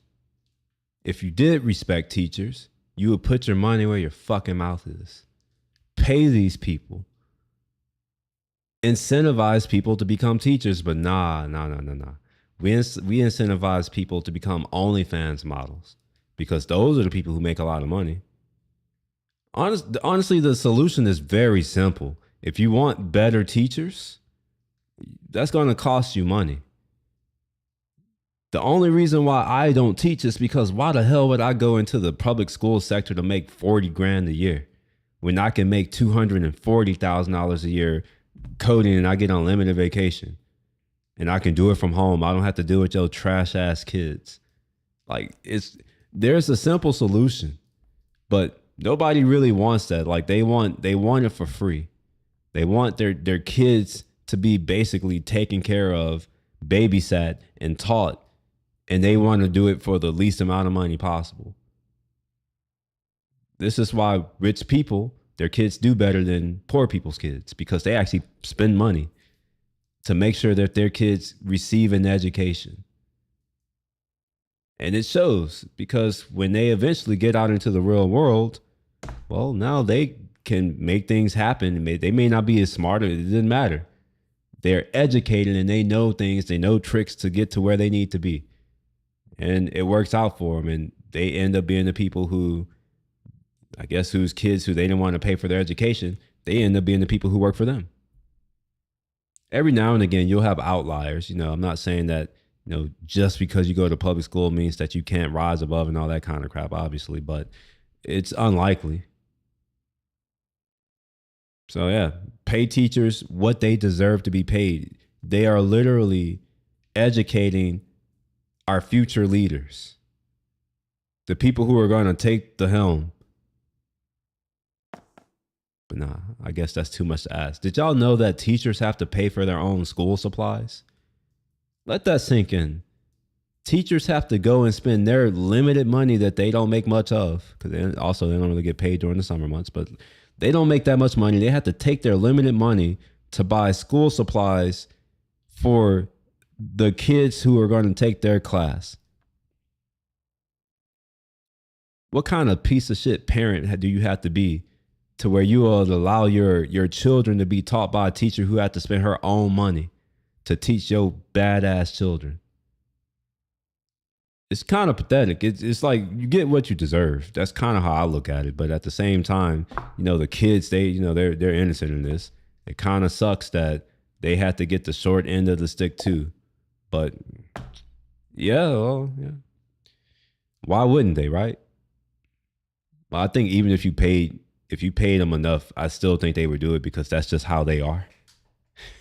If you get what I'm saying, they would still do it. But maybe if the pay was higher, you would have more people like me who would be willing to be teachers, and people who want to do OnlyFans, they can't really compete with people like me.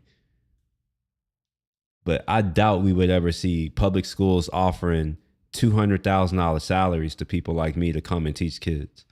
I would do it for $200. I don't need $240 or $250 or $300. I'll do it for $200. But I'm not taking less than what I'm used to making. Nah, fuck that. I'm good. Pass. A sharp decline beginning in 2010.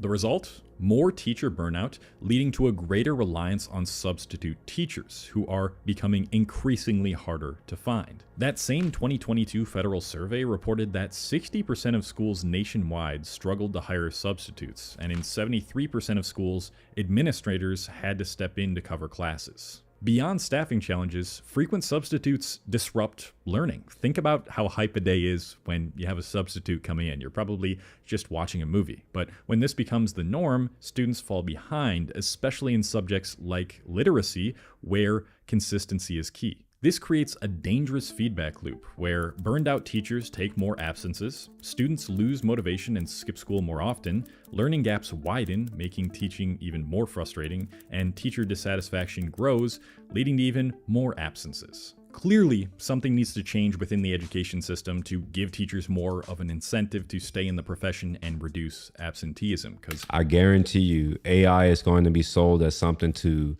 deal with that. It's going to try to be marketed. They're going to market it as, it'll solve teacher absenteeism and all these other things. And people are going to eat it up.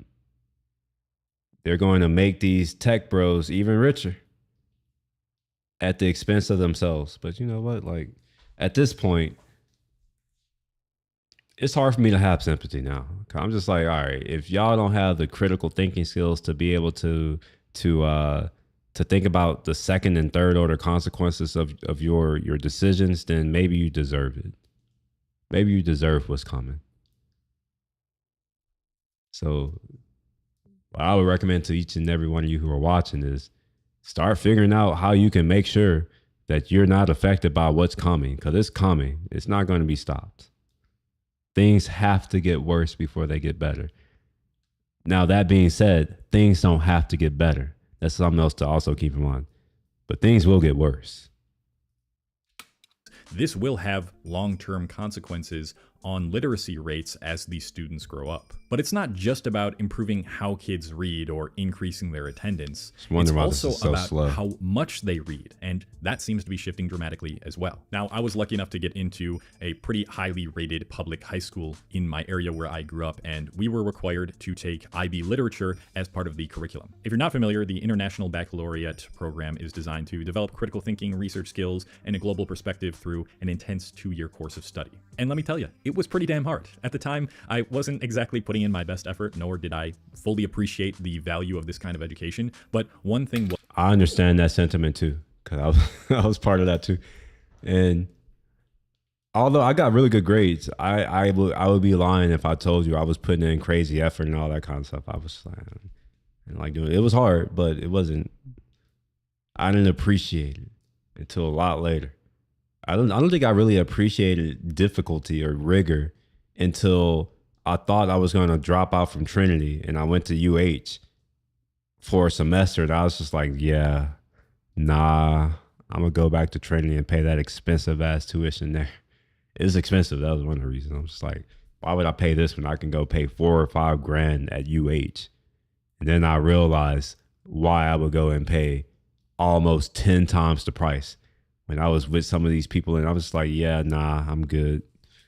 I'm gonna just go back. I'm gonna just suffer.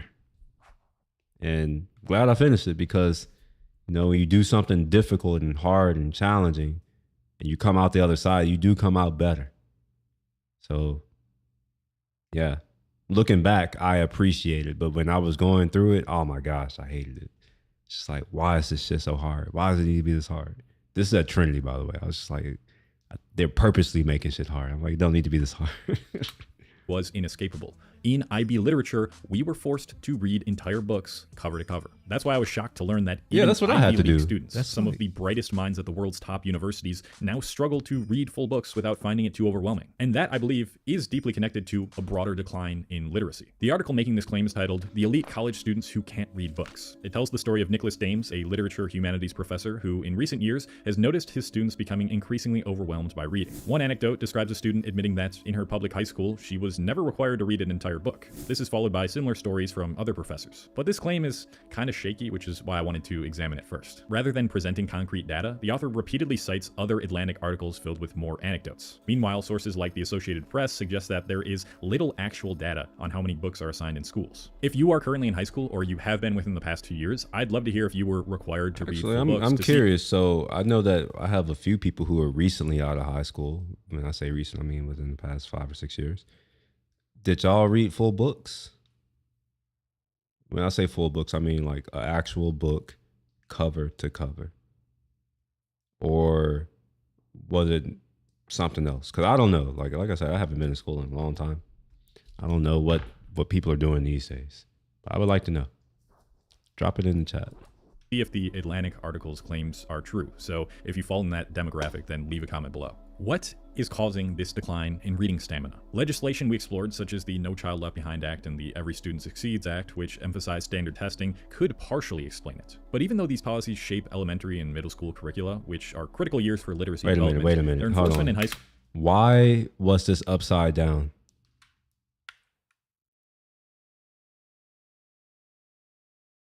And why does it look like this is Hebrew? This looks like it's Hebrew. Yeah, that's definitely Hebrew.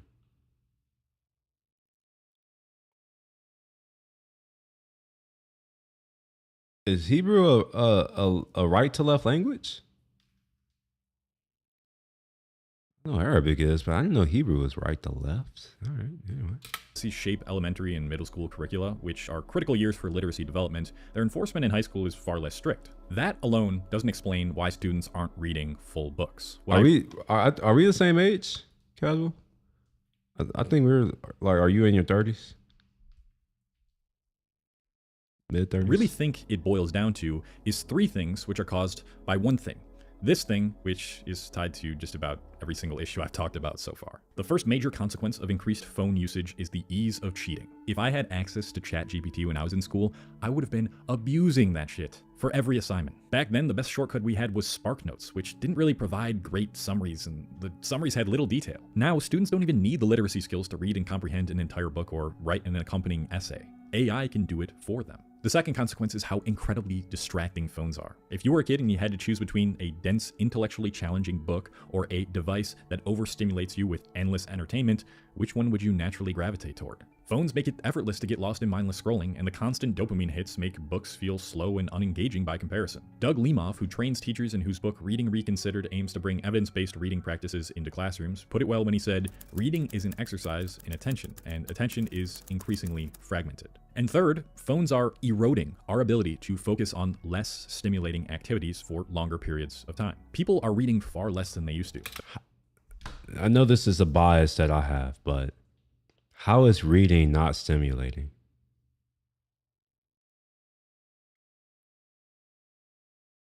I can remember certain novels that I read when I was a kid, and I'm talking about a kid like 7, 6. I can remember what these novels were because the imagination, like, you know, there are no pictures and all that, but like you build relationships with the characters in your mind. Like, how is that not stimulating?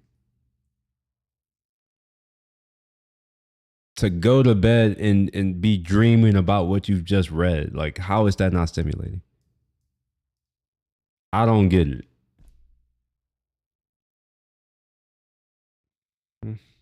Especially for fun. In 1984, 35% of 13-year-olds read for enjoyment. Today, that number has dropped to just 14%. Even adults are reading fewer books per year on average too. Like I explored in my last video, book sales... I will admit that I do read fewer books than I used to. And this may be an excuse, but I think that's a function of time. You know, as I become an adult, I have other responsibilities. So I can't dedicate 3 or 4 or 5 hours a day to reading like I used to. And the things that I read now are like, I have to be getting some, like, they're more learning. It's not as many novels. I haven't read a novel in years. Yeah, I'm gonna say years. I haven't read a novel in years. Most of the books that I read are like math, science, computer science. Like, they're like, you know, that type of book. Now, I do have a lot of nonfiction books, but I don't know if that's considered a novel. I don't think that's a novel. It's not fiction. Now, I do have some fiction books that I do want to read, 2 that I've got like within the past 2 years, but I haven't started reading them yet because I have a list of all these other books that I want to read first. Yeah, well, it's disappointing, but you know. Maybe y'all can see a good way for you to differentiate yourself from the masses. This is one of my philosophies. Look at all of the things that people don't want to do, that they find difficult to do, and do those things. It's a great way to separate yourself from the crowd. It may be a little contrarian. Maybe that's just my mentality, but I think it works. I actively seek out doing things that other people say they don't want to do, and even things that I don't want to do. That's normally my reason for why I do it. It's because if I don't want to do it, there's a reason for it, and I need to confront that reason and say, you know, you don't get to control anything. I'm gonna do it anyway. Just a thought, and also just how I live my life. Are actually increasing, likely fueled by BookTok, which romanticizes reading and makes book ownership an aesthetic. But even though more people are buying books, only a small subset are actually finishing them. On top of these recent technological developments, its prevalence has also given rise to a new form of literacy, online media literacy, which I believe is deeply connected to overall literacy. Let's face it, social media has definitely amplified some of the darker aspects of human psychology. Research shows that people are more likely to engage with content that emotionally triggers them, even if the way that content is packaged distorts the creator's actual message or lacks any scientific basis. I'm not completely innocent from doing this either, by the way, but as a result, a lot of people consume content at face value without taking the time to explore its deeper nuances. A common example highlighted by creators who analyze media. You know what? I've noticed that I've been noticing a lot of videos like this. I hate this. Why are these clowns painting their faces and talking at themselves? Like, it's weird. It's literally narcissism. You are recording yourself looking at yourself, putting on clown makeup, talking about nothing. I don't get it. It's silly. And it's like you're proving that you're just a liar. The first thing you do is lie to yourself. Literacy is how often viewers fail to read captions on short form videos, even when those captions provide. Dang, she did all that and she still came out of 5. Wow. Unfortunate. Crucial context. Apparently, a first dance with my father isn't enough. My dad just decided Never he's not mind, going to pay 4. for my wedding anymore. And all the comments were like, Team Dad, this is so heartless that you'd cut off your parents in this way. And the caption of that first post said, this is a Reddit story. In some cases, people even ignore what was said in the video entirely, responding instead to their own assumptions or misinterpretations. Hey guys, I love this amazing lip gloss I got from Fenty Beauty in the shade Hot Chocolate at Sephora for $21. What shade is that in? What brand is that? The answers will be right in the post in the caption, and you will still have people asking you, what is this thing you're talking about? I believe this issue has worsened as we spend less time reading longer texts. Deep reading, that is, engaging with a text critically, making connections and evaluating arguments, strengthens analytical thinking and helps us discern nuance. One might assume that kids and teenagers, having grown up with technology, are naturally better at navigating digital content. But even though they may be proficient in using technology, they often struggle with identifying truth in content or focusing long enough to pick up on small but crucial details. In many ways, the very tools that make information... There's 2 ways you can be hearing this. You can hear this as, oh wow, this is bad. And maybe this is where, I don't know, maybe this is a bad trait that I have. But I'm like, man, like, you can exploit the shit out of this. If you know people aren't paying attention, you can control them. I may, honestly, if I have the time later in this year, which it's looking like I will, because I haven't actually applied to any jobs. But I may actually just start doing that. You know, I can make a lot of money doing it. So maybe I'll do that. Do stuff to exploit people's stupidity. It's fine for me, right? I don't really care anymore. Morality is gone. It doesn't exist. More accessible have made it harder to engage with it meaningfully. And I can only see this negative phenomenon growing the more that AI content becomes indistinguishable from reality. That's disgusting. I really recommend reading this small paper on deep reading after this video because it explains how reading is unnatural to us and how it helps develop our brains. And maybe you can let it be your first longish read in a long time that isn't related to just reading a title and thumbnail. So now that we've covered just about every aspect of this, he calling people out. He calling people out.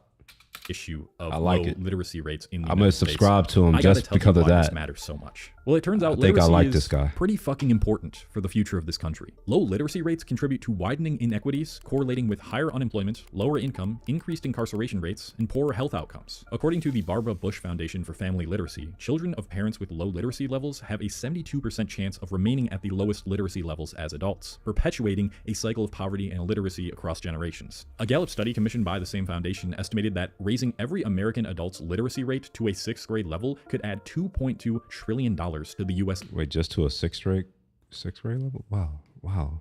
We're that low? Well, so much for these for this Doge crap, supposedly going to reduce our deficit. The only way you reduce a deficit is you have to have a surplus. You can't save your way to being rich. That's kind of what I look at Doge as. It's like, yeah, I like it in spirit, but let's be real. The only way that you begin to fix the debt is by having a surplus. And we have a lot of entitlement spending in our country, so it's unlikely that we're going to save our way out of this. We have to increase our productivity, or we have to compete on the world stage better, where other countries, other people choose our products and our services over other countries. The problem is that our politicians throughout the 80s and the 90s sold us out. All of the corporations, forever seeking profits, went overseas. We don't have production capacity here anymore. So yeah. And the capital owning class are A-nationals. They are only American in passport or whatever other passports they hold, but they're not beholden to any country. Why would you? Like, if all you care about is money, it's just like, all right, well, it's money.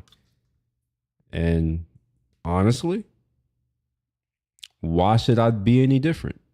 Why should I prioritize this country and its well-being when it didn't do the same for me when I was growing up? So why the hell should I feel any sense of loyalty? I don't know if y'all think about these things or if you question yourself about these things, but I often do, because I'm just like, I understand that I don't have to be here. And I'm often at odds of like, why am I even still here? I don't know if y'all feel that way, but it's how I've been feeling for a long while, like 5 or 6 years, where it's just like I have enough to leave. And I've left several times, and I'm like, every time I come back, I'm like, why am I even back here?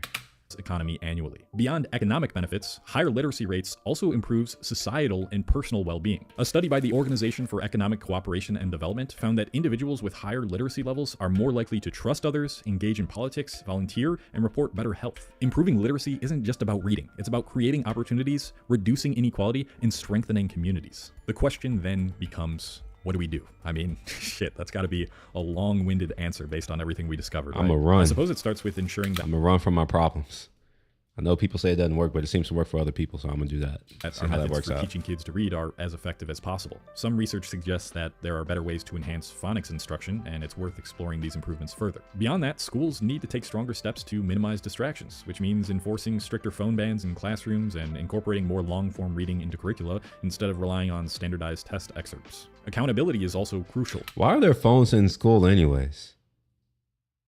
Can anyone answer that? Why do you need a phone in class? And don't say, oh, if something happens, because there was a whole millennia, even longer than that, in which you may be away from your parents and you didn't have a phone. I don't understand this weird like handicap people have where they're like, I need to have a phone. It's weird to me. And I don't know. I don't think I have this problem because I'll go on my walks. Some of these are long walks. I don't bring a phone. For what? I have my watch, so I can, if I really want to listen to music, I can listen to it through that. But like generally, I don't bring anything. I just go out for a walk, and I don't feel any weird attachment of like, oh, I need my phone. Even when I have it, I barely check it. It's like, for what? Nothing on there that I care about. Both for teachers and students to ensure consistent attendance while also providing more incentives for showing up. But we can't just stop at addressing burnout. We need to dig deeper into why burnout has become so widespread in a post-pandemic world. There are larger systemic forces at play, and understanding them is key to creating this change. We also need to completely reframe boredom, especially for younger generations who spend most of their time on social media. You need encouraging boredom. them to Boredom is is something that you should not try to avoid. Because boredom is your body telling you that you're a boring person. So you should strive to not be boring. And you will never be bored. Don't ask me how I know this. Like, how do you like boredom? What the hell? It's like you have a whole mind. I guess some people, they have crickets going on there. Maybe that's boring. I don't know. embrace moments of stillness and rediscover the joy of reading, a truly great book could hopefully have a lasting impact. That's something I actively try to promote on this channel, and I encourage you to do the same with your friends. Your reading stamina is like a muscle. You have to train it gradually. You start with lighter reps, shorter, simpler texts, before working your way up to denser, more challenging books. Over time, just like strength training or running, you will build the endurance to read for longer periods and engage with deeper material. So don't get discouraged if it feels too difficult or too boring at the start. It's supposed to be. Of course, this only scratches the surface on the issues we've discussed, so I would love to hear your solutions in the comments below. Let's start up some meaning. This is a good video. I like it. I agree. All right, here we have people making excuses. Dyslexic, man, get out of here. All right. No excuses. Very put off by people who make this excuses. Oh, look. Kevin Samuels, I don't know if I can watch it. You know, he might come get me from the grave. Look at this title. Like, come on, bro. Like, no one said this. I hate these types of thumbnails. I avoid doing this, by the way. Like, I want all of my thumbnails, my titles, descriptions. Like, I want it to be accurate to the point to where it's boring. Where it's like, I will describe exactly what the video is and that's it, nothing more. And it doesn't help me. I'm not gonna lie. Yeah.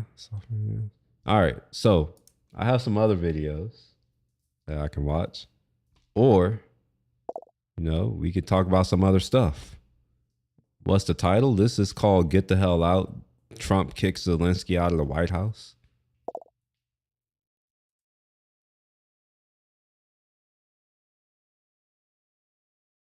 White House, Jackie Heinrich has some new information for us. Jackie. God dang. Yeah, I just went up to the press area to get an understanding of what we're watching. I didn't actually want to watch it. I'll put it on my list if I want to watch it, and I'll watch it from there. Let's see. There's a new $75,000 lens. Interesting. I'm not even clicking that because I would never buy it. That's far too much money.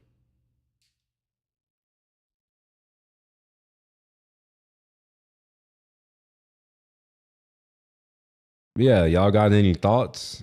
You know, y'all want to just chat? I think I'm videoed out. Like, I only watch a few videos. I'm just like, it's not as engaging for me as you may think. Some of them are. Some of them are. There is a gosh, what's his name? Professor String. I love watching his videos. He taught linear algebra at MIT. Really good stuff here. But I know I would lose half of you if I'm like we're gonna watch MIT lecture on something. There is a video that I started watching, and I'm not gonna watch that with y'all because again, same reason. But it's talking about the wavelet transform.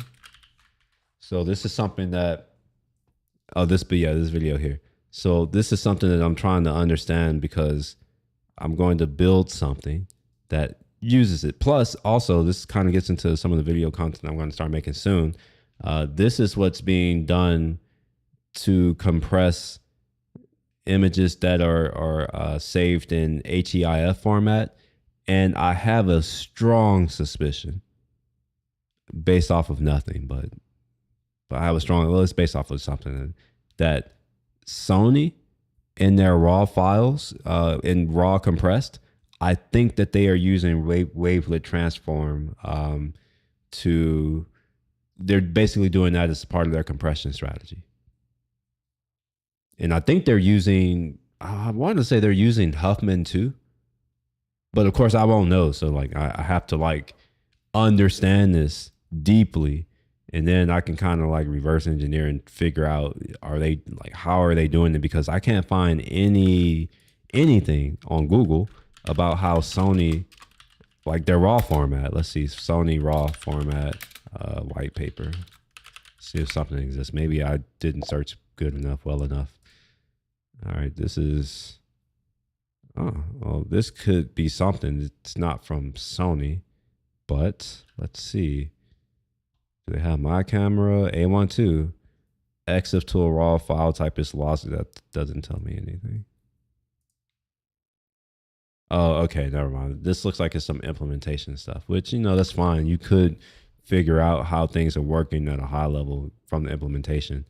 I'm gonna go ahead and star this as a place that I need to probably research. I'll also open this up in a new tab. Yeah, see, they have white papers on XAVC and MPEG and all that kind of stuff, but this doesn't help me. I want to specifically understand the raw image pipeline for my camera, but they don't publish any of this stuff. So I am forced to look at the raw data, as well as just, you know, just from an engineering standpoint, you kind of understand how things work and try to work backwards and figure out, okay, this is what's going on. Because my camera, my A1, the compressed RAWs are relatively small. They're so small, and I'm just like, wow, like, this is impressive. How is it this small? And I want to know how and why and all that other kind of crap. Well, I know, yeah, you may watch it. I can share it in the channel, but I don't think that's something that I should watch here, because let's say that I were doing my dev log like I used to, the ones that would get 2 or 3 views. It kills my shit, bro. Like, you don't understand. Like, it literally kills it. Just over the past few days, each one of these streams that I'm doing like this, at the end of the stream, it's like 25 to 30 hours of watch time live. And then after, you know, I'll get like maybe 2 or 3, which, you know, is okay. But my devlog ones, bruh, I'm lucky to get a full hour of watch time for the entire stream, which, if you know a little bit about YouTube, that's what they use to determine whether or not they're going to recommend your videos. It's your watch time, your engagement, the number of likes that you have. That's why I'm always saying, like the video if you like it, or, you know, it'll help. Still, no one does it. So watch time is the only thing that I have left to get YouTube to recommend these channels, or not these channels, these videos. So yeah, like, that's why I don't do any of the tech stuff anymore live. For those of you who are new, who don't know this, I am a software engineer, and I used to build stuff. When I first started streaming on YouTube, it was me building my product at the time. And I did that for about a year, almost no growth. I started talking shit about shit that's stupid and irrelevant to me, and somehow I started growing. So I'm just like, all right, I'll give the people what they want. I know that there are some people who actually appreciate what I was doing. However, it takes a lot of time and effort to do these things, and, you know, you do want more folks to come and be a part, because at least that's how I work. I feed off of other people. So it's like, I can be as fun or boring as the people around me. So if there are people, you know, out here having conversation, it's a little bit different than if I'm just out here just working. So there's that. Just that, I appreciate it. Those devlogs was just me and yeah. yeah. 4 minutes? What do you mean, Cruz? What do you mean by 4 minutes? Are you asking? Here, I can show you. I don't mind showing. I don't have anything I'm proud or not proud of here, so I'll show it to you. I'm getting that. So let's look at my last few lives. Okay, yeah, so let's take a look at these right here. Wait, hold on. Oh, I'm in analytics. Okay, I'm like, wait, what's going on here? Okay, we'll go to live. I need to finish a video, even though I know it's only going to get a couple, maybe like 50 or 40 views. I still got to do it just because. But let's take a look at this video here and go to analytics. And it's going to show, I think, post. Yeah, this is after live right here. So it's got 1.8 hours. It's almost 2, which is higher than a devlog would do. But if I can find the live view, the live stuff, or maybe, can I find the live stuff? And this is weird. Like on my phone is different. It seems like I have more access to information on my phone, which is weird. Yeah, it looks like it's not going to show me the live metrics on here. I'll pull it up on my phone now, so I can give you what this number is. This is Where's Epstein's List. Is that today? No, that's yesterday. Okay, give me a second. Let me see how many watch hours this has live. Let's see, live. 22. Oh, here we are.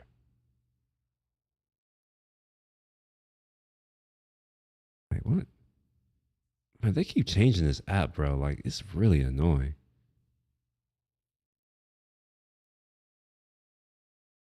Right, let's try going to content and live.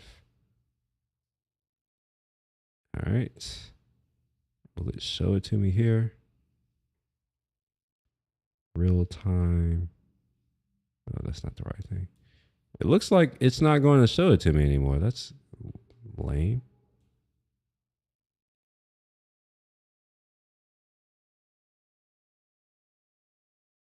Yeah, all right, fine. It's not showing it to me anymore. Which kind of sucks. Oh, wait, no, I found it. Okay, so this video, which you don't see here, at least I don't see it here, watch time is 25.7 hours live. For whatever reason, I can't see the live watch hours here. I don't know why. But 25.7 for this right here. If I were to go to and I'm not even going to say where, hypothetically, I'll do it right now. Let's look for a devlog. The last devlog I did here. It's got 45 views. Okay. After a long time. And let's see here. Look at that. 0.5 hours of watch time. Now just let this sink in. The last one the last video I was just looking at for the post live was 1.5. Or maybe longer. I don't know. I forgot how many it was, but it was over 1.5. And it was published yesterday. And this trend continues for these devlogs, which is why I'm sure y'all noticed, like, I don't do them as much anymore. And that's why, they get no traction. And I noticed it when I did my what's going on, and somehow that got hundreds of views. And I was just like, what the hell? Like, I'm not talking about anything interesting. I'm not talking about anything that can help people better their lives or accomplish anything. And this is the thing that gets all the engagement, the likes. I was like, okay, I'll give the people what they want. So here you can kind of see where I kind of did a switch up. All right, here. So yeah, this is the one where I was just like, wow, this is what people want to see. I can only do so much of it. That's why I do some of the content like the feminism. That's why I do some of that now. It's because that seems to be the thing that gets views. So there's a little insight for you. So if y'all are wondering, why does YouTube content all feel like it's all the same shit, talking about the same stuff? Well, that's why. It's because that's what people engage with. And that's a good lesson to learn. It's that we create the world we live in. So if you're ever wondering why things are the way they are, well, you always got to look inward. You can look outward too, but like it's inward as a collective. No, not you personally, but as a collective. That's what people engage with. So I do that to the best of my ability. Like I don't have a strong interest in these other things, so I can only do so much of it. Let's see here. Just got a taste of how dope. Well, wait. I have no interest in that movie. I think nowadays everyone's advice is to get big on TikTok and then transfer because the algorithm is just crazy. That's the thing. People will not move from one platform to another. That really doesn't happen. I mean, you will be able to convert some of them, but it's a much smaller percentage than you think. And you also got to, well, you don't have to think about this, but I think about this. The audience that you create on TikTok is not the audience that you would have on YouTube. It doesn't translate. People on TikTok have short attention spans. They're the finger flippers, right? They're looking at vertical content shorts. Most of those people are not valuable on YouTube. They're barely valuable on TikTok. Just think about how many millions of views you have to get on TikTok to earn $1,000. Whereas on YouTube, you don't need millions to earn $1,000. So the value of the audience is just different. Now, if you're selling stuff, yeah, sure, but I don't have nothing to sell you. I mean, I do, but I have no interest in selling stuff. It's like you have to get into YouTube algorithms. Yeah. Well, it's that. So part of getting the algorithm to recognize you and do all the other stuff is these metrics need to look good. You know, the watch time needs to be strong. The engagement needs to be high. The retention on the video needs to be good. And, you know, it's going to test it, you know, every so often. And, you know, if you're doing the same type of content consistently, you will do well. The problem with me is I don't do consistent stuff at all. Like, I do a mix of live streams, which I understand people have told me it hurts my channel because of the retention issue. I get that, but it's fine. I'm gonna keep doing it anyways. And also I don't really have a niche type of content. Like I'm just throwing shit at a wall. Right? Like I do my motovlog stuff. That's easy. It's low effort. I don't expect anybody to really watch that much, but I watch it. The cooking videos, that's a little more effort, but that's not getting any type of traction. Like I put more effort. I spend more time recording and editing these videos than people actually watch. Let that sink in. Just ask yourself this question. Would you be willing to spend 5 hours of your time to generate less than an hour of watch time over a couple of weeks? By the way, are you here, Jimmy? Is Jimmy here? Because I remember he had something to say about one of my thumbnails, one of my cooking video thumbnails, this one right here. Well, if you are here, I want you to see. Well, I didn't say this in the Discord, but I was running a test, right? So look what this test result shows. Look at that. The one with the Korean girl licking her lips, that is the one that's preferred by 56%. I had both. Like, that's the part I didn't tell you. I was just so it's like we look at this video here. Let's look at the analytics. And we see here that it's generated 4.5 hours of watch time.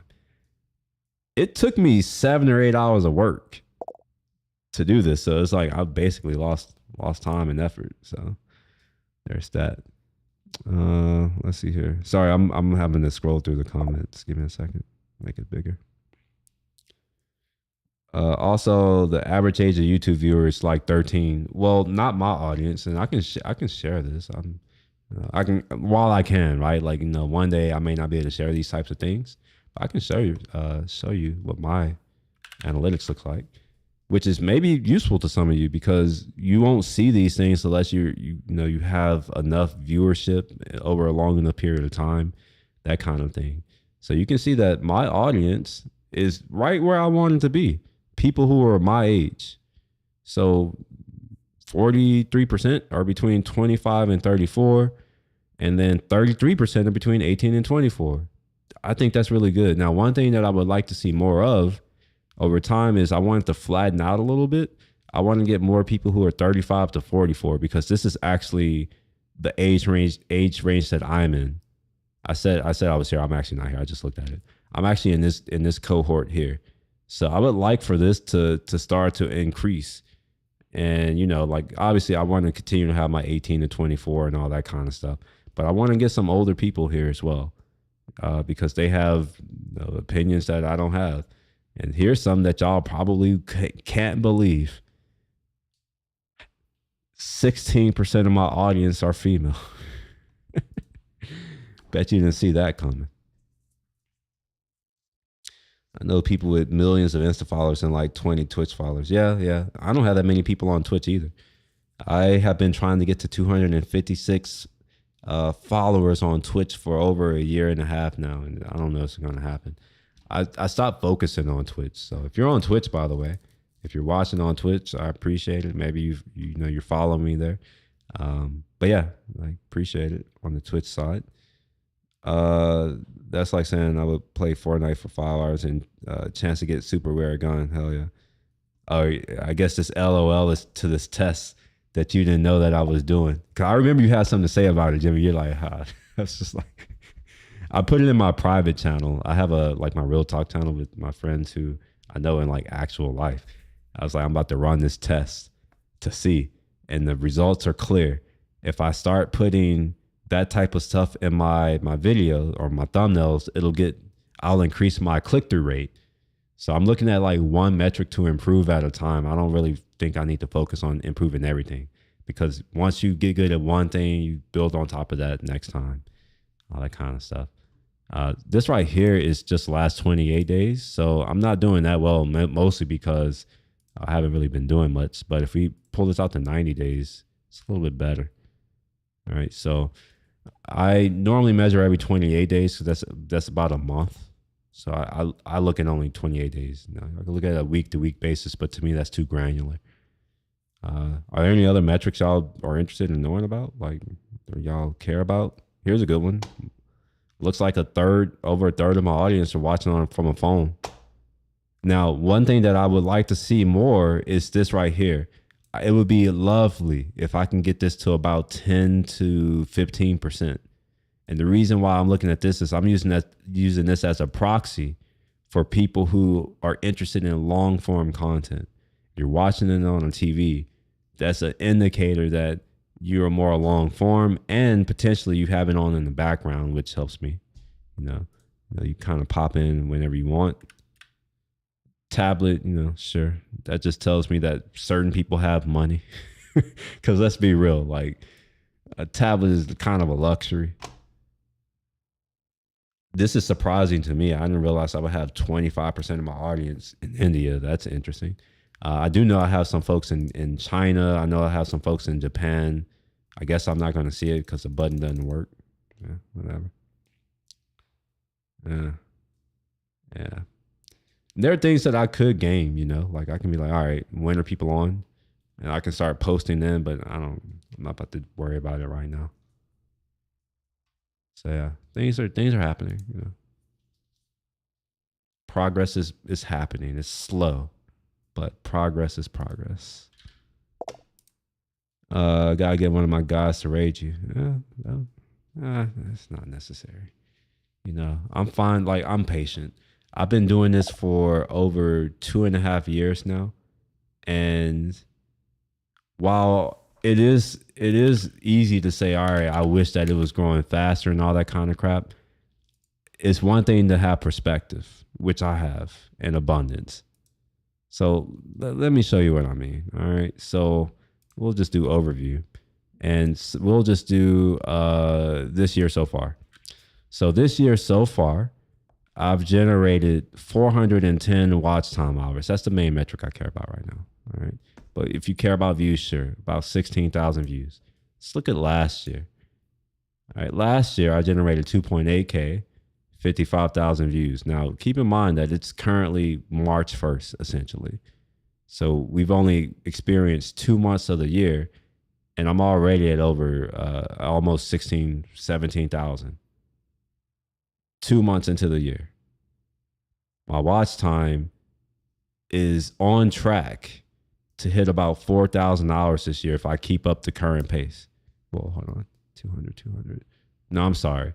My watch time is on track to hit 3,000 if I keep the same pace and nothing else changes. Even on the subscriber front, like I've grown like 30 subscribers in this 2 months. So if we continue that same progress, I should eclipse this. But let's go to, oh shit, okay. I'll do custom. But like I was gonna say, let's look at 2023. So we'll do 23. And look at that. So in 2023, I got 6.7 thousand views the whole year, the entire year. 832 watch hours. Like I'm already half that, and we're only 2 months in. And I grew the channel by 125 subs. If I look at 2022, I may have started in 23, if I'm not mistaken. I don't know. Let's see. We'll apply. Oh, no. Okay. Yeah. So this is, it looks like I started posting some here, right? So I guess I lost 7 subscribers. And then if you keep going back, it's just losing subscribers. I wasn't doing anything. So it's like, it's fine. So yeah, I'm like, if you look at it within that context, it's not too bad. And here's something that, is this my first? Oh no, that's not. Oh, these aren't in order. Coding session. Yeah. So this is back when I used to build stuff. So here is post supply, which is kind of cool that I can just come here and pull it up like this. All right. So like this is what I used to do. But better is slightly. It's not hot anymore. It's just garbage. All right. So I'm over here building actual stuff. Like people are like, oh, like I want to know how things work. And I'm literally building a full-on product right now. And in what, 3 years, 20 views, no likes. I did that for over 1.5 years before I threw in the towel and I started switching it up a little bit. And yeah, so I'm like, no, now I mean, y'all saw it, like I'm doing better than I was. So I'm like, it's fine. You know? My mom doesn't own a MacBook but has 3 TVs and 3 iPads. I mean, that's fine. To be real, like a lot of people don't need a laptop or a computer in general. You know, you could use your phone. And I don't hold it against people who don't have computers. Like, what do you need a computer for? Sometimes I wonder if I didn't do software and I just wasn't just kind of like a nerd type of person in heart, I probably wouldn't have a computer either. Like, what do they really add to your life? Unless this is just what you love. I can't think of anything, especially nowadays. Like, you know, the iPad and your phone does everything that most people are going to do on a computer, which is browse the internet, look at pictures, look at videos. Most people aren't creating anything, so you don't need a computer for that.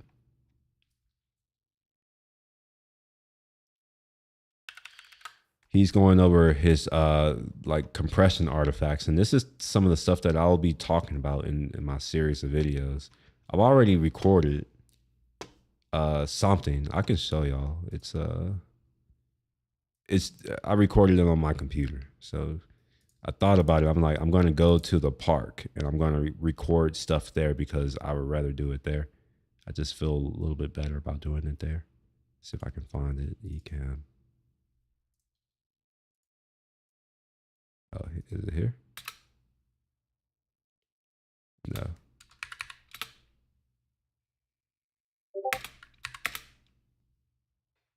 Is this it? Yeah, this is it. Right here. So I'm going to take the camera off. So I might stream tomorrow. We'll see. It depends on. I'm going to have to disconnect all this shit up here, so that I can have another camera to record my new camera. It's funny how that works, huh? If you want to do a camera review, you might have to have 2 cameras. So I'm going to use the A7S III to do it. This is normal. So this right here, looking at this tells me some information. This gives me information about what's likely happening. Like, just, you know, the artifacts, the noise. If you know enough about how things work, you can be like, oh, okay, I understand what's going on here. And what year is this? Because this looks like DCT. Do y'all know what DCT is? Just out of curiosity. Well, this is in 2019, so I would, well, it's hard to know. You would never know. Here, let me show y'all what DCT is. Discrete cosine transform. It's right here.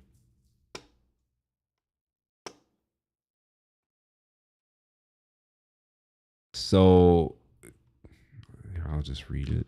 We'll see if it makes sense to y'all. Discrete cosine transform expresses a finite sequence of data points in terms of a sum of cosine functions oscillating at different frequencies. All right, so Make sense? It's just cosines, not sines. Now, this is, it literally has it right here. I was about to say this is related to a Fourier transform, which is cosines and sines. Some of that. So we'll do a Fourier transform. If y'all have ever heard of FFT, the fast Fourier transform, or FFT2, fast Fourier transform for two-dimensional matrices, or two dimensions, and I'm sure there's a 3 for 3 dimensions. So here's a Fourier transform. Is an integral transform that takes a function as input and outputs another function that describes the extent to which various frequencies are present. Another way of saying it, I don't like how they've said this. You can map between frequency and time domain. So remember yesterday I was looking at waveforms and all that. Or just look at this. You see it right now, actually. Look on the bottom right. The bottom right is in time. So it's frequency and time. So it's the time view of what I'm saying. However, the thing in the middle is the frequency view of what I'm saying. So this entire time, y'all have been looking at the result of a Fourier transform of my audio. So if you look closely, you'll see here that, I just realized my mouse shows up there. That's cool. You'll see that these lower frequencies right here, this is the lower part of my voice. So if I talk extra deep, like a black man, you'll see that all is down here. It gets darker and all that kind of shit. And if I go up and register, you see more frequencies up here. So this is a Fourier transform, and it's taking it from time domain to frequency domain.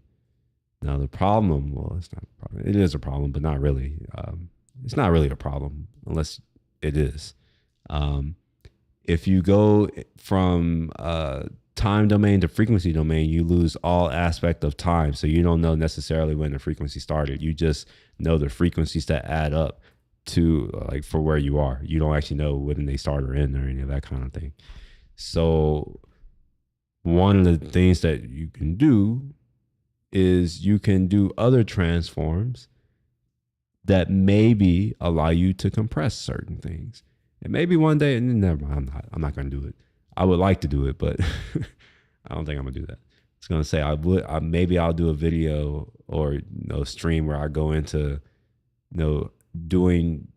running transforms on different types of data, frequency data, signal data. So audio, that's easy to do. Photos, so you can see what it looks like if you do a Fourier transform on a photo. Maybe I can just show you. It looks like a star. Let's see, Fourier transform photo.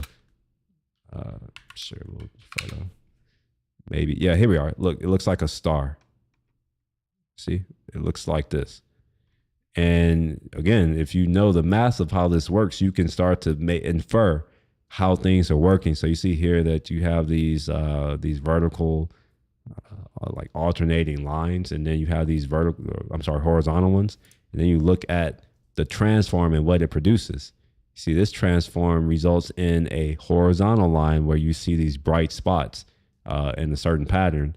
Whereas this one right here, which is vertical, you see it in a vertical representation with these bright spots, right? And you start adding more details and you see what it does. So you look at enough of these types of things, you start to understand. You can start to get an idea of, oh, they're probably doing this right here to achieve this result because, of reasons. So, yeah. Anyways, I have been streaming for almost 5 hours. I'm assuming that y'all are tired as well. If not, well, let it be known. But I am going to go ahead and call it a night. If you've enjoyed the stream, thumbs up will help. If you have questions or thoughts, you can leave comments. That works too, I suppose. And I might be around tomorrow, maybe. And if I am around tomorrow, I'm probably going to be editing video, just to get that done. By the way, that's one of my hacks is I will edit my video live and generate watch time. And if y'all have words and y'all want to chat that's the perfect time to do it because it requires not much mental energy for me to edit video and have conversations with you all. So y'all want to have a conversation tomorrow, you know, pop in, say some words, ask some questions, and we'll see where things go. Until then, y'all have a good night, and I will see you maybe tomorrow. We'll see. Peace.